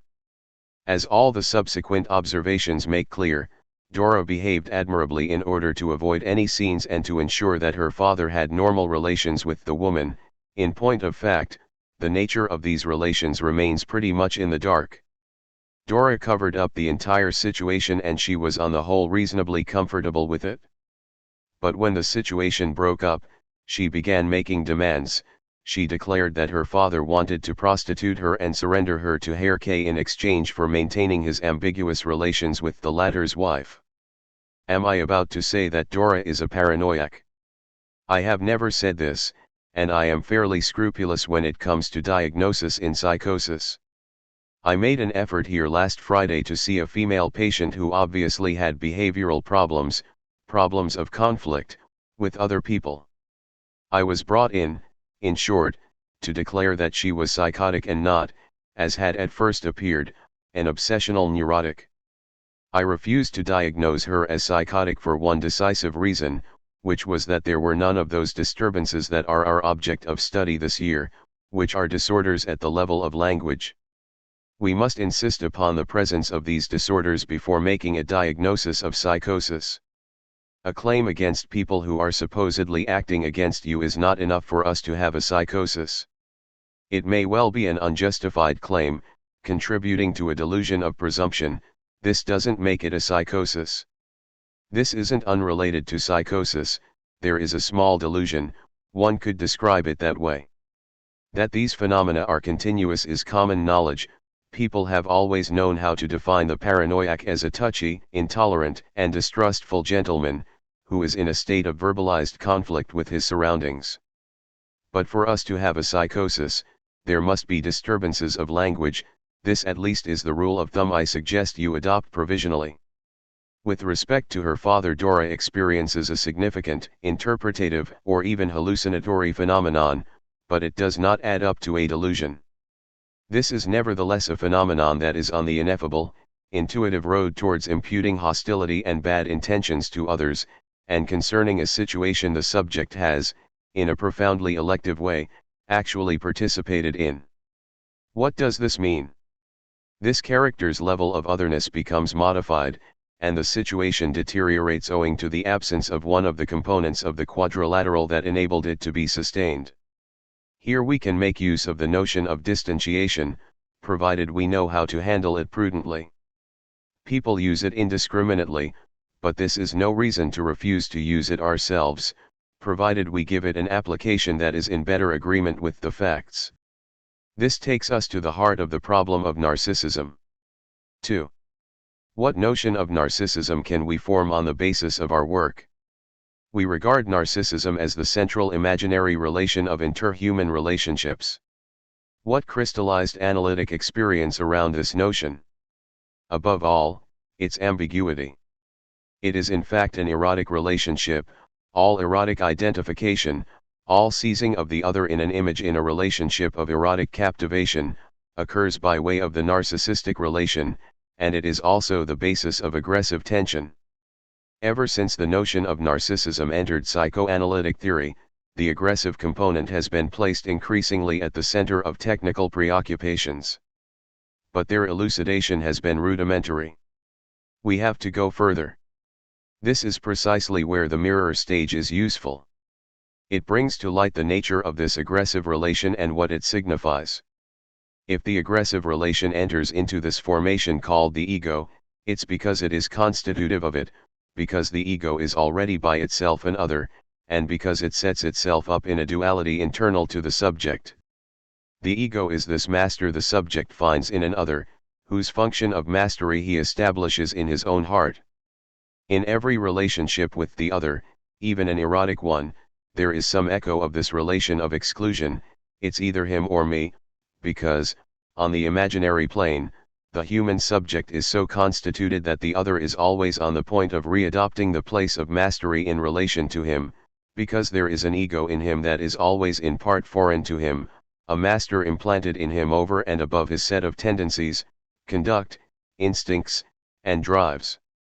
All I am doing here is putting into words, with a bit more rigor to bring out the paradox, the fact that the drives and the ego are in conflict and that there is a choice that has to be made. It adopts some, it doesn't adopt others. This is what is called the ego's function of synthesis. Nobody knows why, given that on the contrary the synthesis never takes place and that one would do better to call it a function of mastery. And where is this master? Inside. Outside. He is always both inside and outside, which is why any purely imaginary equilibrium with the other always bears the mark of a fundamental instability. Let me make a brief comparison with animal psychology. We know that animals have a much less complicated life than ours. At least this is what we believe on the basis of what we see, and there is enough evidence of this for man to have always used animals as a point of reference. Animals have relations with the other whenever they want to. For them there are two ways of wanting to: first, by eating it; second, by fucking it. This takes place according to what is called a natural rhythm, which forms a cycle of instinctual behavior. Now, it has been possible to bring out the importance of the fundamental role, in the triggering of these cycles, that images play in the relationship animals have with their counterparts.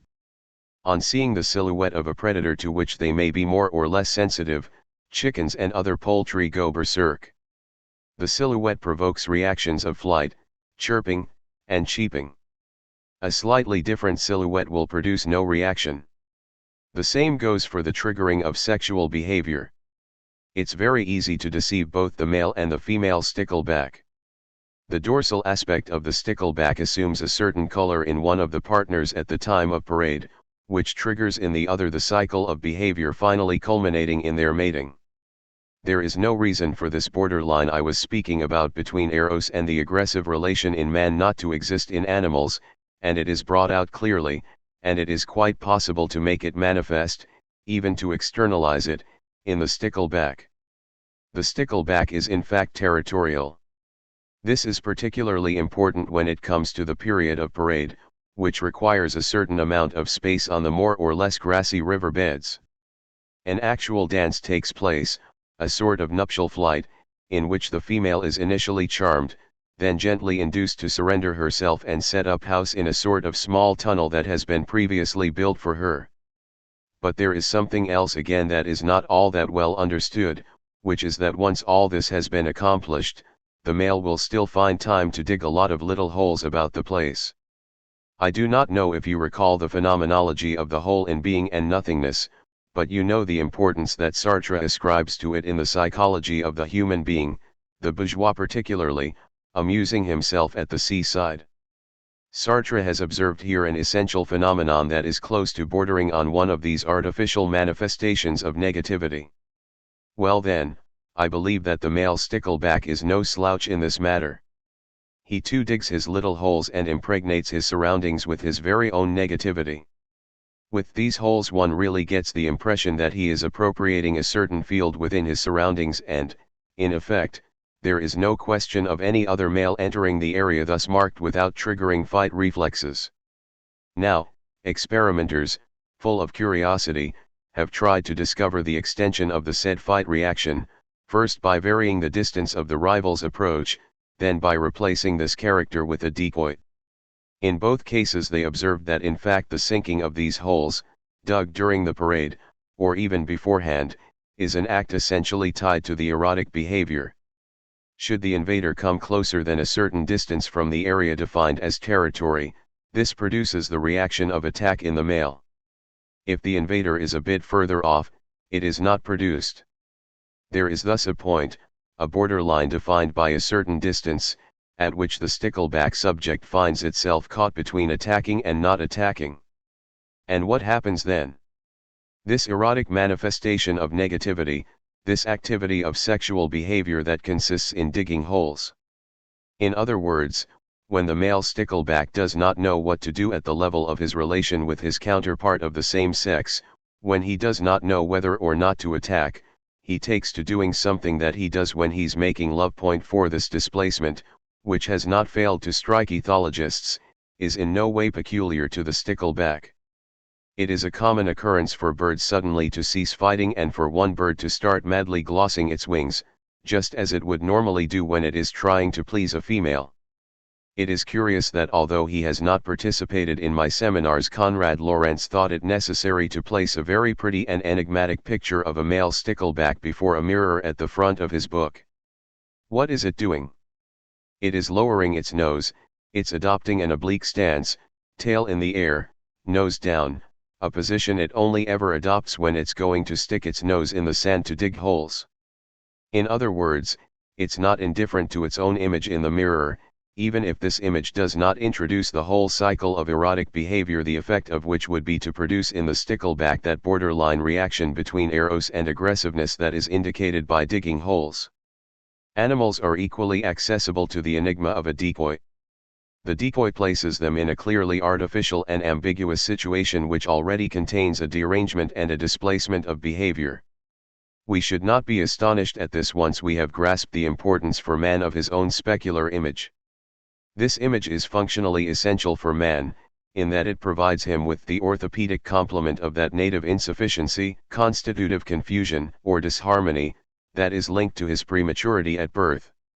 He will never be completely unified precisely because this is brought about in an alienating way, in the form of a foreign image which institutes an original psychical function. The aggressive tension of this either me or the other is entirely integrated into every kind of imaginary functioning in man.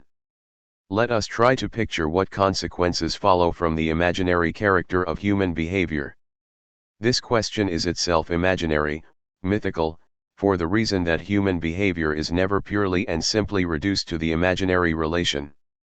Let us imagine for a moment a human being, in a sort of Eden in reverse, entirely reduced to this capture that is both assimilating and dissimulating in his relations with his counterparts. What happens as a result? By way of illustration, I have already had occasion to refer to the domain of these little animal-like machines that for some time we have been having fun creating. There's of course no resemblance at all, but they contain mechanisms which have been set up for the study of a number of types of behavior which are said to be comparable to types of animal behavior. This is true in one sense, and a part of this behavior may be studied as something unpredictable, which is interesting because it coincides with conceptions we are able to form of a self-feeding mechanism.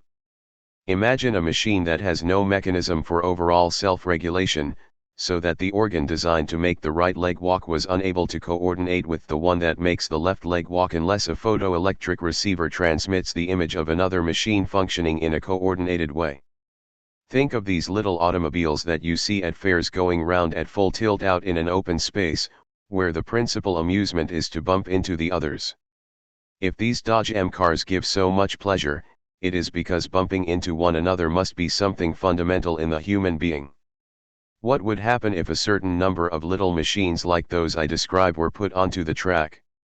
Each one being unified and regulated by the sight of another, it is not mathematically impossible to imagine that we would end up with all the little machines accumulated in the center of the track, blocked in a conglomeration the size of which would only be limited by the external resistance of the panel work.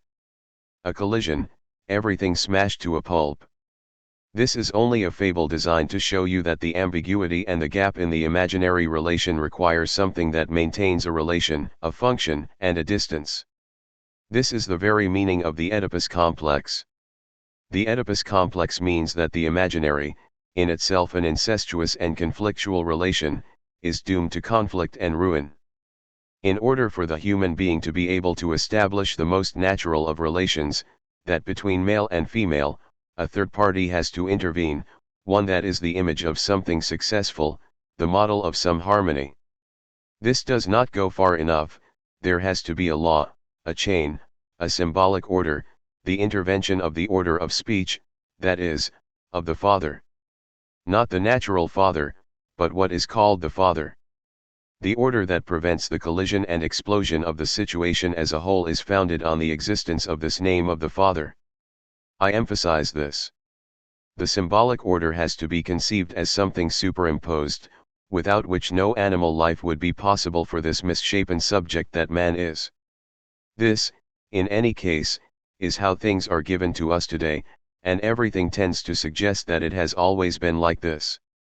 Indeed, whenever we find a skeleton we call it human if it has been placed in a grave. What reason can there be for placing this debris within a stone enclosure? For this to be possible, a whole symbolic order must have already been instituted, which entails that the fact that a gentleman has been Mr. So-and-so in the social order requires that this be indicated on his headstone. The fact that he was called Mr. So-and-so extends beyond his living existence. This doesn't presuppose belief in the immortality of the soul, but simply that his name has nothing to do with his living existence, that it extends and perpetuates itself beyond it.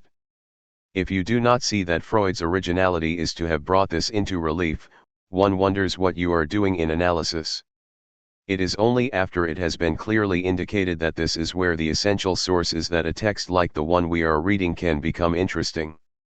To take what President Schreber presents in its structural phenomenology, you must first off have the schema in your head, which entails that the symbolic order subsists as such outside the subject, as distinct from, determining, his existence. Things bring one to a halt only when one considers them as possible. Otherwise one is happy to say, this is how things are, and one does not even try to see that this is how things are. 3. The long and remarkable observation that makes up Schreber's memoirs is no doubt exceptional, but it is certainly not unique. It is probably unique only because President Schreber was in a position to have his book published, although censored, and also because Freud became interested in it. Now that you have got the function of symbolic articulation into your heads, you will be more sensitive to this truly imaginary invasion of subjectivity that Schreber has us observe. There is an altogether striking predominance of the mirror relationship, a notable dissolution of the other qua identity. All the protagonists he talks about, when he does do this, for there is a long period during which he is unable to speak, and we shall return to the meaning of this period, divide into two categories which despite everything are on the same side of a certain border. There are those who are apparently alive and who are free to move about, his guards and his nurses, and who are the fleeting improvised men, les ombres de hommes bâcles à la six quarts, as Pichon has put it, who is responsible for this translation. And then there are the more important protagonists, who invade Schreber's body, who are the souls, the majority of souls, and the longer this goes on, the more they are ultimately corpses. The subject himself is only a second copy of his own identity. At a particular moment he has the revelation that the previous year his own death had occurred and that it was announced in the newspapers. Schreber remembers this former colleague as someone more gifted than he. He is an other. But he is nevertheless the same, who remembers the other. This fragmentation of identity brands all Schreber's relations with his counterparts on the imaginary level. 5 At other times he speaks of Flechsig, who is also dead and who has therefore ascended to where only souls exist, insofar as they are human, in a beyond where they are assimilated bit by bit into the grand divine unity, not without having gradually lost their individual characters. Before achieving this they still have to undergo a trial to free them from the impurity of their passions, from what is properly called their desire. There is literally a fragmentation of their identity, and the subject is undoubtedly shocked by this attack upon their personal identity, but this is how it is. I can only bear witness, he says, to things that have been revealed to me. And so we see, throughout this entire history, a fragmented Flechsig, a superior Flechsig, the luminous Flechsig, and an inferior part that ends up fragmented into between 40 and 60 little souls. 6. I shall pass over many things full of details that I would love you to take enough interest in for us to be able to follow them closely. Concerning his style, and its great strength of affirmation, typical of delusional discourse, we cannot but be struck by its convergence with the notion that the imaginary identity of the other has a profound relation to the possibility of fragmentation and segmentation. That the other is structurally multipliable and divisible is clearly manifested here in this delusion. There is also the telescoping of these images inside one another. On the one hand one finds multiple identities of the one same character, on the other there are these little enigmatic identities, variously piercing and harmful inside him, that, for example, he calls little men. This phantasmatic has often struck the imagination of psychoanalysts, who have sought to discover whether they are children, or spermatozoa, or something else. Why couldn't they just be little men? These identities, which in relation to his own identity have the value of an instance 7, penetrate, inhabit, and divide Schreber himself. The notion he has of these images suggests to him that they are getting thinner and thinner, becoming reabsorbed in some way by Schreber's own resistance. They maintain themselves in their autonomy, which moreover means that they can continue to harm him, only through realizing the operation that he calls the tying to celestial bodies, 8, a notion he would not have without the fundamental language. This is not just the soil, these bodies are also the planetary bodies, the astral bodies. You can see this register which, in my little magic square of the other day, I was calling that of the heavenly bodies. I didn't invent it for the occasion, I have been speaking for a long time of the function of heavenly bodies in human reality. It is clearly not for nothing that always, and in all cultures, the names given to the constellations play an essential role in establishing a certain number of fundamental symbolic relationships, which become increasingly evident as we find ourselves in the presence of a more primitive culture, as we say. A soul fragment thus ties itself on somewhere.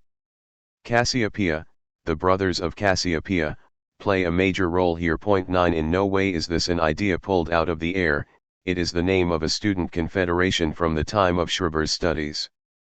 An attachment to such a fraternity, whose narcissistic, even homosexual, character is brought out in the analysis, is moreover a characteristic mark of Schreber's imaginary antecedents.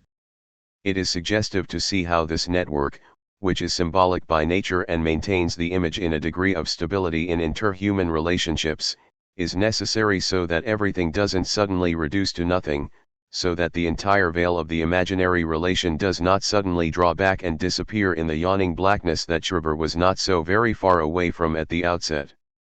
Psychoanalysts have cavilled, employing all sorts of details, over what meaning, from the point of view of the subject's libidinal investments, the fact might have that at one stage it's Flechsig who dominates, at another it's a divine image, which is variously located in the realms of God.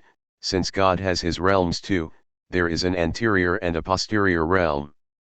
You can imagine how analysts have fiddled around with that. Of course, these phenomena are not incapable of being given a number of interpretations. But there is a register that outweighs them all, and that doesn't seem to have caught anyone's attention, as rich and amusing as this phantasmagoria is, as supple, also, in that we have located in it the various objects of the little analytic game. There are extremely nuanced auditory phenomena all throughout Schreber's delusion.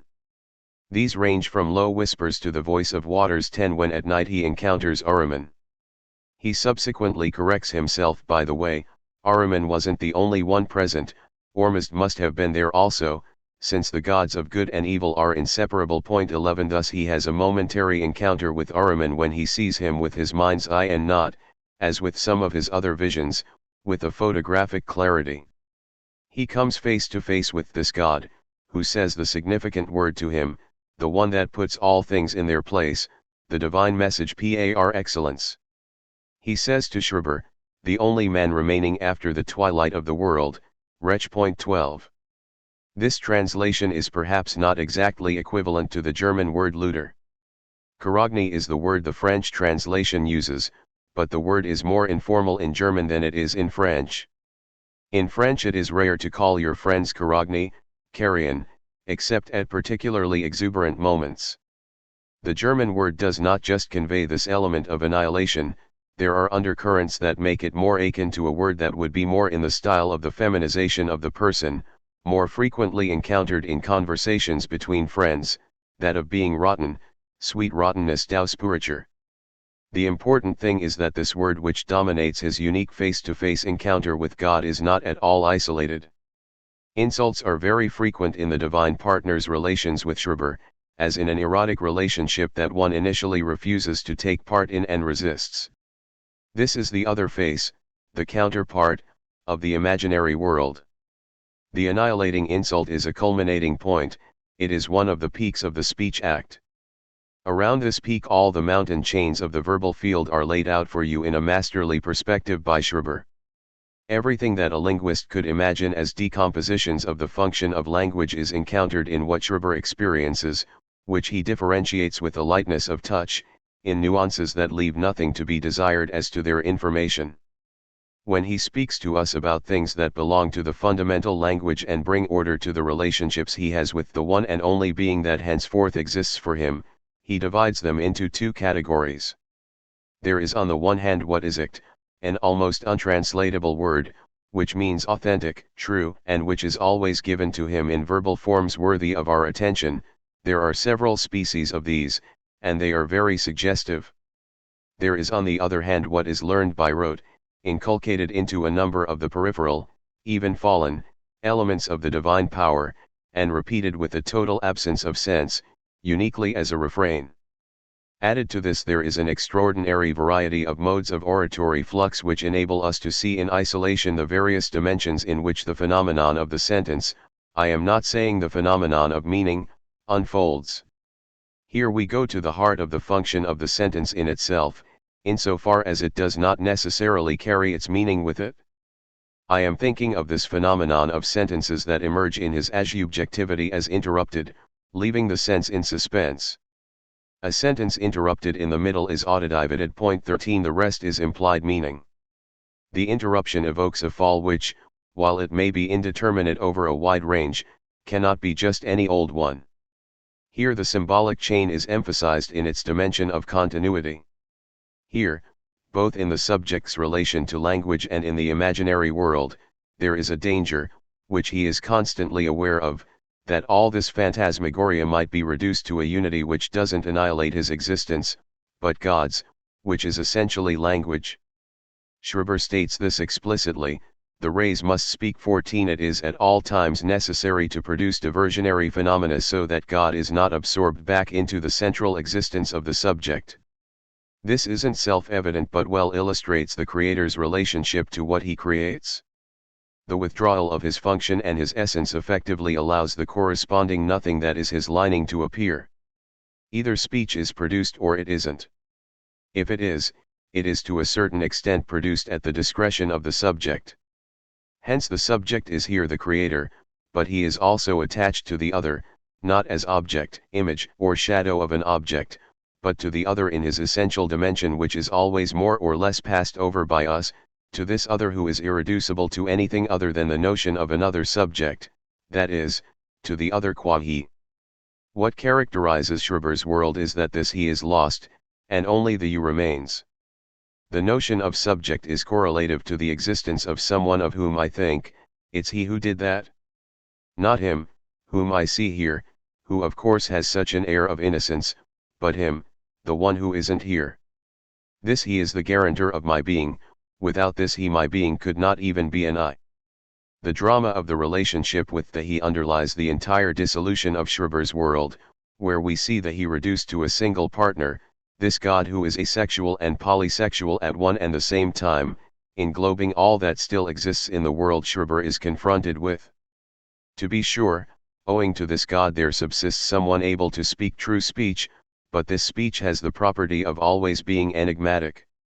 This is characteristic of all speech in the fundamental language.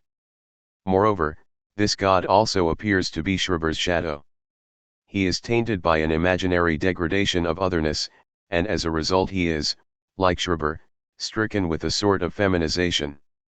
In any case, since we don't know Schreber the subject, we have to study him via the phenomenology of his language.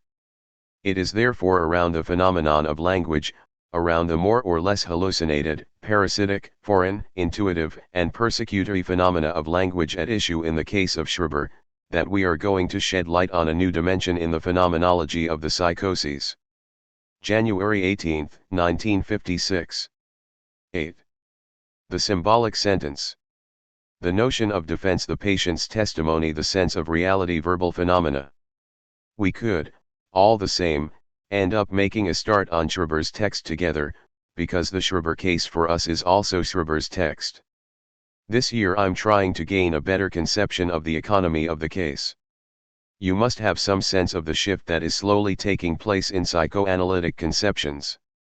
The other day I reminded you that Freud's explanation, briefly put, is that the patient enters an essentially narcissistic economy. This is a very rich idea, all the consequences of which should be drawn out, except nobody ever does, and one forgets what narcissism is at the point in his work Freud has got to when he writes the Schreber case. Consequently, nobody has a clear idea, either, how novel this explanation is, that is, of what other explanation it is to be situated in relation to. I shall return to one of the authors who have spoken in the greatest detail about the question of the psychoses, namely, Lacan. He emphasizes the notion of defense. But I don't want to proceed by means of commentaries on commentaries. We have to start with the book, as Freud recommends. Since we are psychiatrists, or at least people who are in various ways familiar with psychiatry, it's quite natural that to get an idea of what is taking place in this case we should also read with the eyes of psychiatrists. 1.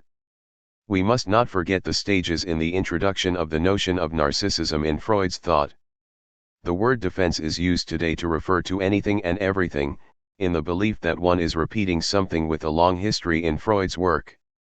It's quite true that the notion of defense plays a role very early on and that from 1894 to 95 onwards Freud proposes the expression neuropsychoses of defense. But he uses this term in a quite specific sense.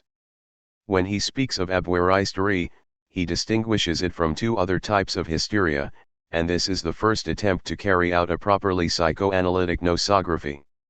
Look at the article I'm alluding to. Point 1. According to Brewer, hysterias have to be thought of as a secondary production of hypnoid states, dependent on a certain fertile moment which corresponds to a disturbance of consciousness in the hypnoid state. Freud doesn't deny that there are hypnoid states, he simply says, we are not interested in this, we don't take this to be a differential feature in our nosology. Point 2. One has to understand what one is doing when one classifies. You begin by counting the number of what appear to be the colored organs of a flower, which are called petals. It's always the same, a flower presents a certain number of units that can be counted, this is a very rudimentary botany. Later, you sometimes notice that the uninformed person's petals are not petals at all, but sepals, which don't have the same function.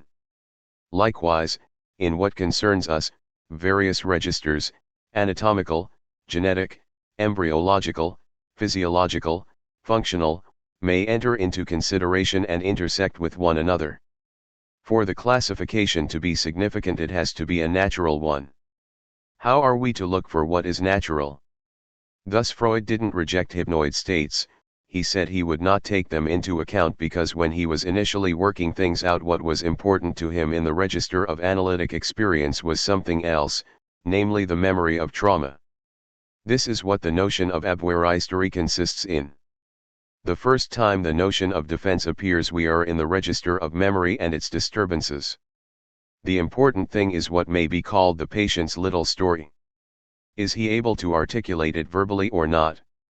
Anna O., whose portrait on a postage stamp someone brought along for me, for she was the queen of social workers, called this the talking cure. Point 3. Abwehrhysterie is hysteria in which things are expressed in symptoms and the discourse has to be freed.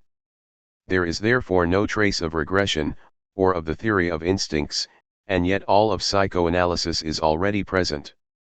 Freud distinguishes yet a third species of hysteria, characteristic of which is that there is also something to recount, but which is recounted nowhere.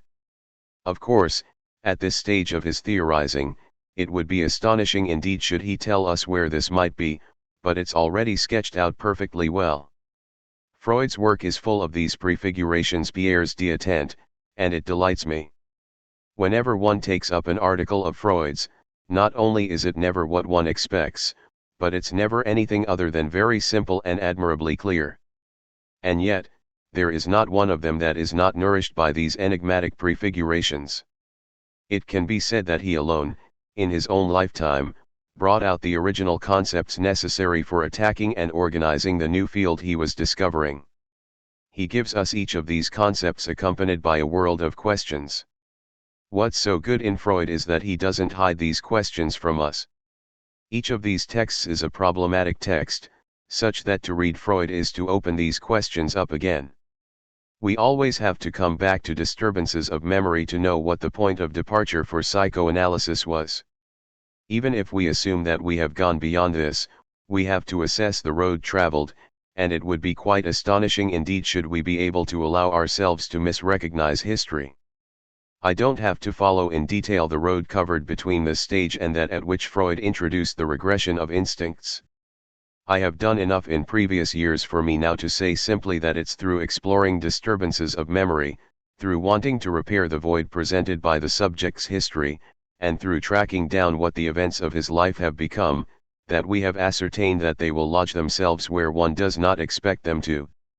I spoke last time about displacements of behavior. One realizes that it can't simply be a matter of rediscovering the mnemic, chronological localization of events, of restoring a piece of lost time, but that things also take place on the topographical level. The distinction in regression between entirely different registers is implicit here. In other words, what is constantly being forgotten is that it's not the case that if one thing comes to the fore another loses its price, its value, within topographical regression. It's here that events acquire their fundamental behavioral meaning. And this is when narcissism was discovered. Freud realized that there are modifications to the imaginary structure of the world and that they interfere with modifications to the symbolic structure. This is really how it has to be described, since remembering necessarily takes place within the symbolic order. When Freud explains delusion by a narcissistic regression of libido, with this withdrawal from objects ending in a disobjectualization, this means, at the point he has attained, that the desire that is to be recognized in delusion is situated on a completely different level from the desire that has to make itself recognized in neurosis. If one doesn't understand this, one will completely fail to see what differentiates psychosis from neurosis. Why should it be so difficult in psychosis to restore the subject's relation to reality, when the delusion is in principle entirely legible? This, at least, is what can be read in some passages in Freud, which you have to know how to emphasize in a less summary way than is usual. Delusions are indeed legible, but they are also transcribed into another register. In neurosis, one always remains inside the symbolic order, with this duality of signifier and signified that Freud translates as the neurotic compromise. Delusions occur in a completely different register. They are legible, but there is no way out. How does this come about? This is the economic problem that remains open at the time Freud completes the Schreiber case. I'm making some large claims. In the case of the neuroses, the repressed reappears in loco where it was repressed, that is, in the very midst of symbols, insofar as man as agent and actor integrates himself into them and participates in them. The repressed reappears in loco beneath a mask. The repressed in psychosis, if we know how to read Freud, reappears in another place, in altero, in the imaginary, without a mask. This is quite clear. It's neither new nor heterodox, it just has to be appreciated that this is the main point. This is far from being a settled issue at the time Freud puts the last full stop to his Schreiber study. On the contrary, this is where the difficulties begin to appear. Others have tried to pick up where Freud left off. Read Kitten, for example, who tries to give us an analytic theory of schizophrenia in Volume 5 of the collection, Psychoanalysis of the Child. 4. Read it and you will see very clearly the path that analytic theory has taken. In Freud, the question of the subject's center always remains open. In the analysis of paranoia, for example, he proceeds step by step to show the evolution of an essentially libidinal disturbance, a complex play of an aggregate of transferable, transmutable desires, which may regress, and the center of this entire dialectic is still problematic for us. Now, the turn that took place in analysis at around the time of Freud's death led to the rediscovery of this good old everlasting center, the ego at the controls, guiding defense. Psychosis is no longer interpreted on the basis of the complex economy of the dynamics of the drives, but on the basis of procedures used by the ego to escape from various requirements, to defend itself against the drives. The ego again becomes not only the center but the cause of the disorder. Henceforth the term defense makes no more sense than does talk of defending oneself against temptation, and the entire dynamics of the Schreiber case are explained to us on the basis of the ego's efforts to escape from a so-called homosexual drive threatening its completeness. Castration no longer has any other symbolic meaning than that of a loss of physical integrity. We are solemnly told that the ego, which is not yet strong enough to establish points of attachment in the external milieu in order to exercise its defense against the drives in the ID, finds another resource, that is, it foments this neo-production we call a hallucination, which is another way of acting and transforming its dual instincts, sublimation, in its own way, but with serious drawbacks.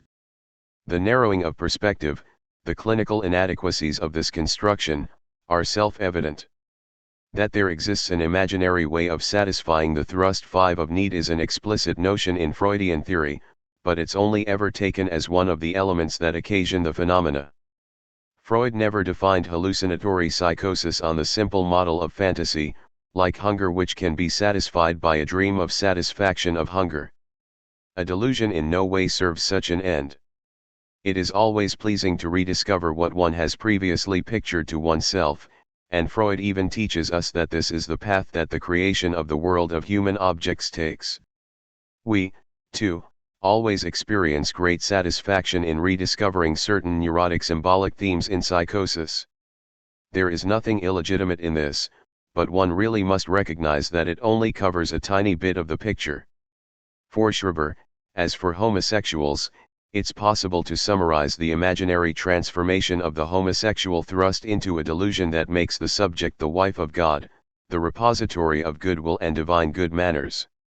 This summary is fairly convincing, and all sorts of refined modulations can be found to justify it in the text itself. Similarly, the distinction I drew last time between the realization of repressed desire on the symbolic level in neurosis and on the imaginary level in psychosis is already fairly satisfactory, but it doesn't satisfy us. Why not? Because this isn't all there is to psychosis, which isn't the development of an imaginary, phantasmatic relationship with the external world. Today I would simply like to get you to see how massive the phenomenon is. Does the entire delusion consist of the dialogue of this unique Schreiber, who, with his enigmatic partner, the Schreiberian God, is the starting point for the regeneration of humanity through the birth of a new Schreiberian generation? No, it doesn't. Not only is this not the whole delusion, but it's quite impossible to understand it entirely at this level. It's rather curious that in only retaining what is clear in the imaginary events, people happily accept such a partial explanation of a massive phenomenon like psychosis. If we wish to make any progress in understanding psychosis, we must develop a theory that justifies the bulk of these phenomena, several samples of which I shall give you this morning. 2. We shall begin at the end and attempt to understand by working backwards. If I adopt this course, it's not simply contrived for the presentation but also suits the matter at hand. Here you have a subject who was ill from 1883 to 1884, who then had 8 years respite and, at the end of the 9th year after the start of the first crisis, in October 1893, things in his pathology began again. He entered the same clinic directed by Dr. Flechsig in which he had been treated on the first occasion, and he remained there till mid-June 1894.6. His state was complex. The clinical aspect of it may be characterized as a hallucinatory confusion or even a hallucinatory stupor. Later on he was to give a no doubt distorted report of all that he had lived through. We speak of confusion to characterize his hazy recollection of certain episodes, but other elements, and specially his delusional relations with various people about him, remain sufficiently intact for him to be able to give valuable testimony about them. This is nevertheless the most obscure period of the psychosis. Take note that it's only via his delusion that we know anything about it, since we weren't there either and the medical certificates on this first period are not rich. Schreiber certainly recalled it well enough at the time he started to give testimony to be able to draw distinctions here, and in particular to be able to pick out a displacement of the center of interest onto his personal relations with what he calls souls. Souls aren't human beings, nor are they these shadows he has dealings with. They are dead human beings with whom he has special relations, connected with all sorts of feelings of bodily transformation, of being enclosed, of intrusion, and of exchanges of bodies. This is a delusion in which an element of pain plays a very important role. I'm not speaking of hypochondria, which is in any case too vague a term in our vocabulary. I'm sketching the outline. From the phenomenological point of view, and remaining cautious, we can admit that there is a state here that can be described as the twilight of the world. He is no longer amongst real beings. This being no longer amongst is typical, for he is amongst other much more burdensome elements. Suffering is the dominant strain in his relations with them, which involve the loss of his autonomy. This profound, intolerable disturbance of his existence motivates in him all sorts of behavior of which he can only give us a hazy indication, but of which we get an indication by the way he is treated. He is placed under surveillance, at night he is placed in a cell, and he is deprived of all implements. At this moment he appears to be a patient in a very seriously acute state. There is a moment of transformation, he tells us, around February-March 1894.7. The so-called posterior realms of God take the place of the souls with which he has had dealings of the order of intrusions or somatic fragmentations. There is a metaphorical intuition here of what lies behind appearances. These realms appear in two forms, Ormuzd and Ahriman. The pure rays also appear, behaving quite differently from the so-called tested souls, which are impure rays. Schreber refers to the profound perplexity he is left in by the effects of this apparent purity, which can only be attributed to a divine intention. They are constantly disturbed by elements arising from the tested souls, which play all sorts of tricks on the pure rays and place themselves between Schreber and their beneficial action. The tactics of the majority of these souls, motivated by very evil intentions indeed, are very precisely described, and notably those of the ringleader, Flechsig, who fragments his soul in order to redistribute the pieces in the hyperspace located between Schreber and the distant God in question. 8 I am he who is distant. We find this formula, which has a biblical echo, in a footnote in which Schreber tells us what God has confided in him. God for Schreber isn't he who is, but he who is, a long way away. 9. The pure rays speak, they are essentially speaking rays. There is an equivalence between the speaking rays, the nerves of God, plus all the particular forms they are capable of adopting, including their variously miracled forms, such as the scissors. This corresponds to a period during which what Schreber calls the Grundsprache dominates, a sort of extremely vigorous High German with a tendency to express itself in euphemisms and antiphrases.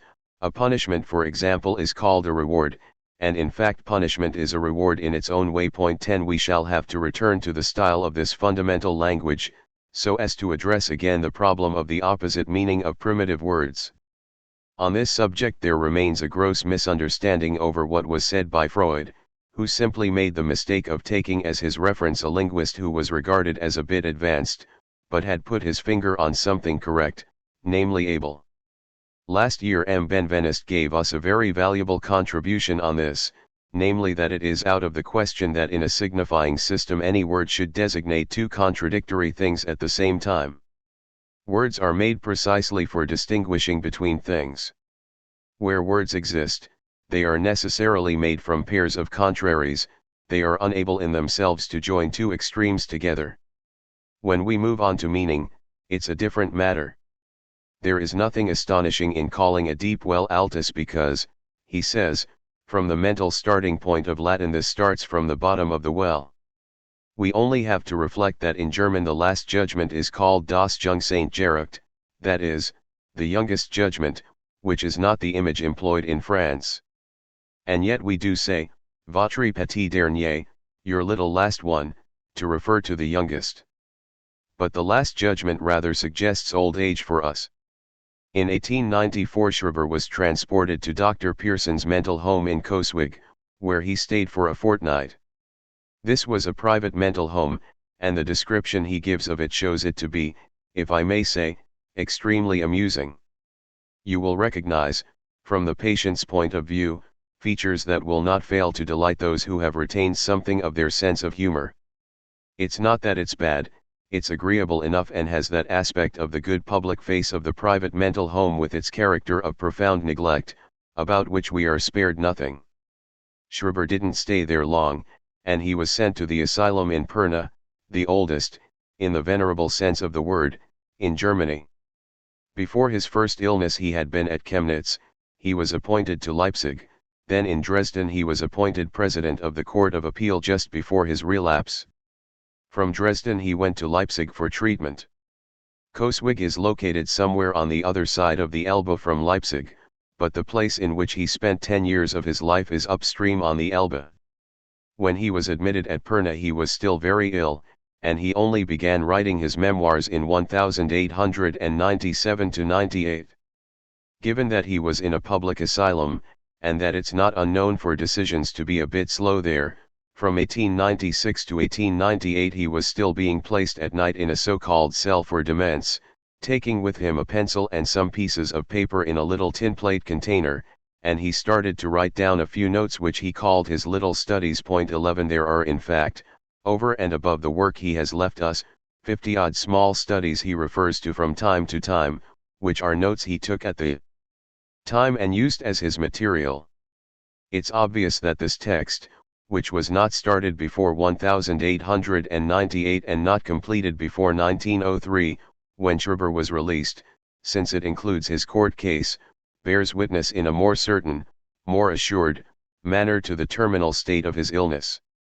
As for the rest, we don't even know when Schreber died, but only that he had a relapse in 1907 and that he was again admitted to a mental home, which is very important. 12. We shall start at the date at which he wrote his memoirs.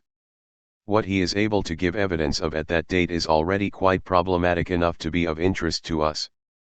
Even if we don't resolve the problem of the economic function of what I called just now the phenomena of verbal alienation, let's provisionally call them verbal hallucinations, we are interested in what is distinctive about the analytic viewpoint in the analysis of a psychosis. 3. We are all disillusioned with the prevailing psychiatric point of view. As far as a real understanding of the economy of the psychoses is concerned, we can now read a report on catatonia written around 1903, carry out this experiment yourselves, naturally take a good study, not one step forward in the analysis of the phenomena has been made.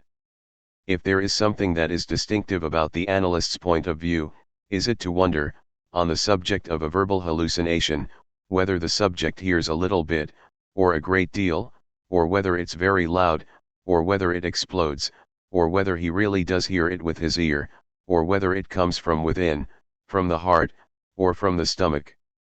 These extremely interesting questions arise from the fact, fairly infantile in the final analysis, that we are flabbergasted that a subject should hear things that we don't. As if we don't, all of us, all of the time, have visions, as if we are never in the grip of phrases that just pop into our heads, sometimes brilliant, illuminating phrases that orientate us. Obviously, we don't put them to the same use as the psychotic does. These things take place in the verbal order, and the subject experiences them as being received by him. If, as we were taught to be at school, we are interested above all else in the question of whether it's a sensation, a perception, an apperception, or an interpretation, if in short we cleave to the elementary relation to reality in the scholarly academic register, by putting our faith in a clearly incomplete theory of knowledge, we shall lose all its value. Besides, contrary to a theory that moves from the level of sensation through that of perception to that of causation and the organization of the real, philosophy has for some time now, at least since Kant, been attempting in no uncertain terms to bring to our attention that there are different fields of reality and that the problems are expressed, organized, and raised in registers that are equally different. Consequently, the most interesting question perhaps isn't whether the speech is heard or not. This still leaves us up in the air. What do our subjects give us 3/4 of the time? Nothing other than what we are getting them to do in suggesting to them that they reply to us. We introduce distinctions and categories which interest us, not them, into what they experience. The imposed, external character of the verbal hallucination needs to be taken into consideration on the basis of the way the patient reacts. It's not what he hears the best, as one says, in the sense in which one thinks that hearing is hearing with one's ears, that strikes him the most.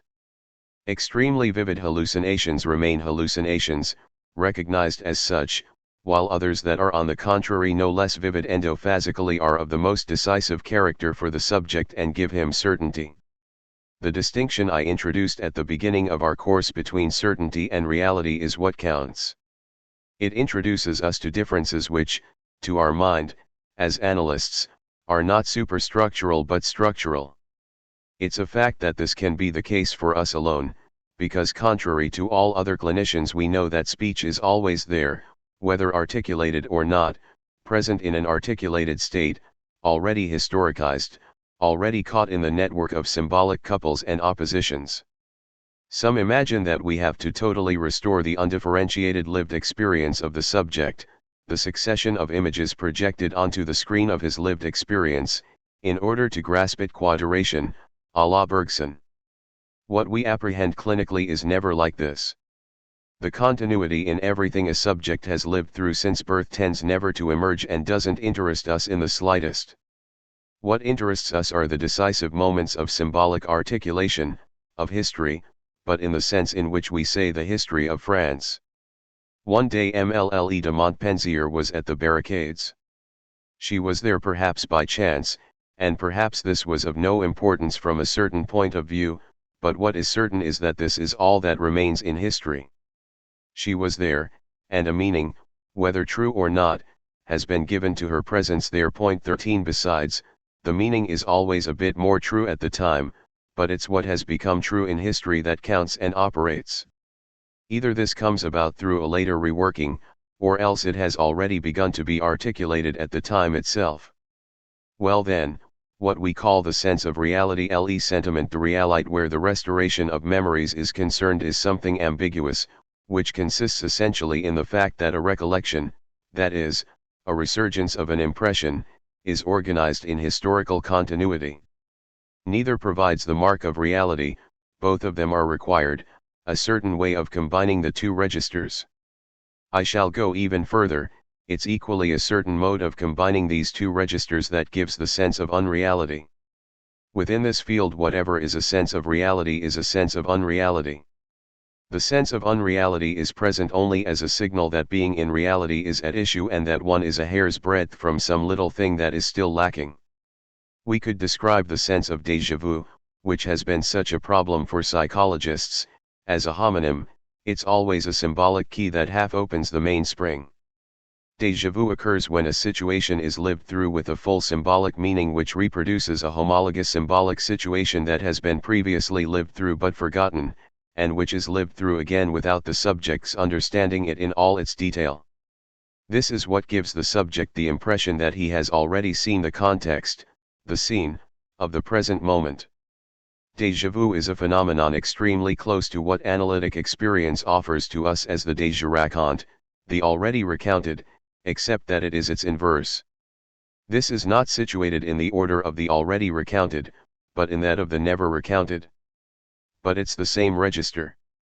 If we admit the existence of the unconscious as Freud elaborates it, we have to suppose that this sentence, this symbolic construction, covers all human lived experience like a web, that it's always there, more or less latent, and that it's one of the necessary elements of human adaptation. The fact that this may happen without one's knowledge might have been described as outlandish for a long time, but for us this isn't so. The very idea of an unconscious thought, this great practical paradox that Freud gave, means nothing else. When Freud formulated the term unconscious thought, adding sit venia furbo in his Traumdeutung, he was saying nothing other than that thought means the thing articulated in language. Point 14. At the level of the Traumdeutung there is no other interpretation of the term than this. We could call this language internal, but this adjective already falsifies everything. This so-called internal monologue is entirely continuous with the external dialogue, and indeed this is why we can say that the unconscious is also the discourse of the other. While there is indeed something of the order of continuity, it's not present at every instant. Here, too, one must begin to say what one means, move in the direction in which one is moving, and at the same time know how to correct it. There are properly symbolic laws of intervals, of suspension, and of resolution. There are suspensions and scansions that mark the structure of every calculation, the effect of which is that it's precisely not in a continuous manner that this internal sentence, let's say, gets registered. This structure, which is already attached to ordinary possibilities, is the very structure, or inertia, of language. For man it is precisely a question of knowing how to get by in the face of this continuous modulation without becoming too preoccupied by it. This is why things work out in such a way that his consciousness shies away from it. However, to admit the existence of the unconscious is to say that even if consciousness shies away from it, the modulation I'm talking about, the sentence in all its complexity, continues regardless. There is no other sense than this to give to the Freudian unconscious. If this is not what it is, then it's a six-legged, absolutely incomprehensible monster, incomprehensible in any case from the perspective of analysis. Since we are looking for the functions of the ego as such, let me say that one of its tasks is precisely not to become poisoned by the sentence that always continues circulating and seeks only to re-emerge in 1,000 more or less camouflaged and disturbing forms. In other words, the sentence of the Gospels, "They have ears so as not to hear," is to be taken literally. It's a function of the ego that we do not have to perpetually listen to this articulation that organizes our actions like spoken actions. This isn't drawn from the analysis of psychosis, it's only making evident, once again, the postulates of the Freudian notion of the unconscious.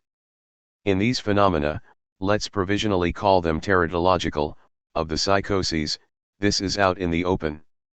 I'm not making this the essential characteristic, any more than a while ago I was making the imaginary element the essential characteristic, but it's too often ignored that in cases of psychosis we see the sentence, this monologue, this internal discourse I was speaking to you about, reveal itself in the most highly articulated manner. We are the first to be able to grasp this because, to a certain extent, we are already prepared to hear it. Henceforth, we have no reason to refuse to recognize his voices when the subject testifies that they are something that forms a part of the very text of his lived experience. 4. Reading of the Memoirs, pages 308 to 12. This is what the subject tells us in a retrospective addition to his memoirs. He metaphorically refers the slowing down of sentences over the years to the vast distance to which the rays of God have withdrawn. Not only is there a slowing down but also a delay, a suspension, an adjournment. It's highly significant for us that the very phenomenology under which the seamless web of the accompanying discourse presents itself changes and evolves over the years, and that the very full sense at the beginning subsequently empties itself of its sense.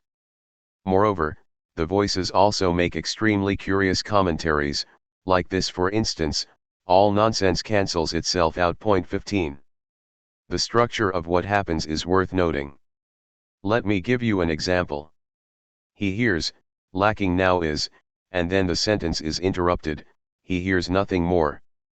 We only have his word for it, but for him this sentence has the implicit meaning of, lacking now is the leading thought. Point 16. In an interrupted sentence, as such always subtly articulated grammatically, meaning is present in two ways, as anticipated on the one hand, since it's a question of its suspension, and as repeated on the other, since he invariably refers it to an impression of having already heard it. When one enters into the analysis of language, it's important also to take some interest in the history of language. Language isn't as natural a thing as all that, and the expressions that appear to us to be self-evident can be ranked according to whether they are more or less grounded. The voices that preoccupy Schreber with their continuous discourse are psychologists. A major part of what they recount concerns the conception of souls, the psychology of the human being. They contribute catalogues of registers of thought, the thoughts of all thoughts, of assertion, of reflection, of fear, they point them out, articulate them as such, and say which are regular. They also have their conception of patterns. 17. They are at the forefront of behaviorism. Just as on the other side of the Atlantic people are attempting to explain the normal way to offer a bunch of flowers to a young girl, so too they have precise ideas on the manner in which man and woman should make advances to one another and, even, go to bed together. Schreber is nonplussed by it. This is how it is, he says, though I have never seen it myself. The text itself is reduced to rote learning or refrains that sometimes strike us as just a little embarrassing. Concerning the interrupted sentence, lacking now is, I remember something that had struck me when I was reading M. Somais, who around 1660 to 1670 wrote a Dictionnaire de Précieuses. 18 To be sure, the précieuses are ridiculous, but the so-called movement of the précieuses is an element at least as important for the history of the language, of thought, of mores, as our dear surrealism which, as we know, doesn't amount to nothing. Surely if a movement of people who handled symbols and signs in a strange way around 1920 had not occurred, we would not have the same style of poster. The movement of the précieuses is much more important than one thinks from the point of view of language.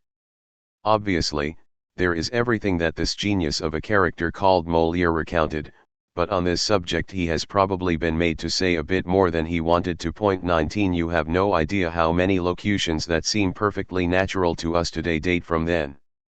Somais notes for example that it's the poet Saint Amand who was the first to say lemot me manque. 20 If today no one calls an armchair les commodites de la conversation, it's by pure chance.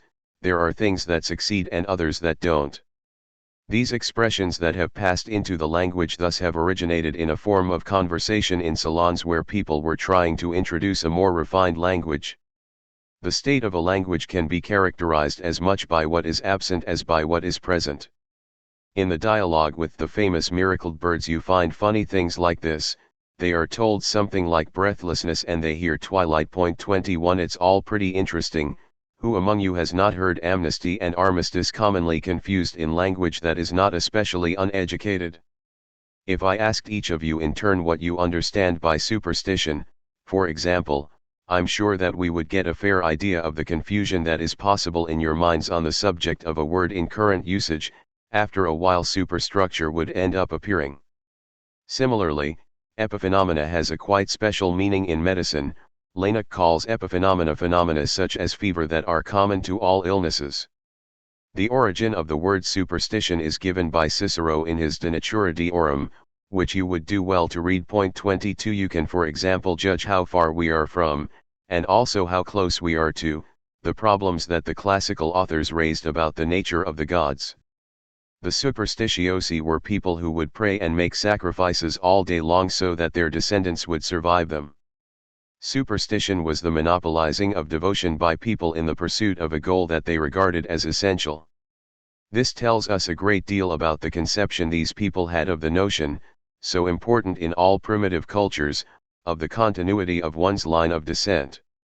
This reference could, perhaps, also give us the best hold on the true definition to give of superstition, which consists in extracting one part of the text of conduct at the expense of others.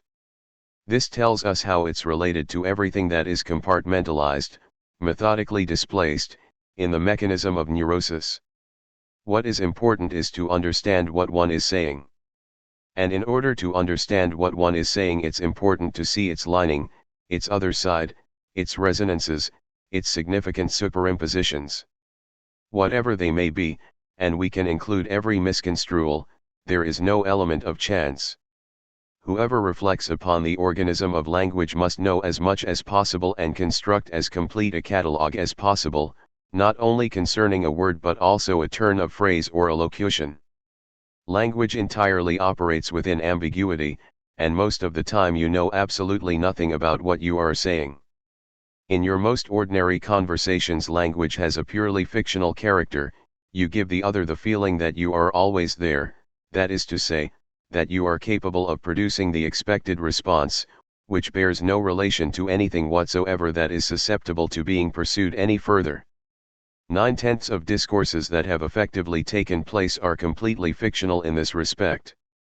This primordial fact is necessary to whoever wants to penetrate the economy of President Schreiber and understand what this nonsense means that he himself locates within his relations with his imaginary interlocutors. This is why I invite you to make a closer examination of the evolution of the verbal phenomena in President Schreiber's history, so as to be able later to link them to the libidinal displacements. January 25, 1956. 9. On Nonsense and the Structure of God. Principles of the analysis of delusion. Delusional interlocution being forsaken dialogue and voluptuousness. God's politics. Regarding an expression Schreiber uses, namely that voices tell him that they lack something, I remarked that such expressions don't appear out of the blue, one that they are born over the course of a language's history, and at a level of creation sufficiently elevated for this to have taken place within a circle interested in questions of language. These expressions appear to flow quite naturally from the given arrangement of signifiers, but their appearance at a given moment is historically verifiable. I was saying, then, that lemot me manque, the word escapes me, an expression that seems so natural to us, is recorded in Somais as having issued from the cote rise of the Précieuses. It was considered so remarkable at the time that he recorded its appearance, attributing it to Saint Amant. I've collected nearly 100 of these expressions.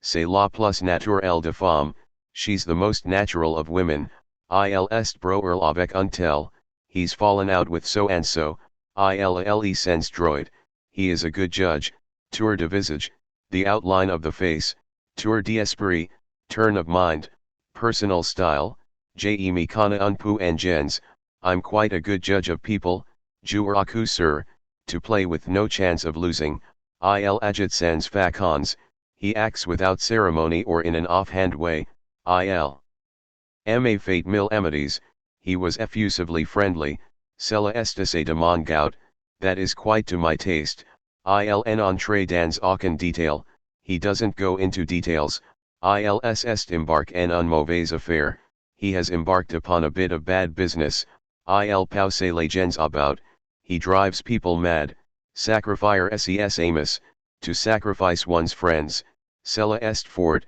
that is a bit much, faire de avances, to make approaches or advances to someone, faire figure dans le monde, to cut a figure in the world.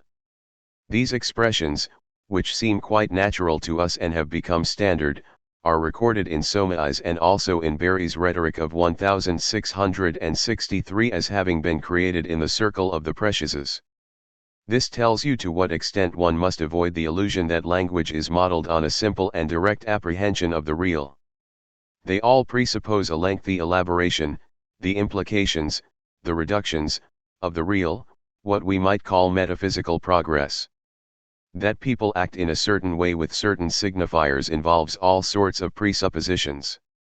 Lemot me manque, for example, presupposes first of all that the word exists.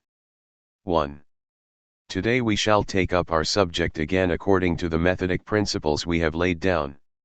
To press on a little bit further into President Schreiber's delusion, we shall proceed by taking up his document again. Besides, we haven't got anything else. I pointed out that the document was composed by Schreiber at a period sufficiently late in his psychosis for him to be able to put his delusion into words.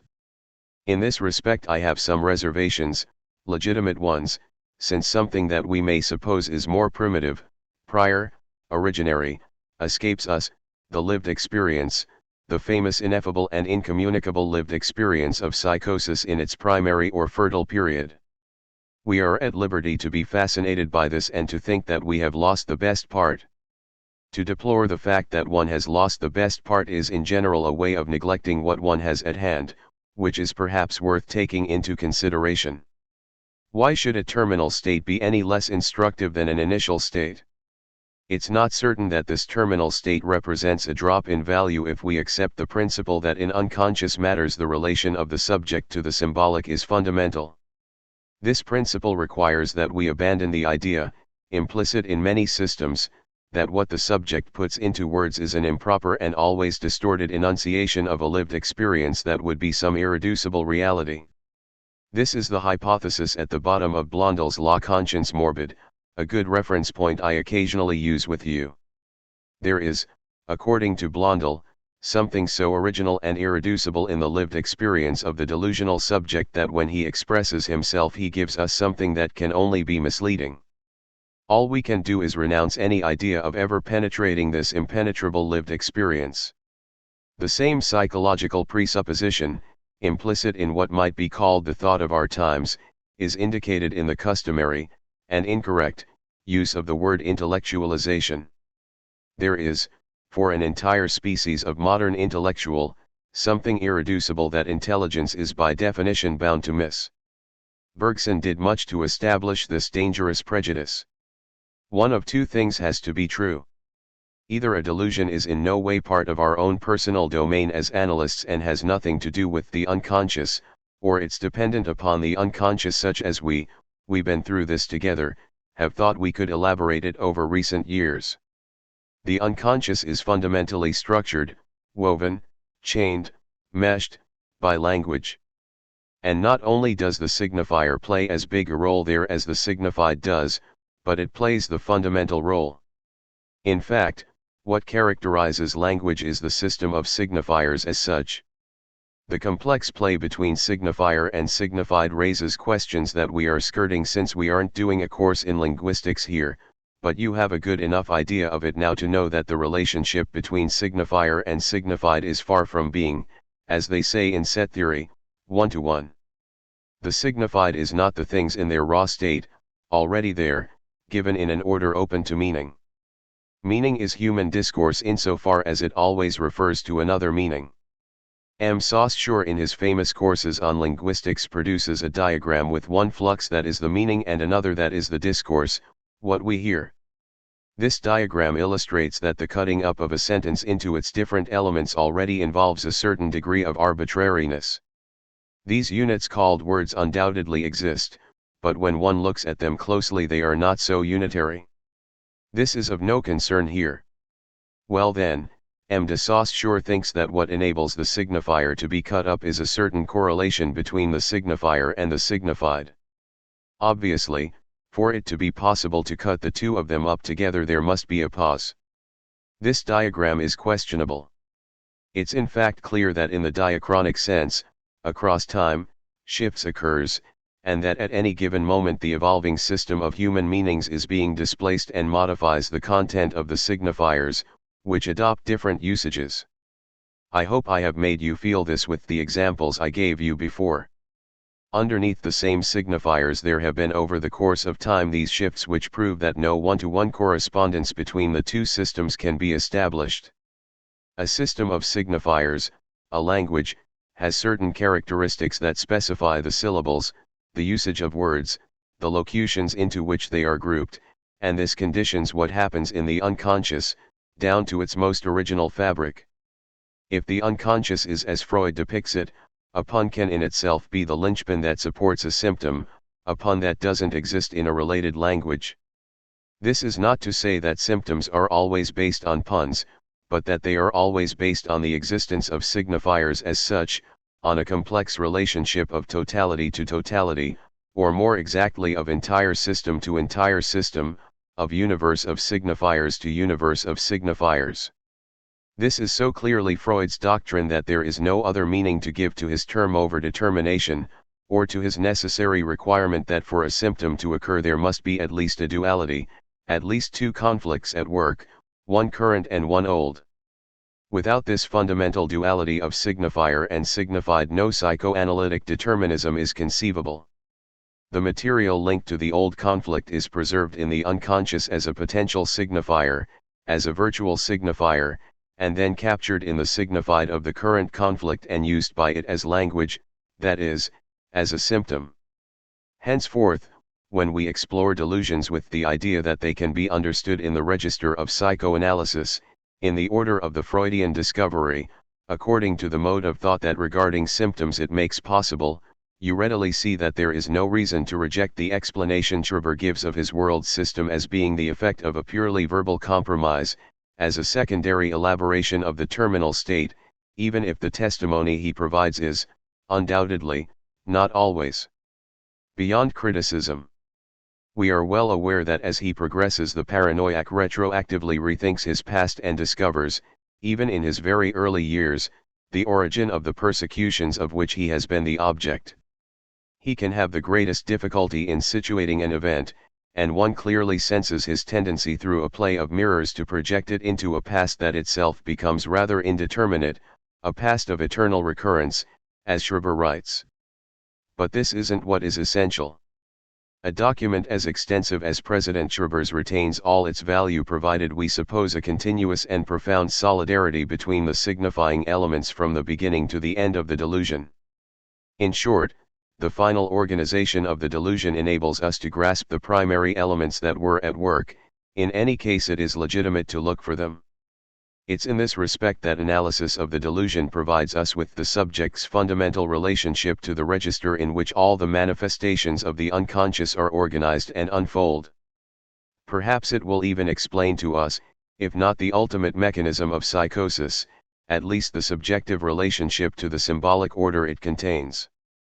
Perhaps we shall be able to understand how over the course of the evolution of the psychosis, from the time of its origin to its final stage, assuming that there is a final stage in psychosis, the subject is situated in relation to the whole symbolic, original order, an environment distinct from the real environment and from the imaginary dimension, with which man is always involved, and which is constitutive of human reality.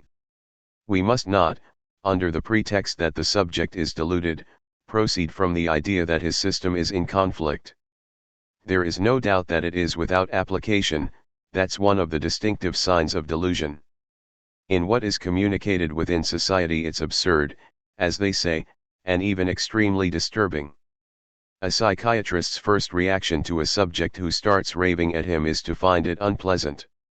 He's disturbed at hearing a gentleman make statements that are both peremptory and contrary to what one is accustomed to regarding as the normal order of causality, and his first concern in the interview is to get the little pegs back into the little holes, as P. Guy would say in his late works when speaking of the experience he had taken upon himself, about these people who, when the great catastrophe declares itself, want to retain the same relationship with things as beforehand. Proceed in an orderly manner, sir. They say to the patient, and the chapters are already done. Like all discourse, a delusion is to be judged first of all as a field of meaning that has organized a certain signifier, so that the first rules of a good interview, and of a good investigation of the psychoses, might be to let him speak for as long as possible. One forms an opinion afterwards.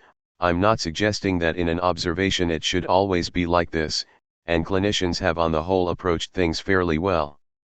But the notion of an elementary phenomenon, the distinctions between hallucinations, between disorders of attention, perception, and the various levels within the order of faculties, have certainly contributed to obscuring our relationship to the delusional. As for Schreber, he was free to speak for the good reason that no one ever said anything to him, and he had all the time in the world to write his big book for us. 2. We saw last time that Schreber introduces distinctions into his concert of voices in that they are the work of these various entities he calls the realms of God. This plurality of agents of discourse alone raises a serious problem, since the subject nevertheless doesn't think of it as being autonomous. There are some quite beautiful bits in this text that describe these voices and give us a sense of their relationship with the divine essence. We shouldn't allow ourselves to slide from there into saying that they emanate from it, because then we would be making the construction. We must follow the subject's own language, and he doesn't mention emanation. In the copy I had in my possession there were traces in the margin of annotations by a person who must have considered himself very erudite, because he had written down a number of explanations opposite Schreber's term emanation. This person had no doubt heard of Plotinus, but this is one of those cases of hasty understanding one has to guard against. I don't think anything like a Plotinian emanation is involved here. Point 2. In the passage I read out 3, the noise the discourse makes, the subject insists upon this, is spoken so softly that he calls it whispering. But this discourse is always present, uninterrupted. The subject can, as he says, drown it out with his actions and his own words, but it's always ready to recommence at the same noise level. As a working hypothesis, as they say these days, we can accept that it's not impossible that this discourse is verbalized by the subject. This is accepting a lot, perhaps too much, but let's leave that to one side for the moment. In any case, this discourse is related to what we suppose is the continuous discourse which memorizes each subject's conduct for him at every moment and is a sort of understudy to his life. Not only are we obliged to accept this hypothesis because of what we have just been taking to be the structure and fabric of the unconscious, but it's what immediate experience allows us to grasp. Someone recounted to me, not very long ago, that they had had the following experience. The threat of being about to be run over by a car had suddenly surprised this person who, as everything indicates, possessed the necessary movements for getting out of the way. The phrase brain damage leapt into his head, uttered mentally, as it were. No one can say that this verbalization is an operation that forms part of the chain of reflexes for avoiding a shock that might lead to the said brain damage. On the contrary, it's slightly removed from the situation, quite apart from the fact that it presupposes all sorts of determinants in the subject that make brain damage something particularly significant for him. Here you can see this latent discourse appear, which is always ready to emerge and which intervenes at a level of its own, to a different score from the music of the subject's total conduct. This discourse which is presented to the subject Schreiber at the period of the illness he's describing has a dominant characteristic of unsin. But this unsin is not entirely simple. The subject who is writing and confiding in us depicts himself as undergoing this discourse, but the subject who speaks, and the two are not unrelated, otherwise we wouldn't be characterizing him as mad, says some things very clearly, such as what I've already quoted to you, aller Unsinn hat sich auf. All nonsense is annulled, rises, is transposed, for this is what President Schreiber tells us he has heard in the register of the allocution made to him by his permanent interlocutor. This Aufheben is a very rich word indeed. It's the sign of implication, of a search, of a recourse proper to this Unsinn, which is far from being, as Kant says in his analysis of negative magnitudes 5, a pure and simple absence, a privation of sense. This Unsinn is very positive and organized. It consists of interlocking contradictions, and, of course, the entire sense of our subject's delusion is located here, which makes his novel so enthralling. This Unsinn is what is an obstacle, is composite, continues, and is articulated in the delusion. Negation here is not a privation, and we shall see what it has value in relation to. What is the connection in this discourse between the subject who speaks in these voices and the subject who reports these things to us as meaningful? This is extremely complex. I began this demonstration last time by insisting on the significant nature of the suspension of sense produced by the fact that the voices never complete their sentences. There is here a specific procedure by which meaning is evoked, which undoubtedly reserves for us the possibility of conceiving this meaning as a structure, the one I stressed with respect to that patient who, when she heard someone say, "So," to her, whispered between her teeth, "I've just been to the butcher's," namely the elusive voice, the subject's indirect aim.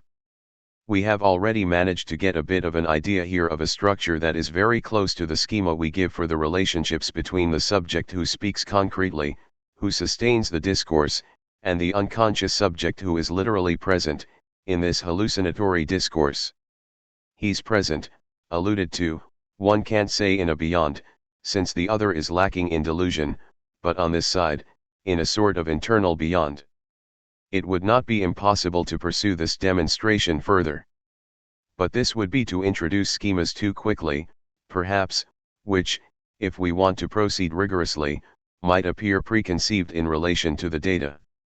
In the content of a delusion there are sufficient data that are of easier access so that we can proceed differently and take our time.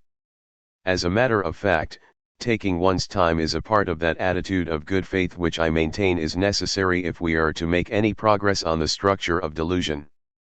Bracketing it at the outset as psychiatric is the source of the state of incomprehension in which people have always remained until now.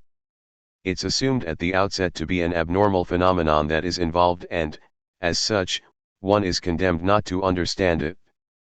One defends oneself against it, One defends oneself thus against its seduction, so tangible in President Schreiber, who naively asks the psychiatrist, "Aren't you sometimes afraid of going mad?" But the fact is that this is absolutely true.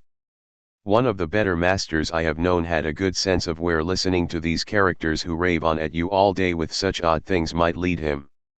Don't we analysts know that the normal subject is essentially someone who is placed in the position of not taking the greater part of his internal discourse seriously?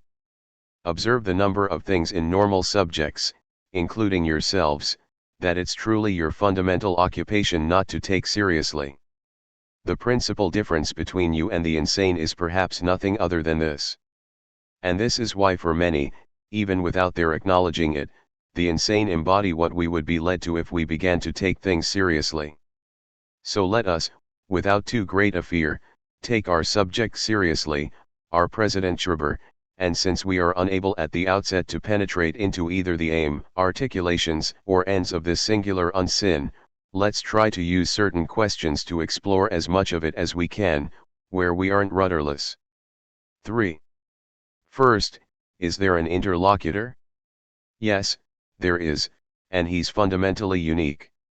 This Einheit oneness is very amusing when you think about, if we think of this text on logos by Heidegger I have translated, which is going to be published in the first issue of our new journal, La Psychanalyse, and which identifies the logos with Heraclitus's N1.6, and in fact we shall see that Schreiber's delusion is in its own way a mode of relationship between the subject and language as a whole. What Schreiber expresses shows us both the unity he feels there is in him who maintains this continuous discourse before which he feels himself to be alienated, and a plurality in the modes and in the secondary agents that he attributes to the various parts. But the unity is very fundamental, dominating, and he calls it God. We are at home here. If he says it's God, the man has his reasons. Why deny him the use of a term whose universal importance we are aware of? For some this has even been one of the proofs of his existence. We well know how difficult it is to grasp what the precise content of this is for the majority of our contemporaries, so why should we more especially withhold belief from a delusional when he speaks of God? What's striking is that Schreiber is a disciple of the Aufklärung, he's even one of its last representatives.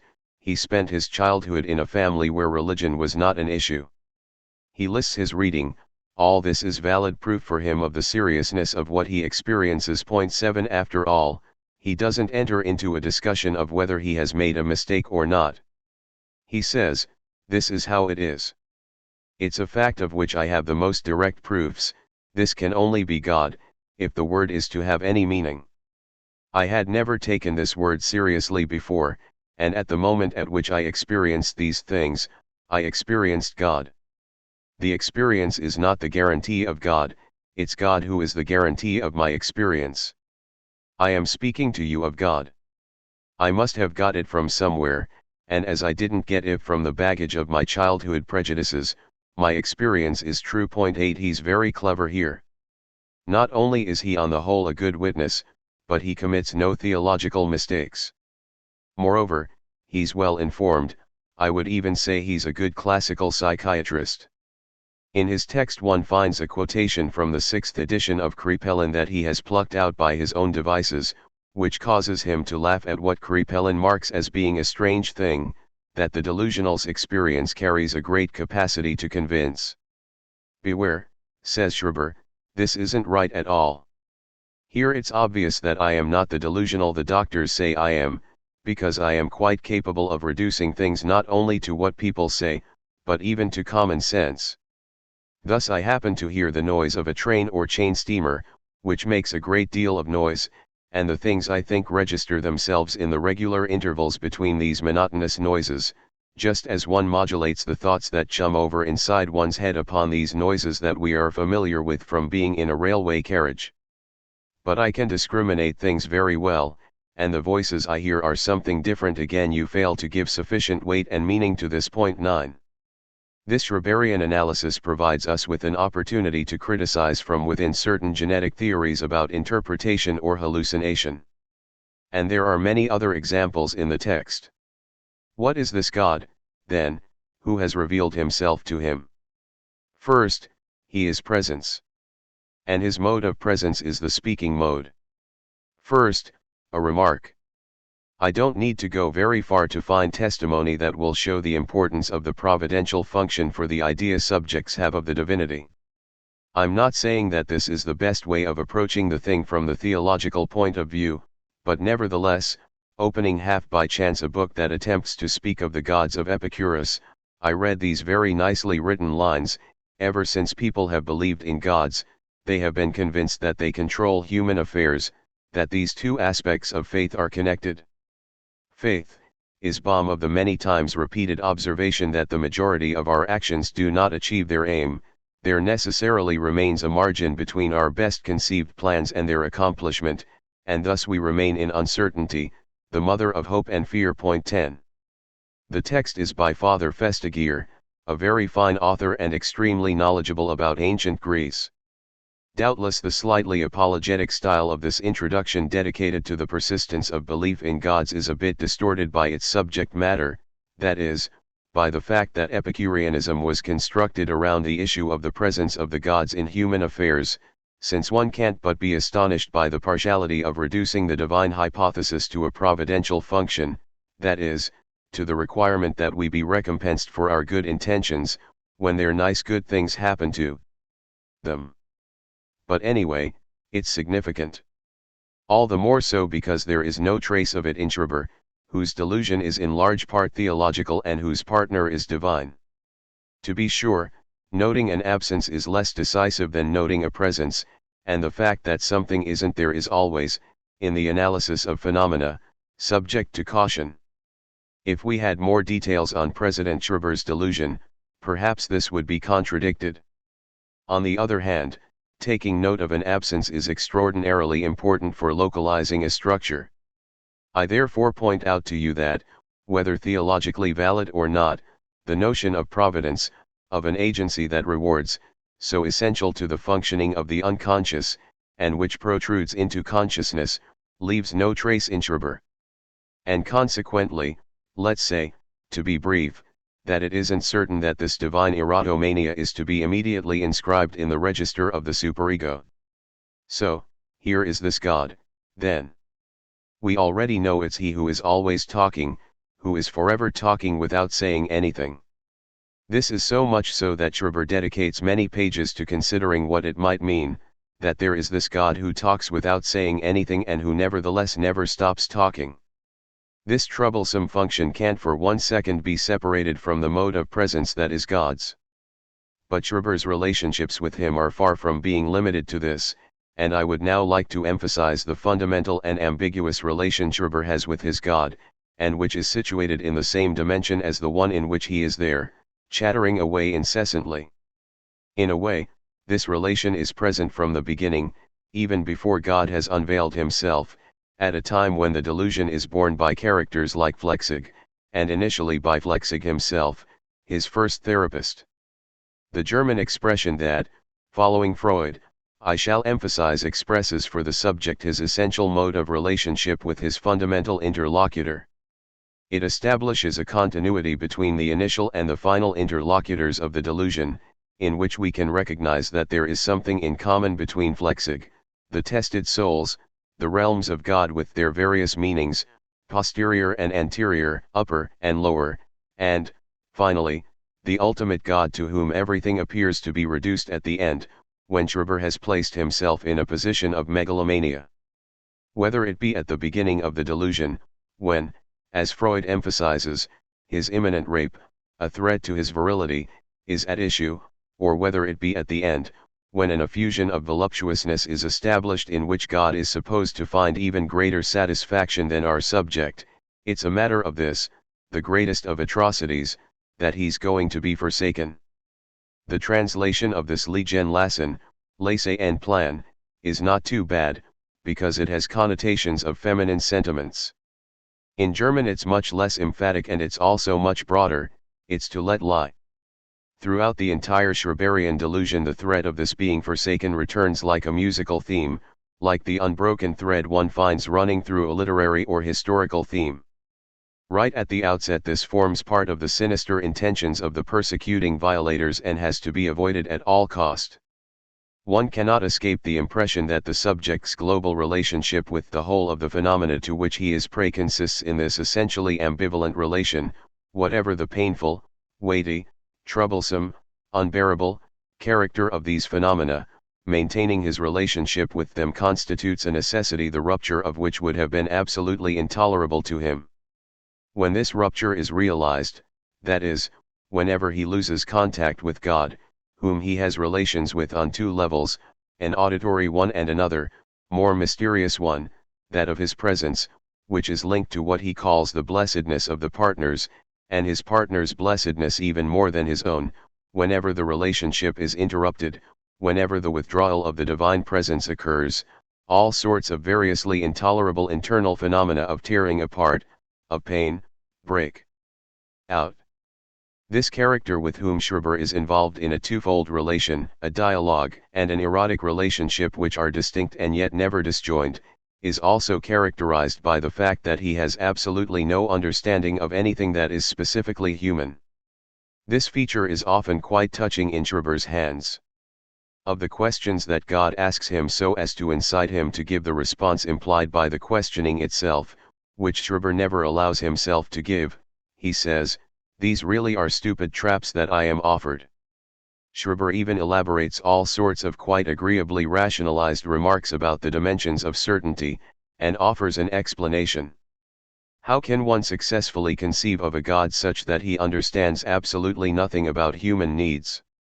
How can one be so stupid as to believe, for example, that if I cease for an instant to think of anything, I will have become a complete idiot, have even fallen into nothingness? Yet this is what God does, taking advantage of this to withdraw. Whenever this occurs, I apply myself to some intelligent occupation and manifest my presence.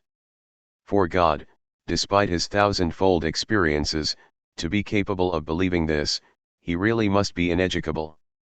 Schreber elaborates on this point in ways that are far from being stupid. He hypothesizes and argues in ways that wouldn't be out of place in a properly theological discussion. God being perfect and imperfectible, the very notion of progress through acquired experience is altogether unthinkable. Schreber does find this argument a bit sophistical nevertheless, since this irreducible perfection is completely cut off from things human. Contrary to the God who probes loins and hearts, Schreber's God knows things only on their surface, he sees only what he sees. 11 As to what is inside he doesn't understand a thing, but since everything is written down somewhere, on little cards, by what is called the writing down system, he will ultimately, at the end of this totalization, nevertheless be totally informed. Moreover, Schreber explains very well how it stands to reason that God cannot have access to things as contingent and childish as the existence of steam engines and locomotives. But all this having been recorded in the form of discourse by the souls ascending towards blessedness, God collects it together and thereby still has some idea of what happens on earth in terms of minor inventions, from the game of Diabolo to the atomic bomb. This is a very nice system, and one gets the impression that it was discovered through an extraordinarily innocent development, through the working out of significant consequences, in a harmonious and continuous unfolding through its various phases, whose motor is the subject's disturbed relationship to something that affects the total functioning of language, the symbolic order, and discourse. I can't discuss all the richness there is here. There is, for example, a discussion, which is extraordinarily brilliant, of God's relationship to games of chance. 12 Can God foresee what number will get drawn in a lottery? It's not a silly question, and it would be good if the people here who have a strong belief in God asked themselves the same question. The order of omniscience that is presupposed by being able to guess which little piece of paper gets drawn from a huge ball presents considerable difficulties. From the point of view of the real, the only difference between the pieces of paper in this balanced mass is a symbolic difference. It therefore has to be supposed that God enters the discourse. It's an extension of the theory of the symbolic, the imaginary, and the real. There is one thing that this implies, which is that God's intentions are unclear. there is nothing more fascinating than to see how the delusional voice that has emerged from an indisputably original experience involves in this subject a sort of burning of language that manifests itself in the respect with which he upholds omniscience and good intentions as being essential to the divinity. But he can't fail to see, particularly at the beginning of his delusion when these painful phenomena come at him from all sorts of harmful characters, that God has despite everything allowed it all to happen. This God practices the absolutely inadmissible politics of half measures, of half tormenting, in respect of which Schreber lets slip the word perfidy. 13 In the end one has to suppose that there is a fundamental disturbance in the universal order. As the voices say, remember that all that is worldizing implies a self-contradiction. 14 There is beauty here that I don't need to highlight for you. We shall stop for today on this analysis of the structure of the divine person. The next move will consist in analyzing the relation between the entire phantasmagoria and the real itself. With the symbolic register, the imaginary register, and the real register, we shall break new ground which will enable us to uncover, I hope, the nature of what is at issue in the delusional interlocution. February 1, 1956. X. On the signifier in the real and the bellowing miracle. Psychiatry's main fact: the discourse of freedom, the peace of the evening, subjective topology. Some thought I went a bit swiftly last time in mentioning President Schreber's reflections on divine omnipotence and omniscience and appearing to endorse their appropriateness. I was simply observing that this man, for whom the entire experience of God is discourse, was wondering about what there is to be found at the junction of the symbol and the real, that is, about what introduces the symbolic opposition into the real. Perhaps I ought to have gone on to add how remarkable it is that this was precisely what caught the patient's attention, that within the register of his experience it seemed to him difficult to see how God could foresee what numbers would be drawn in a lottery. This remark doesn't of course exclude the criticisms that such an objection might lead to for anyone who should find himself inclined to respond. Someone pointed out to me, for example, that numbers are distinguishable by their spatial coordinates, and that, when the problem of the principle of individuation is raised, distinguishing between individuals is based on nothing different. As far as I was concerned, I took notice of the subject's sensitivity, in his reasoning part, to the difference there is between language as symbolic and his own permanent internal dialogue, or more exactly this oscillation in which a discourse that the subject experiences as foreign and as revealing a presence to him itself asks the questions and itself gives the answers. It was a belief in God for which he was totally unprepared that engendered in him the experience he conveys. It was for him a question of discerning what order of reality could account for this presence extending over a part of the universe, not all of it, since the divine power has no knowledge of man. Nothing of his interior, of his feeling for life, of his life itself, is comprehensible to God, who only gathers it up once everything has been transformed into infinite note-taking. 1. Now, a deeply reasoning character like Schreber, confronted by an experience which for him has all the characteristics of a reality and in which he can discern the full weight of the undeniable presence of a God of language, pauses, to evoke the limits of his power, before an example that concerns a human, artificial handling of language. It concerns a future contingent, in relation to which there is a real issue of human freedom and, by the same token, of what God can't foresee. What is of interest to us is that Schreber distinguishes between two spheres of language use, which are extremely different for him. This distinction can only have value for us within the perspective that admits the radically primary nature of the symbolic opposition between plus and minus, insofar as these are distinguished by nothing other than their opposition, though they must have material support. They nevertheless evade all real coordinates apart from the law of their equiprobability. As soon as we introduce a game of symbolic alternation, we must effectively assume that nothing differentiates the real efficiency of one element from that of another. It isn't the result of a law of experience but of an a priori law that we have to have equal chances of selecting a plus or a minus. The game will not be considered correct unless it meets the criterion that the likelihood of outcomes be equal. In this sphere we can say that, at least at the nosological level of apprehending the term, here the symbolic yields an a priori law and introduces a type of operation that lies outside anything we could arrive at by inference from facts in the real. 1. We must constantly ask ourselves why we're so attached to the question of delusion. To understand why, one need only recall the formula that is sometimes used, carelessly, regarding the way analysis works, namely that our leverage point is the healthy part of the ego. Is there no clearer example of the contrast in existence between a healthy part and an insane part of the ego than the delusions classically referred to as partial?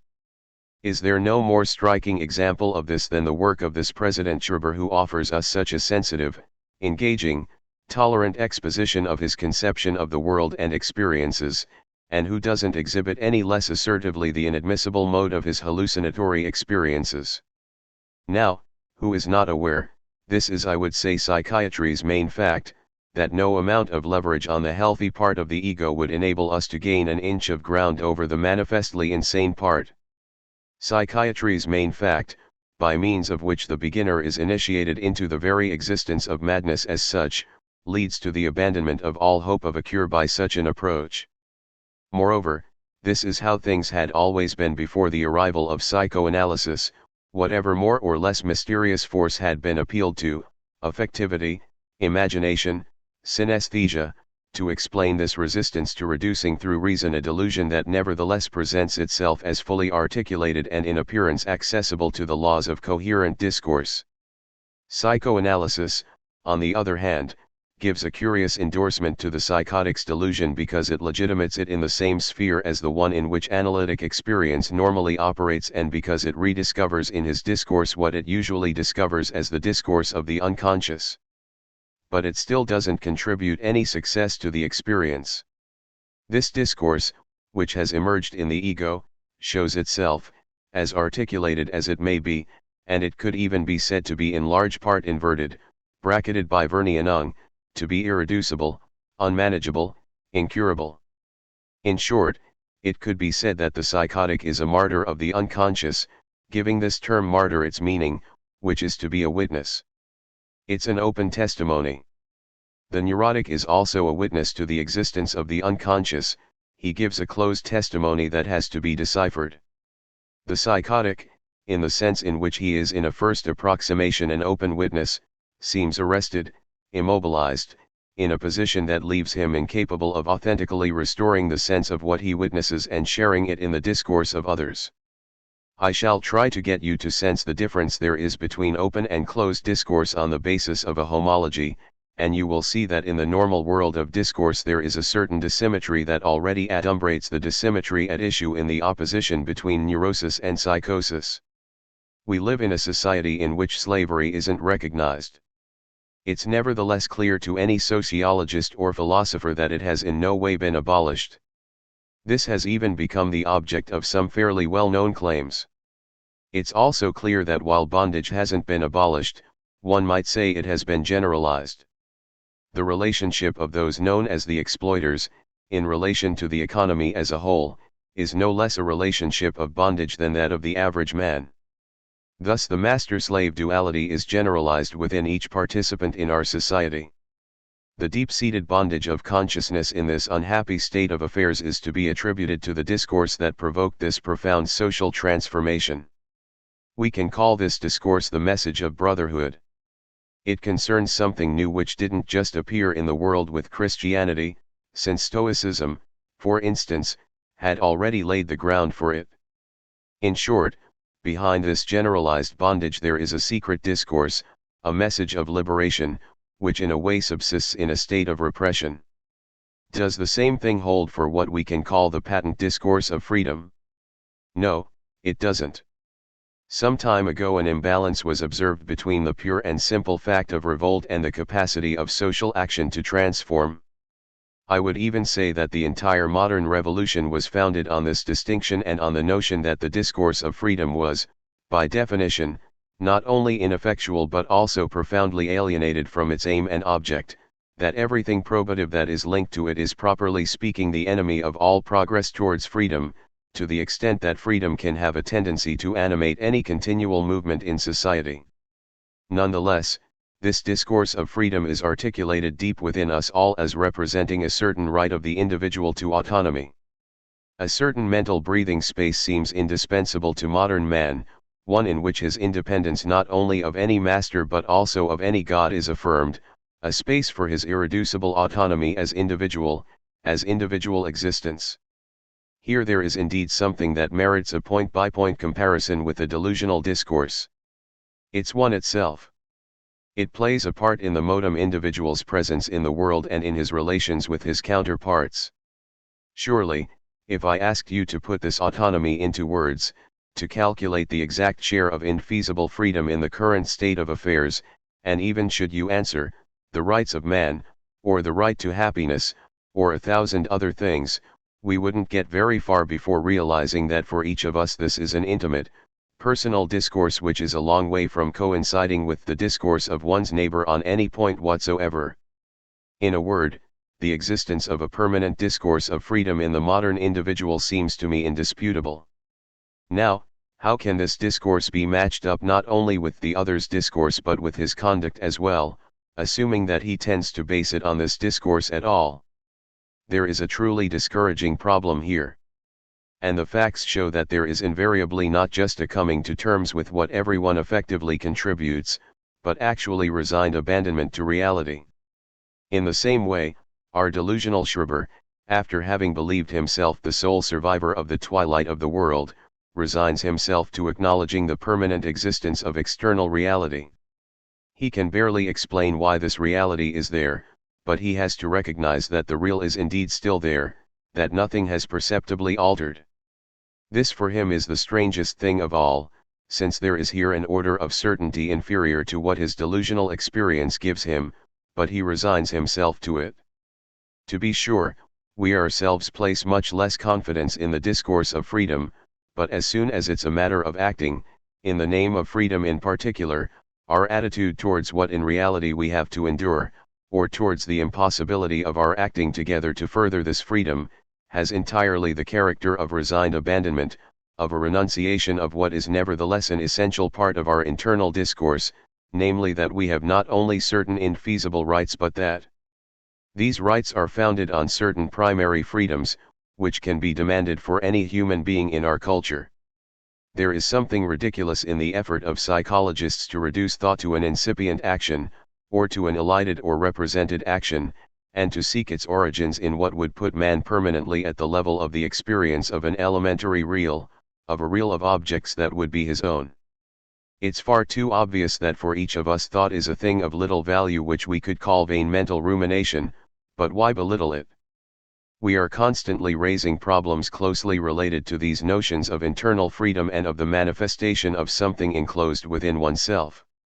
This point of view comes to a dead end very quickly, given that every type of living reality immersed in the spirit of the modern world's cultural arena is essentially going round in circles. This is why one always comes back to the restricted, hesitant character of one's personal actions, and one only begins to think the problem is confused when one actually takes things in hand qua thinker, which is not everyone's fate.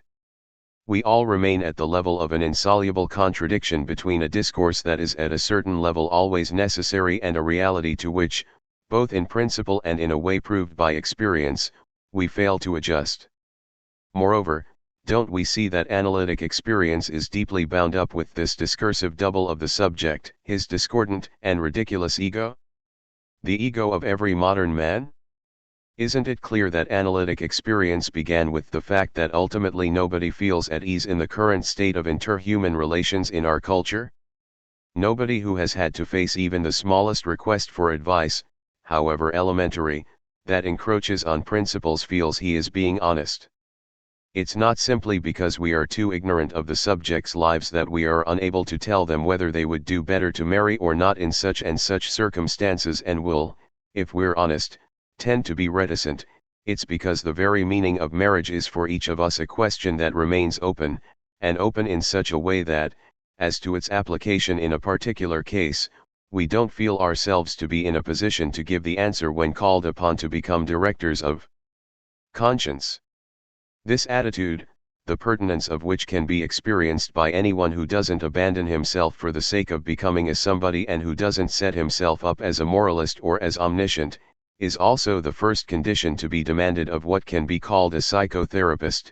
Psychotherapeutics will have taught him the risks of taking such perilous initiatives.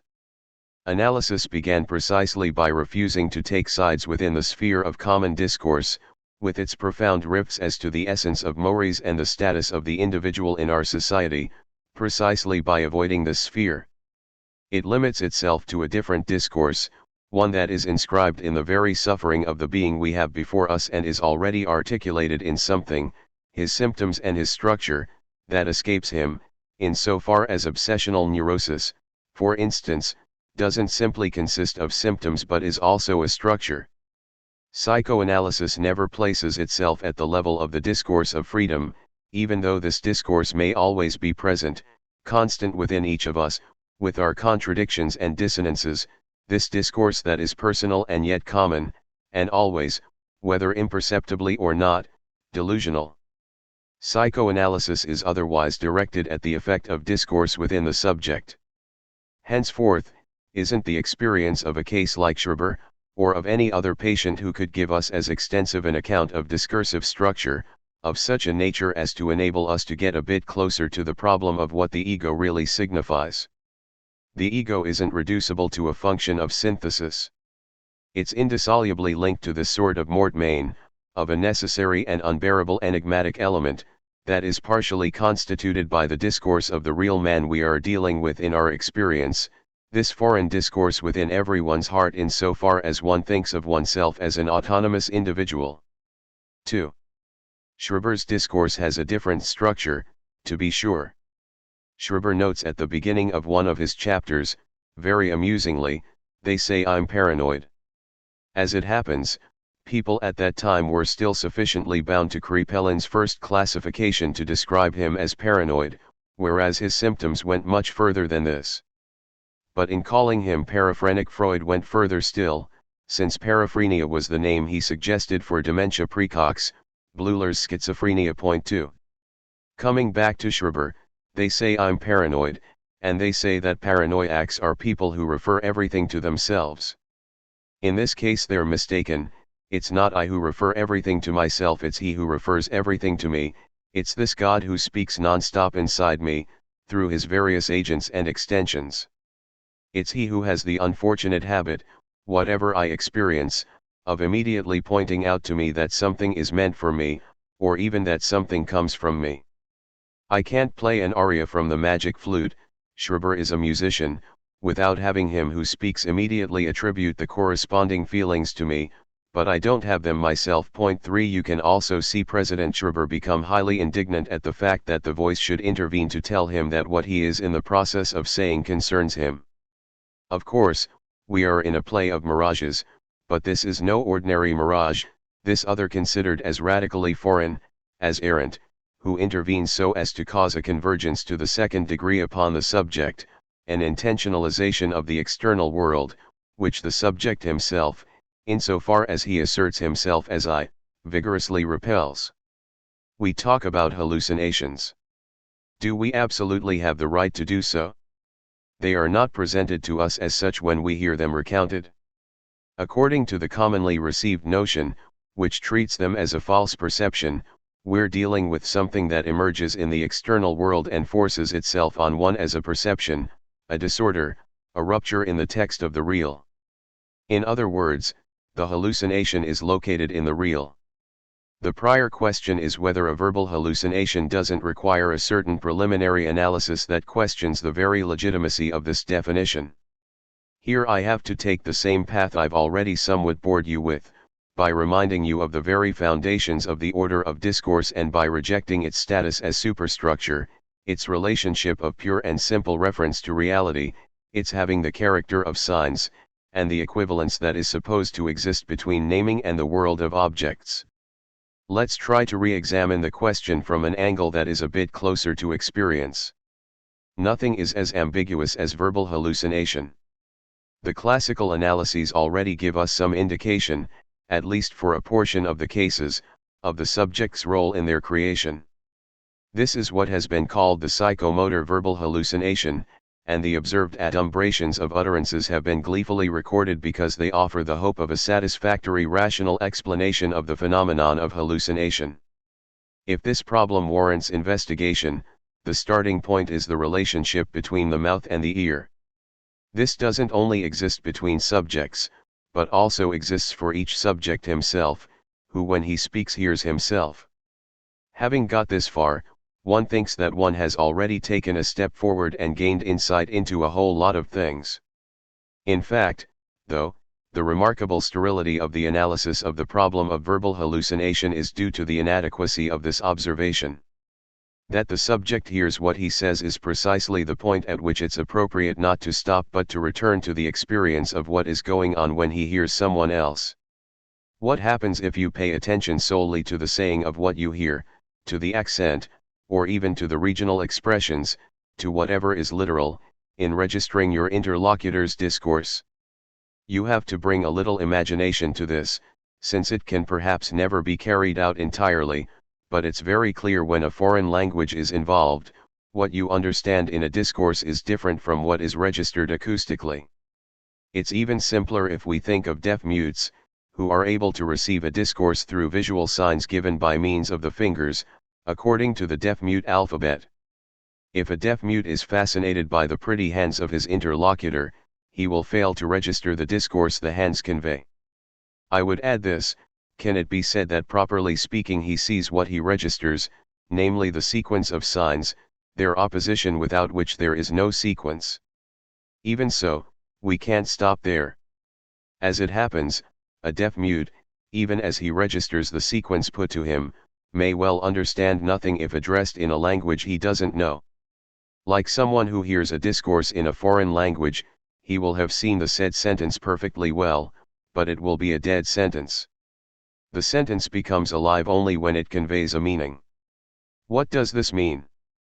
Even if we are quite convinced that the meaning always relates to something, that it has value only to the extent that it refers to another meaning, it's clear that the life of a sentence is very deeply bound up with the fact that the subject is listening in, that he intends this meaning for himself.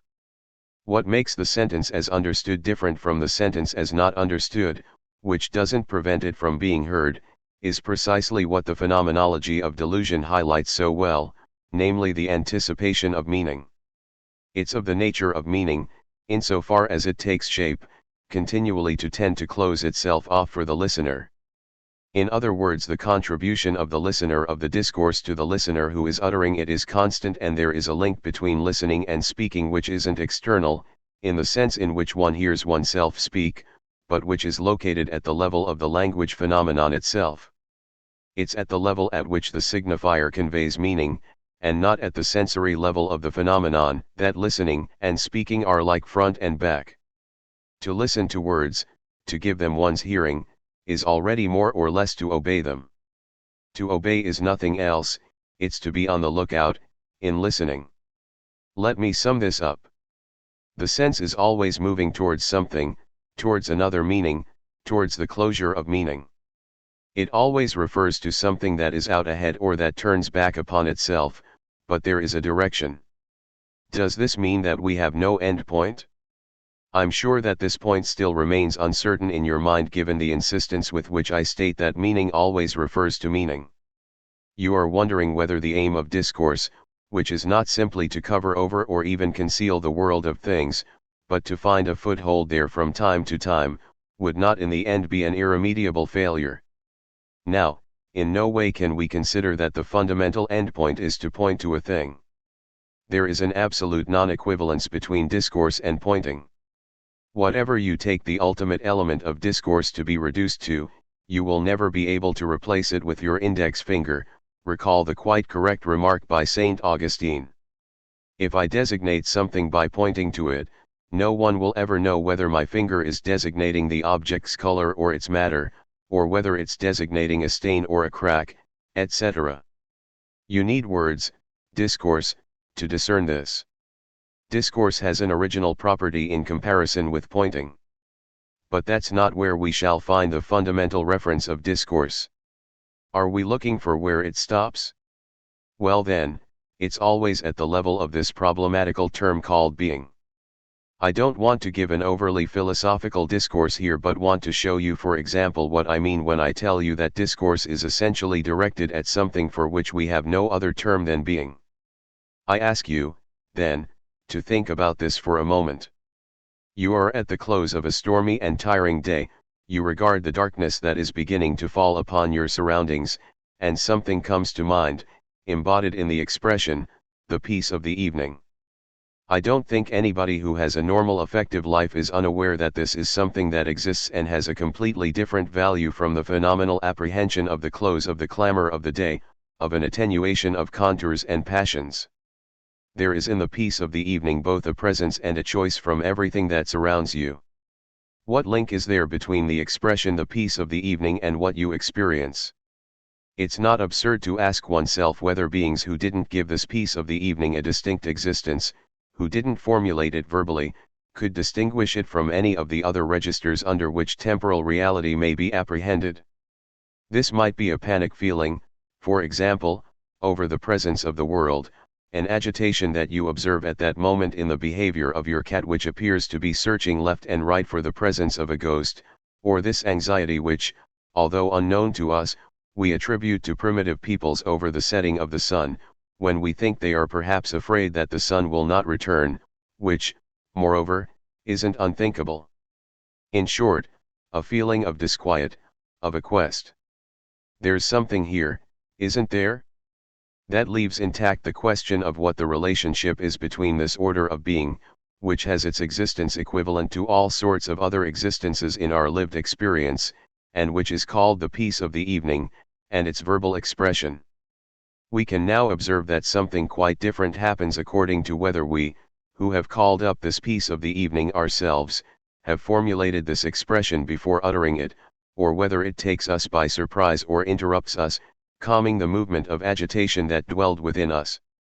It's precisely when we are not listening for it, when it's outside our field and suddenly hits us from behind, that it assumes its full value, surprised as we are by this more or less endophasic, more or less inspired, expression that comes to us like a murmur from without, a manifestation of discourse insofar as it barely belongs to us, which comes as an echo of what it is that is all of a sudden significant for us in this presence, an utterance such that we don't know whether it comes from without or from within, the peace of the evening.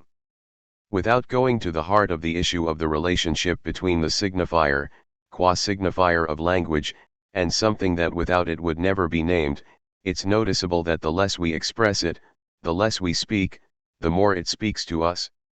The more foreign we are to what is at issue in this being, the more it has a tendency to present itself to us, accompanied by this pacifying expression that presents itself as indeterminate, lying on the border between the field of our motor autonomy and this something that is said to us from outside, this something through which the world borders on speaking to us.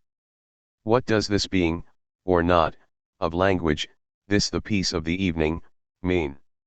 To the extent that we're not expecting it, or wishing for it, or haven't even thought about it for a long time, it's essentially as a signifier that it presents itself to us. No experimentalist construction can justify its existence. There is a datum here, a certain way to take this time of the evening as a signifier, and we can be open to it or closed to it.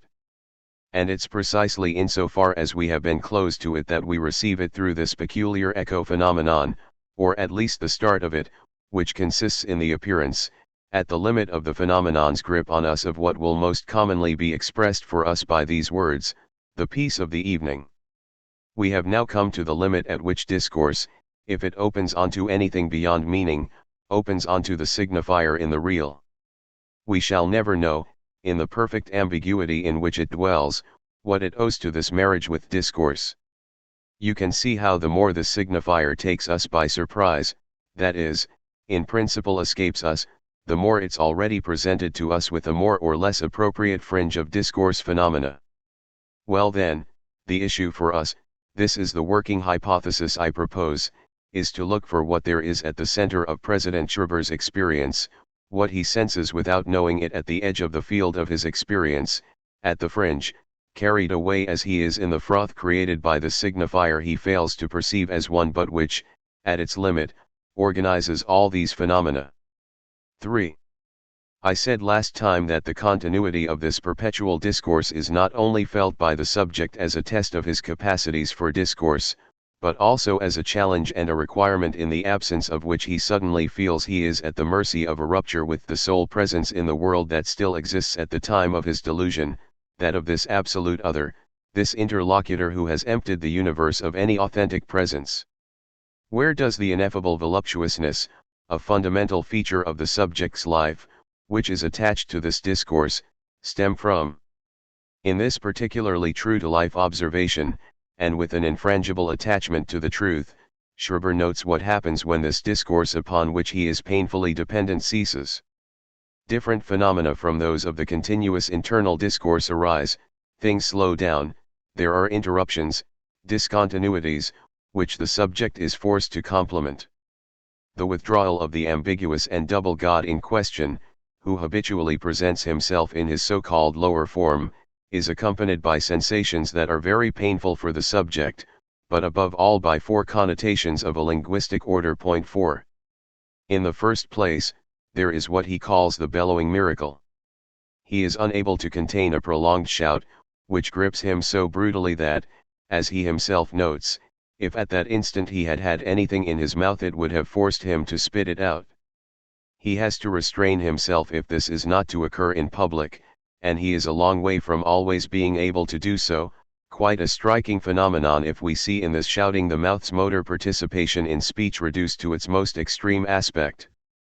If there is anything by means of which speech comes to be combined with an absolutely asignifying vocal function, and which nevertheless contains all possible signifiers, it must surely be what it is that makes us shiver in a dog's baying at the moon. Secondly, there is the call for help, supposedly heard coming from the divine nerves that have become separated from God but that trail a sort of comet's tail behind them. In the first period, at the time of the tying to celestial bodies, Schreber could not enter into effusive communion with the divine rays without having one or more tested souls leap into his mouth. But following a certain stabilization of his imaginary world, this no longer occurred. In contrast, anxiety-making phenomena occur when some of these animated entities that he is living in the midst of are, on God's withdrawal, left trailing and call out for help. This phenomenon of the call for help is different from the bellowing. The bellowing is a pure signifier only, whereas the call for aid has a meaning, however elementary. This isn't all. Thirdly, there are all sorts of noises from without, whatever they might be, something that happens in the corridor of the mental home, or a noise outside, a bark or a neigh which, he says, has been miracled, done expressly for him. It's always something that has a human meaning. Between the vanishing meaning of the bellowing and the emission obtained from the call for help, which is not even his according to him, since it surprises him from without, we can observe a whole range of phenomena that are characterized by the outbreak of meaning. Schreber is well aware that these are real noises that he is accustomed to hearing in his surroundings, nevertheless he is convinced that they do not occur by chance just at that moment, but for his sake, on their return to abandonment in the external world, and in a way that corresponds to the intermediate periods of absorption in the delusional world. The other miracles, for which he constructs an entire theory of divine creation, consist in the call of a number of living beings which in general are singing birds, as distinct from the speaking birds that form part of the divine entourage, that he sees in the garden. There are also known species of insects. The subject had an entomologist great-grandfather, created quite intentionally for him by the omnipotence of divine speech. Thus between these two poles, the bellowing miracle and the call for help, a transition occurs in which can be seen traces of the passage of the subject absorbed in an undeniably erotized link. The connotations are there, this is a male-female relationship. The fundamental phenomenon of Schreber's delusion stabilized into an uncynic, nonsensical, field of erotized meanings. With time the subject managed to neutralize to its utmost the task he set himself, which consisted in completing the interrupted sentences. Any other way of responding, by questioning them or by insulting them, would not have been playing the game. It is necessary, he says, for me to be linked to the activity of God himself who speaks to me in his fundamental language, however absurd or humiliating the character of his questioning. Well then, whenever the subject leaves this enigmatic field, whenever a state occurs whose arrival one would think he must be wishing for as a respite, an illumination occurs on the fringe of the external world and goes through him with all the component elements of language in a dissociated form. On the one hand there is vocal activity in its most elementary form, even accompanied by a sort of feeling of disarray linked in the subject to a certain sense of shame. On the other hand there is a meaning that has the connotation of being a call for help, correlated at that moment with his abandonment and, subsequently, with this something which on our analysis ultimately appears much more hallucinatory than these language phenomena that on the whole remain entirely mysterious. Furthermore, he never calls them anything but internal speech. Schreber describes the peculiar trajectory of the rays that precede the induction of the divine words, transformed into threads of which he has a certain visual, or at least spatial, apprehension. They come towards him from the horizon, spin around inside his head, and finally stab into him from behind. All this leads us to think that this phenomenon, which is a prelude to the coming into play of the divine discourse as such, unfolds in what could be called a trans-space linked to the structure of the signifier and of meaning, a spatialization prior to any possible dualization of the phenomenon of language. What happens when this phenomenon ceases is different. Reality becomes the support of other phenomena, those that are classically reduced to belief. If the term hallucination must be attributed to a transformation of reality, this is the only level at which we have the right to maintain it, if we are to preserve any coherence for our language. What indicates a hallucination is this unusual sense the subject has at the border between the sense of reality and the sense of unreality, a sense of proximate birth, of novelty, and not just of any novelty but of novelty over its use breaking through into the external world. This is not of the same order as what appears with respect to meaning or meaningfulness.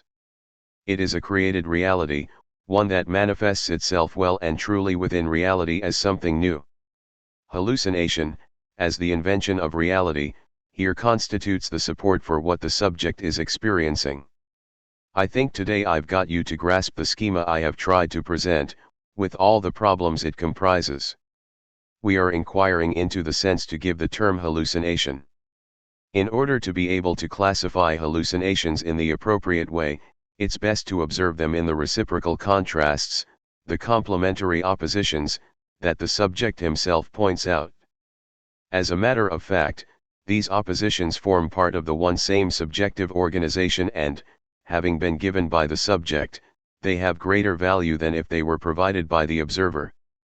Moreover, one has to follow their progress over time.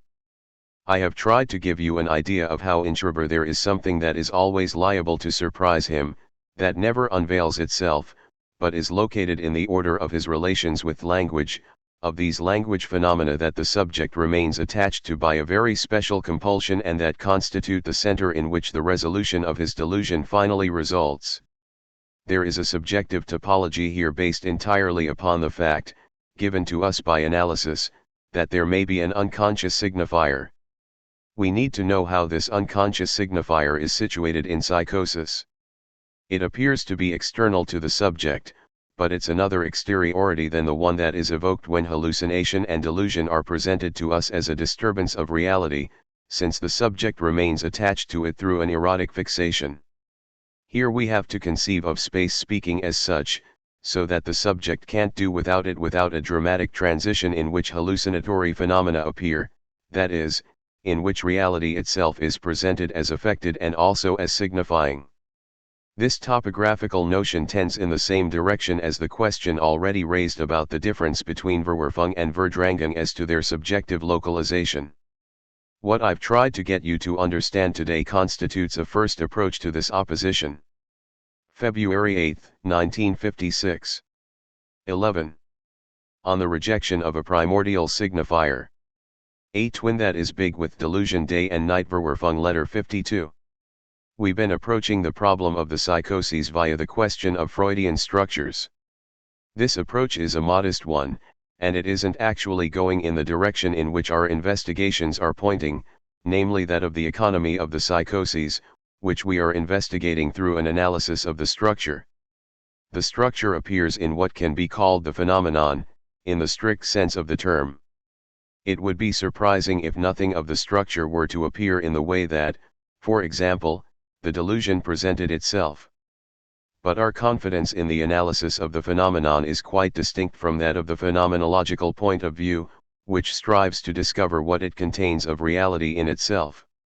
From the point of view that guides us, we don't have this a priori confidence in the phenomenon, for the simple reason that our way of proceeding is scientific and that it's the starting point of modern science not to trust the phenomena and to look for something more subsistent behind them that explains them.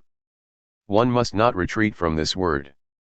If some time ago psychiatry took a backward step that consisted in distrusting explanation so as to extol understanding, it was because the explanatory path had led to dead ends.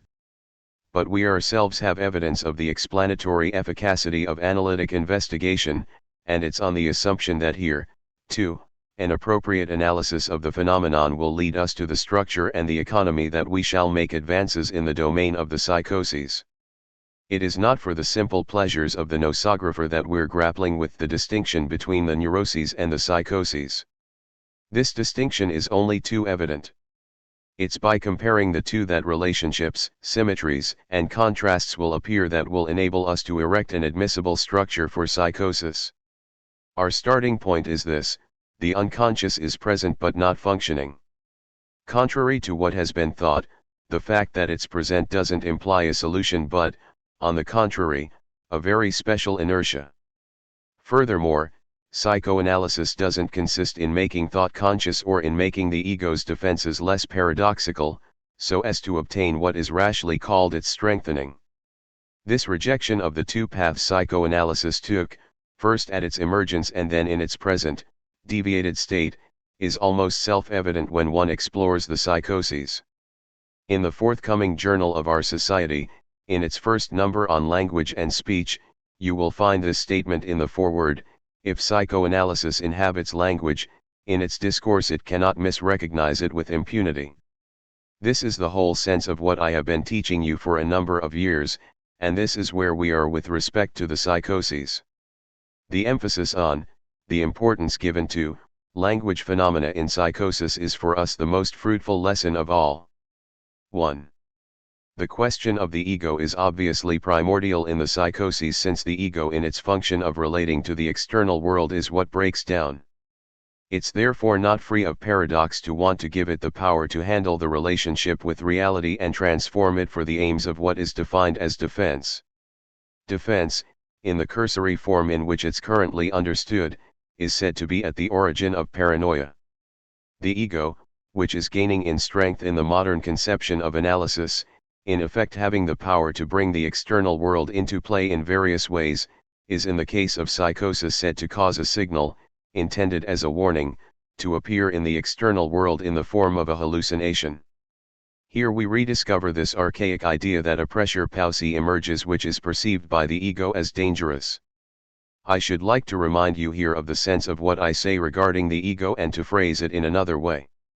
Whatever the appropriate role to attribute to it in psychical economy is, the ego is never alone. It always implies a strange twin, the ideal ego, which I spoke of in my seminar 2 years ago. Point 1. The most apparent phenomenology of psychosis tells us that this ideal ego speaks. It's a phantasm fantasy, but unlike the phantasm, or fantasy phantasme, that we highlight in the phenomena of neurosis, it's a phantasm that speaks, or more exactly, it's a spoken phantasm.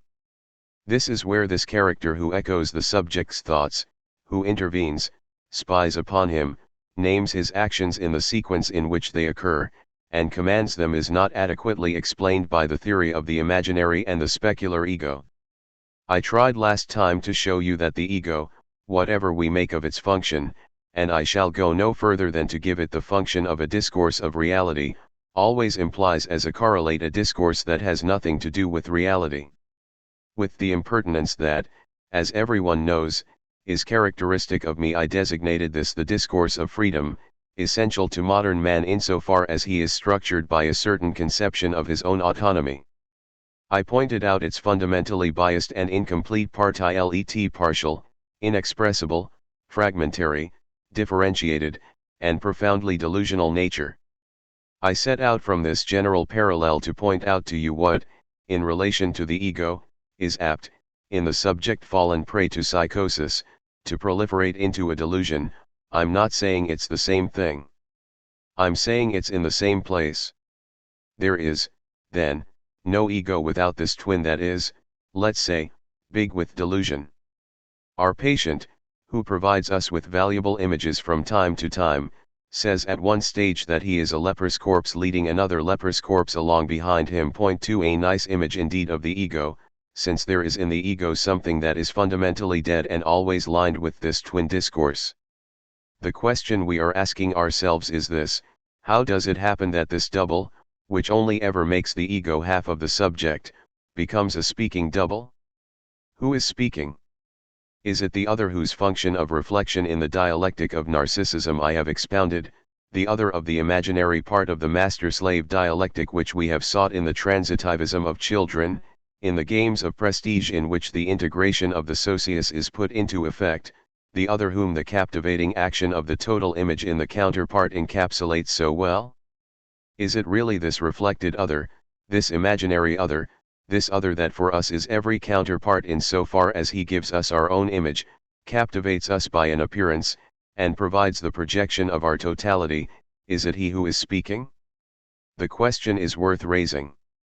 One implicitly resolves it each time one mentions the mechanism of projection.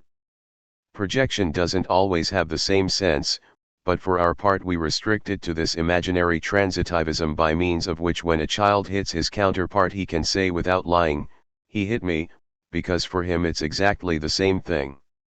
This defines an imaginary order of relations that is constantly found in all sorts of mechanisms. In this sense there is a type of jealousy by projection, one that projects onto the other the subject's unfaithful tendencies, or the accusations of unfaithfulness that he himself has to bear. It's a rudimentary observation that delusional projection has nothing in common with this. One may well say that it, too, is a mechanism of projection in the sense that something whose source is within the subject appears without, but it's certainly not the same as the one I have just presented to you as the transitivism of evil intentions, which is much closer to so-called common or normal jealousy. One need only examine the phenomena to see this, and the distinction is fully drawn in Freud's own writings on jealousy. The mechanisms at work in psychosis are not limited to the imaginary register. Where shall we look for them, given that they escape libidinal investment? Is it sufficient to appeal to libidinal reinvestment of the body? This mechanism, commonly held to be that of narcissism, is explicitly invoked by Freud himself to explain the phenomenon of psychosis. Briefly put, in order to mobilize the delusional relationship, it's supposed to be a matter of nothing other than enabling him, as one so quickly says, to become an object again. From one angle this coincides with a number of the phenomena involved, but it doesn't exhaust the problem. Each and every one of us knows, provided he's a psychiatrist, that in a fully developed paranoiac there is no question of mobilizing this investment, while in schizophrenics the properly psychotic disturbance is as a rule much more extensive than in the paranoiac. Wouldn't this be because in the imaginary order there is no way of giving a precise meaning to the term narcissism? Alienation is constitutive of the imaginary order. Alienation is the imaginary as such. Nothing is to be expected from the way psychosis is explored at the level of the imaginary, since the imaginary mechanism is what gives psychotic alienation its form but not its dynamics. This is the point we always get to together, and if we don't get there unarmed, if we don't give in, it's precisely because in our exploration of analytic technique, and then of beyond the pleasure principle with the structural definition of the ego that it implies, we have the idea that beyond the little other of the imaginary we have to admit the existence of another other.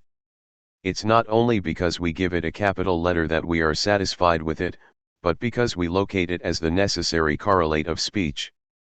2. These premises alone cast doubt on a theory of analytic treatment that with ever-increasing insistence is reduced to a relation of two.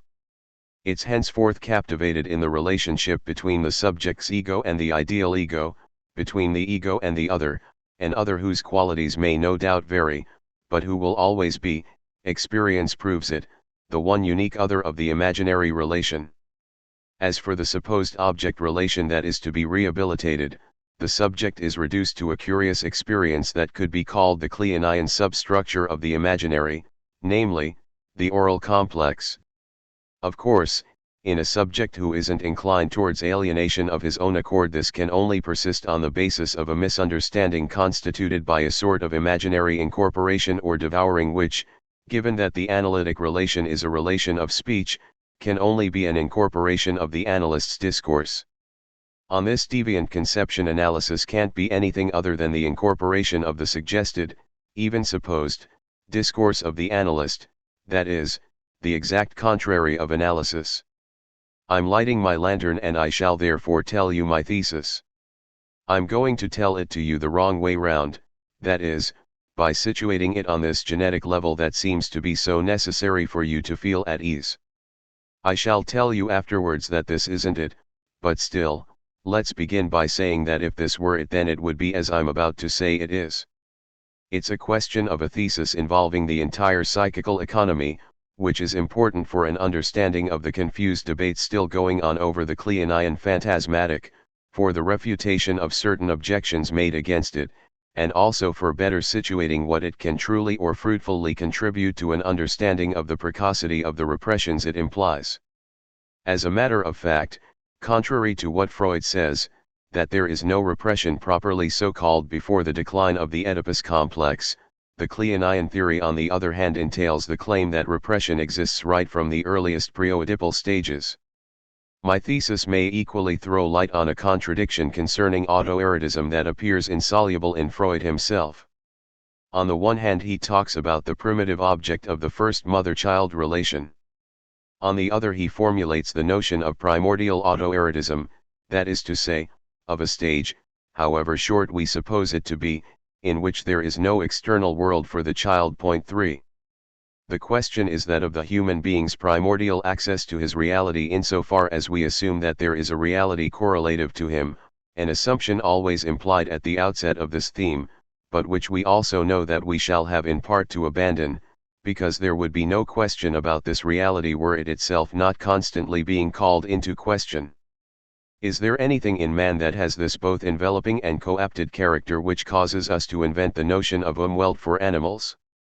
I point out to you in passing that we make use of this hypothesis concerning animals to the extent that an animal is for us an object and that there are conditions that are in fact strictly indispensable to its existence. We're happy to investigate how an animal functions so as always to be in harmony with these primordial conditions, and this is what we call an instinct, an instinctual cycle or instinctual behavior. If there are things that aren't in there, one has to assume that we can't see them, and since we can't see them we're happy, and in fact why shouldn't we be?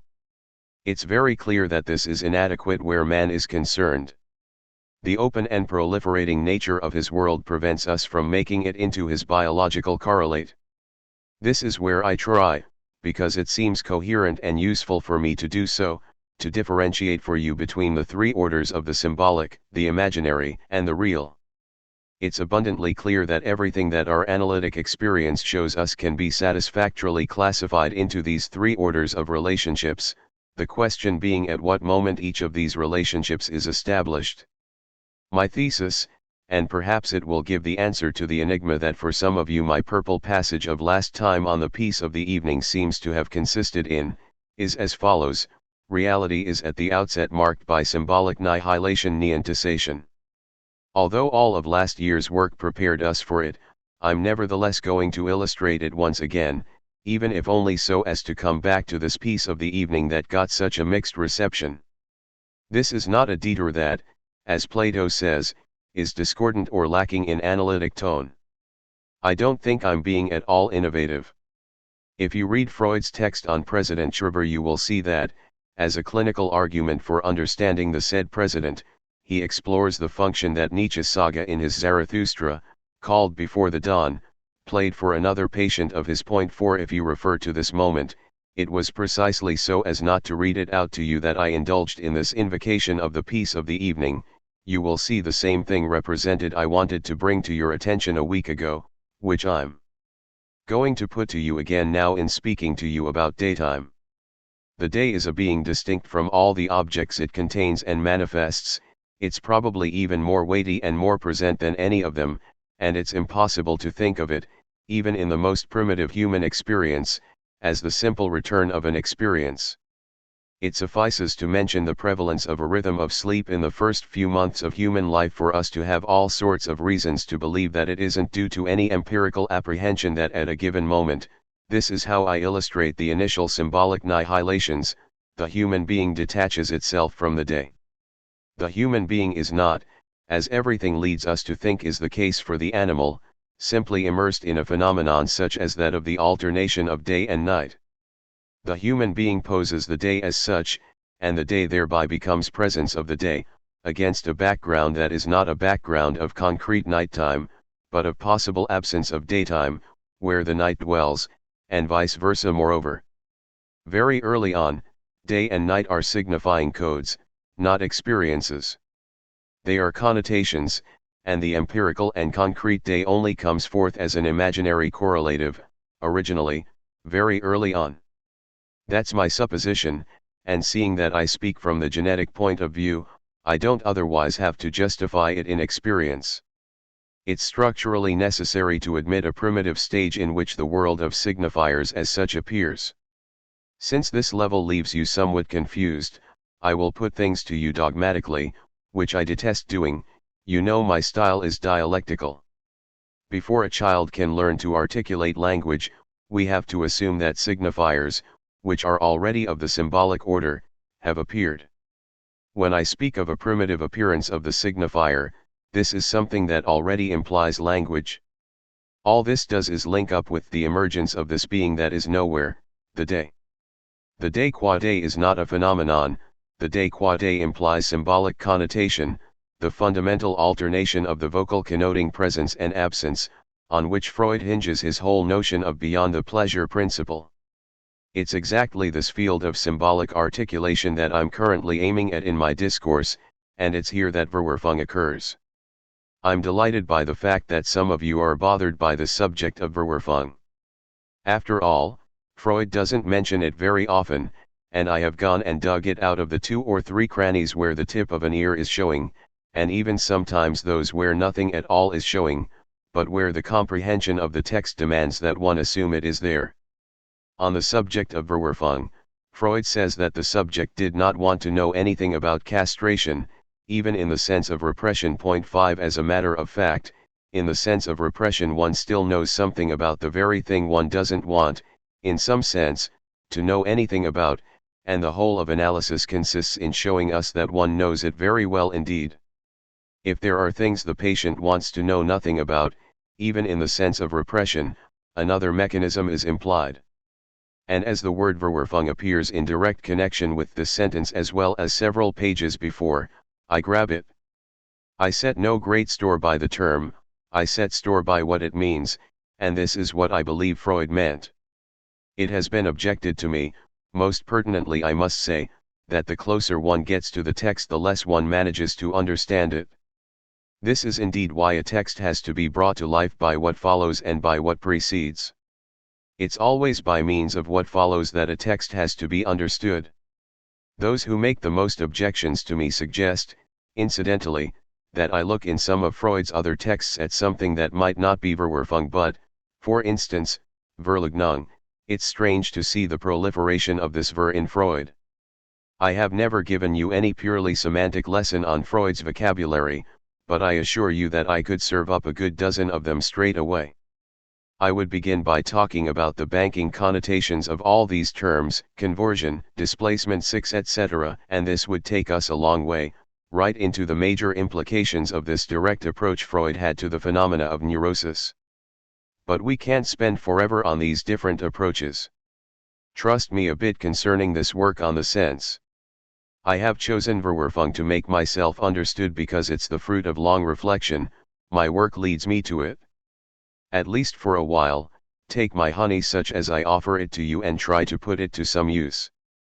This Verwerfung is implicated in the text Die Vernienung, which M. Jean Hippolyte presented here 2 years ago, and this is why I have chosen to publish his presentation in the first number of the review La Psychanalyse. Point 7. There you will be able to see, with text in hand, whether or not we were right, Hippolyte and I, to set off down the path of Verneinung.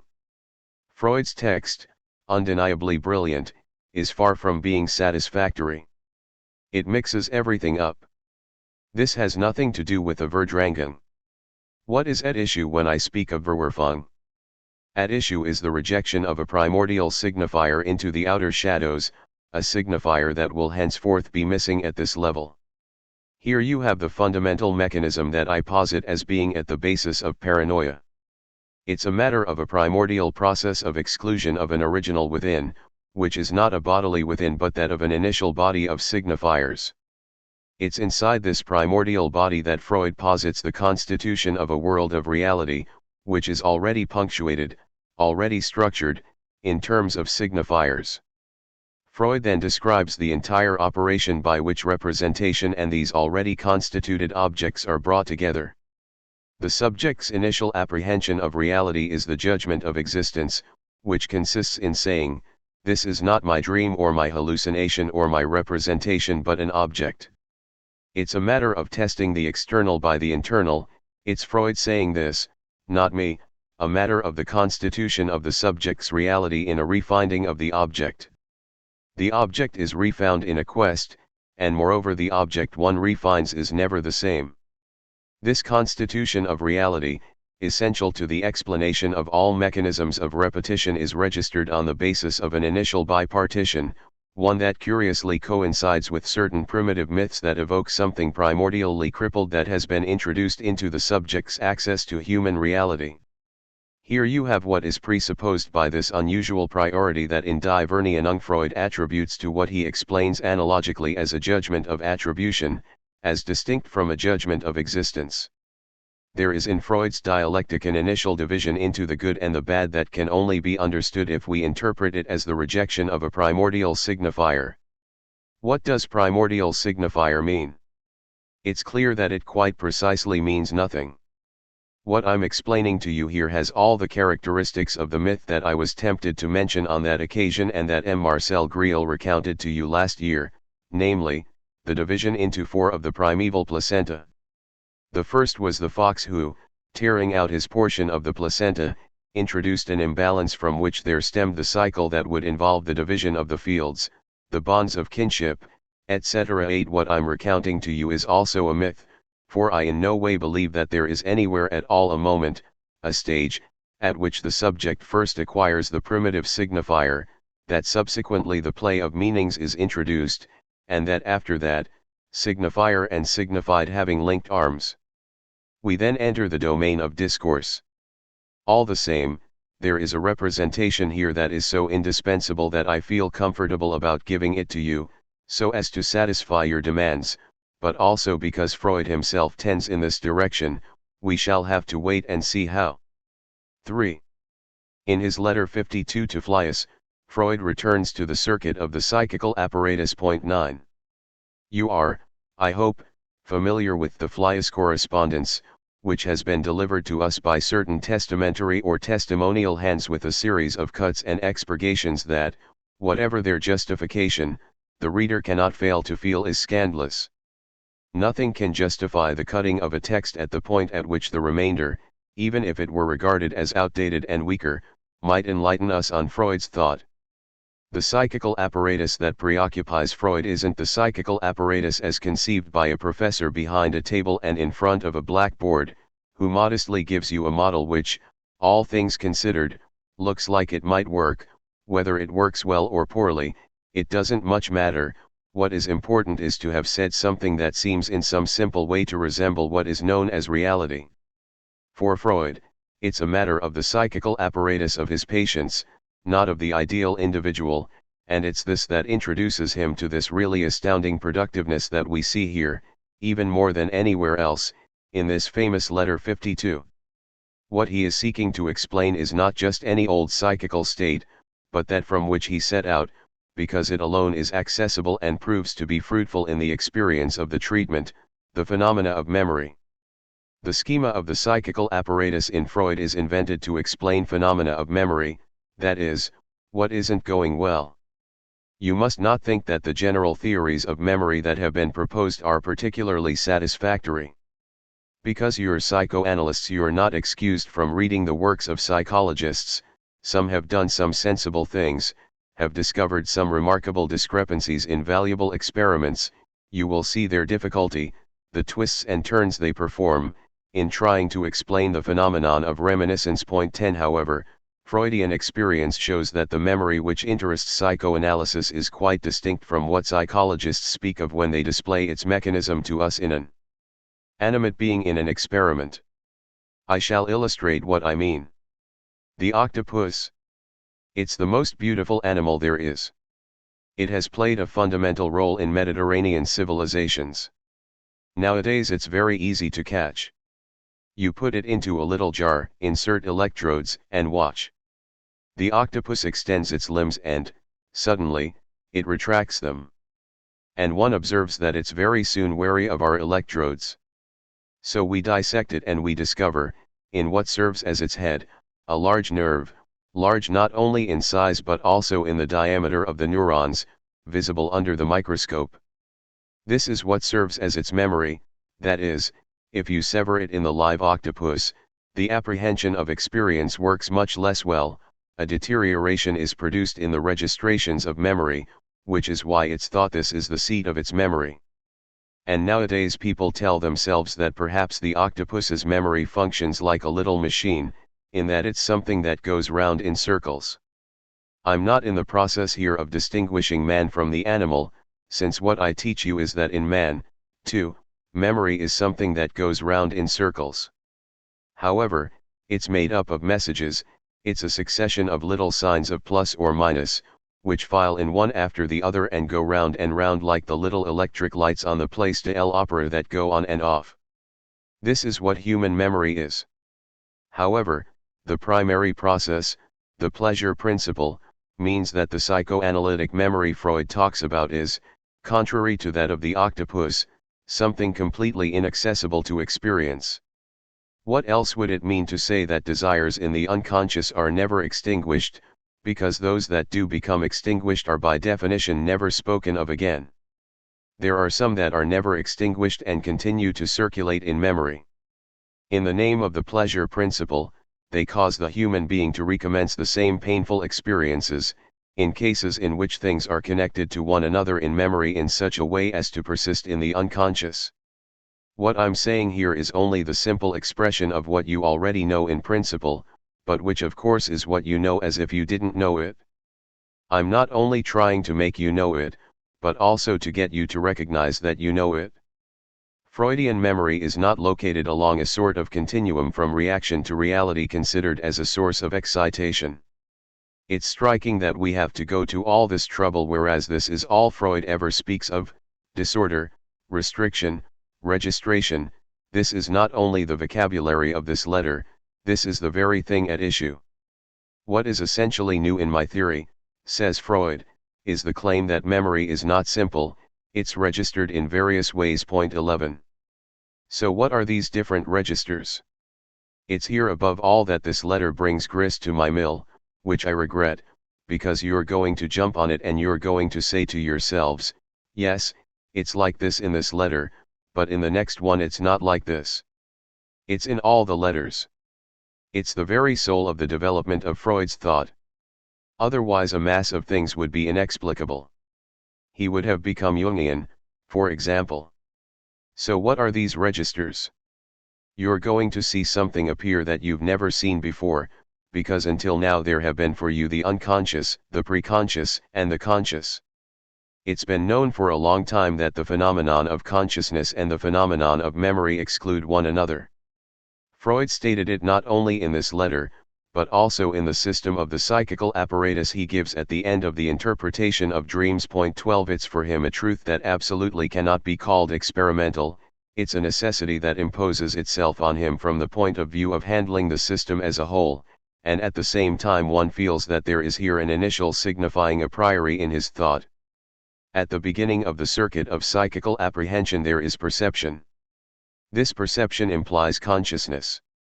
This must be something like what he shows us in his famous metaphor of the magic writing pad. Point 13. The magic writing pad is made of a sort of bluish-gray substance on which there sits a strip of transparent paper. You write on the strip of paper, and when you lift it up there is nothing there anymore, it remains blank. On the other hand, everything you have written down reappears on the surface of the slightly adhesive substance, which enables what you write to be recorded by virtue of the fact that the tip of your pencil makes the paper adhere to the surface, which, becoming darkened slightly, becomes momentarily visible. There you have, as you know, the basic metaphor by which Freud explains what he understands by the workings of perception in connection with memory. What memory? The memory he is interested in. There are two zones in this memory, that of the unconscious and that of the preconscious, and after the preconscious one sees a complete consciousness emerge which cannot but be articulated. The requirements of his own conception of things are manifest in the fact that between the essentially ephemeral Wahrnehmungen perceptions, which disappear as soon as they appear, and the constitution of the system of consciousness and, even at this stage, of the ego, he calls it the official ego, and official in German means the same as officiel in French. In the dictionary it's not even translated. There are the Niederschriften registrations, of which there are 3. Here we witness Freud's development of an initial apprehension of what memory might be in its analytic functioning. Freud gives a number of chronological divisions, that there are systems formed, for example, between birth and 1.5, then between 1.5 and 4 years of age, then between 4 and 8, etc. But despite his saying this, we aren't required to believe, any more than we did before, that these registers are constituted successively. Why distinguish them from one another, and how do they become apparent? They become apparent in the defense system, which consists in the fact that things that don't give us pleasure don't reappear in any of the registers. Thus here we are in the official economy, and this is where we don't recall what doesn't give us pleasure. This is absolutely normal. Call it defense, but it isn't pathological for all that. It's even what one has to do. If we forget things that are disagreeable to us, we can only come out ahead. A notion of defense that doesn't start from this falsifies the entire question. What gives defense its pathological character is the fact that, around the famous affective regression, topographical regression takes place. A pathological defense, when produced in an uncontrolled fashion, provokes unjustifiable reverberations, because what goes for one system doesn't go for another. The disturbance stems from this confusion between mechanisms, and it's from this point on that we speak of a system of pathological defense. To understand it properly, we shall begin with the best known phenomenon, from which Freud always started, the one that explains the existence of the system Unbewusstsein. The mechanism of topographical regression here is perfectly clear at the level of finished discourse, which is that of the official ego. Here one finds agreements and coherences between discourse, signifier, and signified superimposed upon one another, forming the intentions, the plaints, the obscurity, the confusion, in which we live, and due to which, whenever we spell something out, we always have this feeling of discordance, of never being completely up to what we want to say. This is the reality of discourse. We are nevertheless well aware that the signified is sufficiently captured by our discourse for everyday purposes. It's when we want to do a bit better, to get to the truth, that we are in total disarray, and rightly so. It is, moreover, why most of the time we give up the game. There is indeed a relationship between meaning and the signifier. It is what the structure of discourse supplies. Discourse, which is what you hear when you listen to me, and it does exist, the proof is that sometimes you don't understand it, is a signifying temporal chain. But at the level of neurosis, which brought about the discovery of the realm of the Freudian unconscious qua-register of memory, our good fellow, instead of using words, uses everything at his disposal. He empties his pockets, he turns his trousers inside out, he puts his functions, his inhibitions inside, he gets completely inside himself. With the signifier, it's he who becomes the signifier. His real, or his imaginary, enters into the discourse. If this isn't what a neurosis is, if this isn't what Freud taught, then I give up. In the problematic field of the phenomena of Verneinung, phenomena occur that must originate in a fall in level, in the passage from one register to another, and that curiously manifest themselves with the characteristic of the negated and the disavowed. It's as if they are not existent. This is a very early property of language, since the symbol is as such the connotation of presence and absence. This doesn't exhaust the question of the function of negation within language. There is an illusion of privation that stems from the ordinary usage of negation. Moreover, all languages possess a whole range of negations, each worthy of separate study: negation in French, negation in Chinese, etc. What's important is this. What appears to be a simplification in discourse harbors dynamics which escape us, are secret. There is an illusion in thinking that a Verneinung is observable simply in the fact that apropos of a dream the subject stresses, "It's not my father." Everyone's familiar with this. The subject is noticeably affected by the interpretation and ends up saying that it's his father, and as we're happy with this, we don't go any further. The subject says to you, "I don't want to tell you something that is unpleasant." Here it's quite different.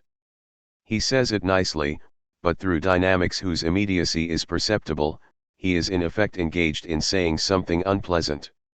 It's because we experience this that we are alert to the mystery that this illusion of privation can represent. Think of what Kant calls a negative value in its function, not only of privation, but of subtraction, in its true positivity. The question of Verneinung remains entirely unresolved.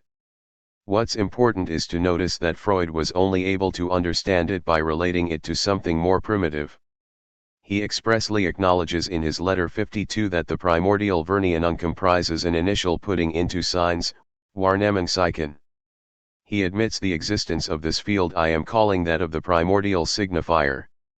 Everything he subsequently says in this letter about the dynamics of the three great neuropsychoses that he applies himself to, hysteria, obsessional neurosis, paranoia, presupposes the existence of this primordial stage, which is the chosen locus of what for you I am calling Verwerfung. In order to understand this, consider something that Freud is constantly pointing out, namely that one has to assume a prior, and at least partial, organization of language in order for memory and historicization to work. The memory phenomena that Freud is interested in are always language phenomena. In other words, one already has to have the signifying material to make anything signify at all.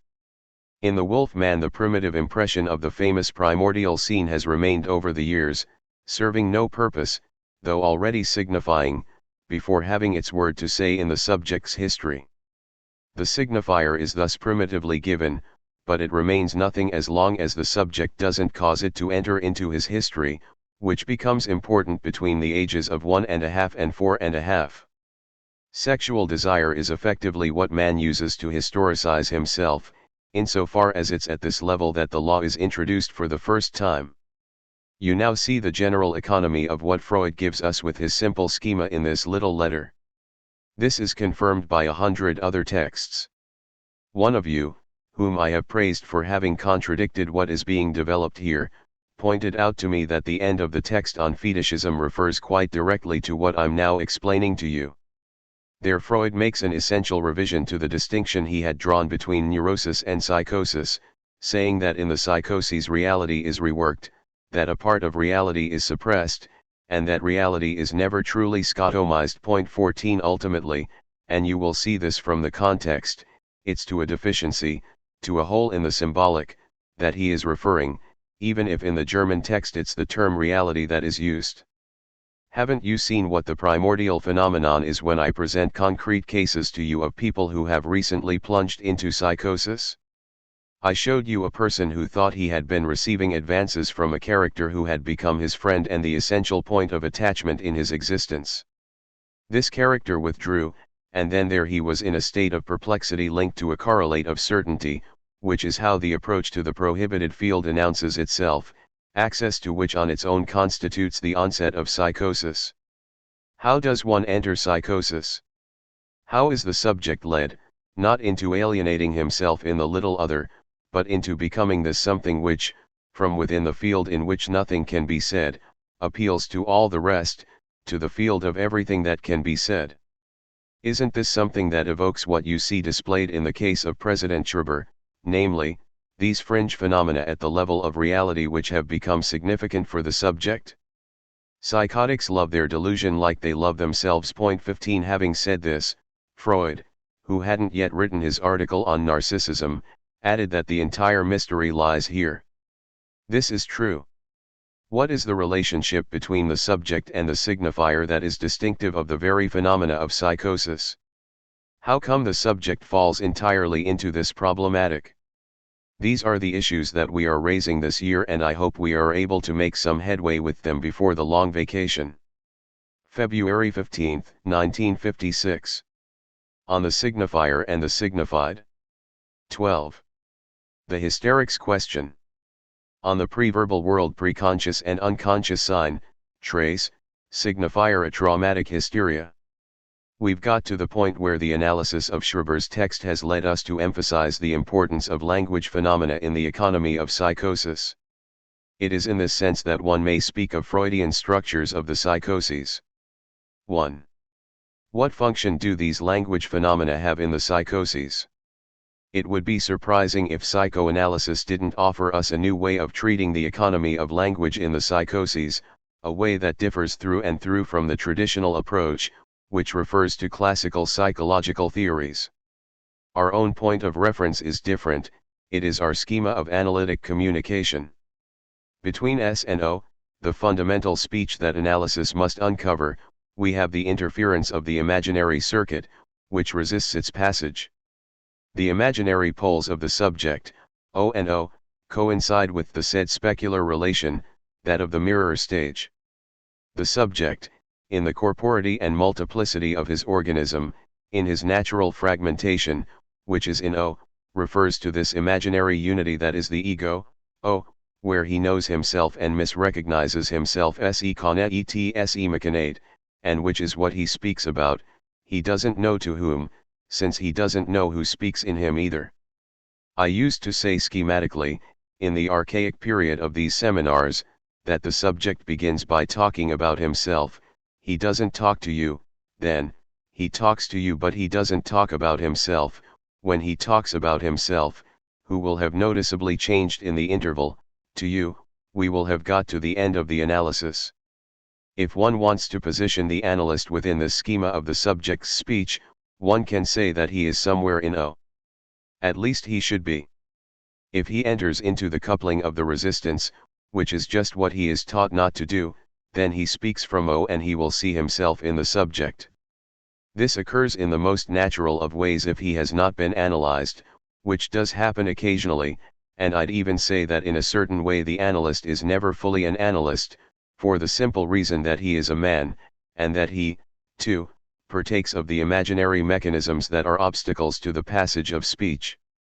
He must not identify with the subject, he must be dead enough not to be caught up in the imaginary relation, within which he is always solicited to intervene, and allow the progressive migration of the subject's image towards the S, the thing to be revealed, the thing that has no name, that can only find its name to the extent that the circuit from S to O has been completed directly. What the subject has to say through his false discourse will find a passage all the more easily when the economy of the imaginary relation has been progressively pared down. I'm moving quickly, since I'm not here today to go over the whole theory of analytic dialogue for you. I simply want to indicate to you that the word, to be understood with the emphasis that this comprises, the solution to an enigma, a problematic function, is located in the other, through the intermediary of which all full speech is realized, this you in which the subject locates himself and recognizes himself. Well then, through analyzing the structure of Schreiber's delusion at the time it became stabilized into a system that links the subject's ego to this imaginary other, this strange God who understands nothing, who doesn't reply, who deceives the subject, we have been able to recognize that in psychosis the other, where being is realized through the avowal of speech, is excluded. The phenomena in question in verbal hallucination exhibit in their very structure the subject's relationship of internal echo to his own discourse. they ultimately become increasingly meaningless, as Schreber puts it, emptied of sense, purely verbal, learned by rote, pointless refrains. What, then, is this special relationship to speech? What does the subject lack for him to be able to get to the point where it is necessary for him to construct this entire imaginary world, for him to undergo within himself this automatism of the function of discourse? Not only does discourse invade him, not only is it a parasite in him, but he is dependent on its presence. I've shown you in vivo in a case presentation that the subject is only able in psychosis to reconstitute himself in what I've called the imaginary illusion. This is precisely the point we have come to. The subject's constitution in imaginary illusion is the problem on which we need to make progress. Until now people have been satisfied with this. The imaginary illusion has seemed to be very significant. People have rediscovered all the material, all the elements, of the unconscious in it. They seem never to have wondered what was significant from the economic point of view about the fact that by itself this illusion has no power to resolve anything. They were aware of this nevertheless, but as a mystery, and over time they strove to efface the radical differences between this structure and the structure of the neuroses. I was asked the same questions in Strasbourg as in Vienna. People who seemed fairly open to certain views I was putting forward ended up saying to me,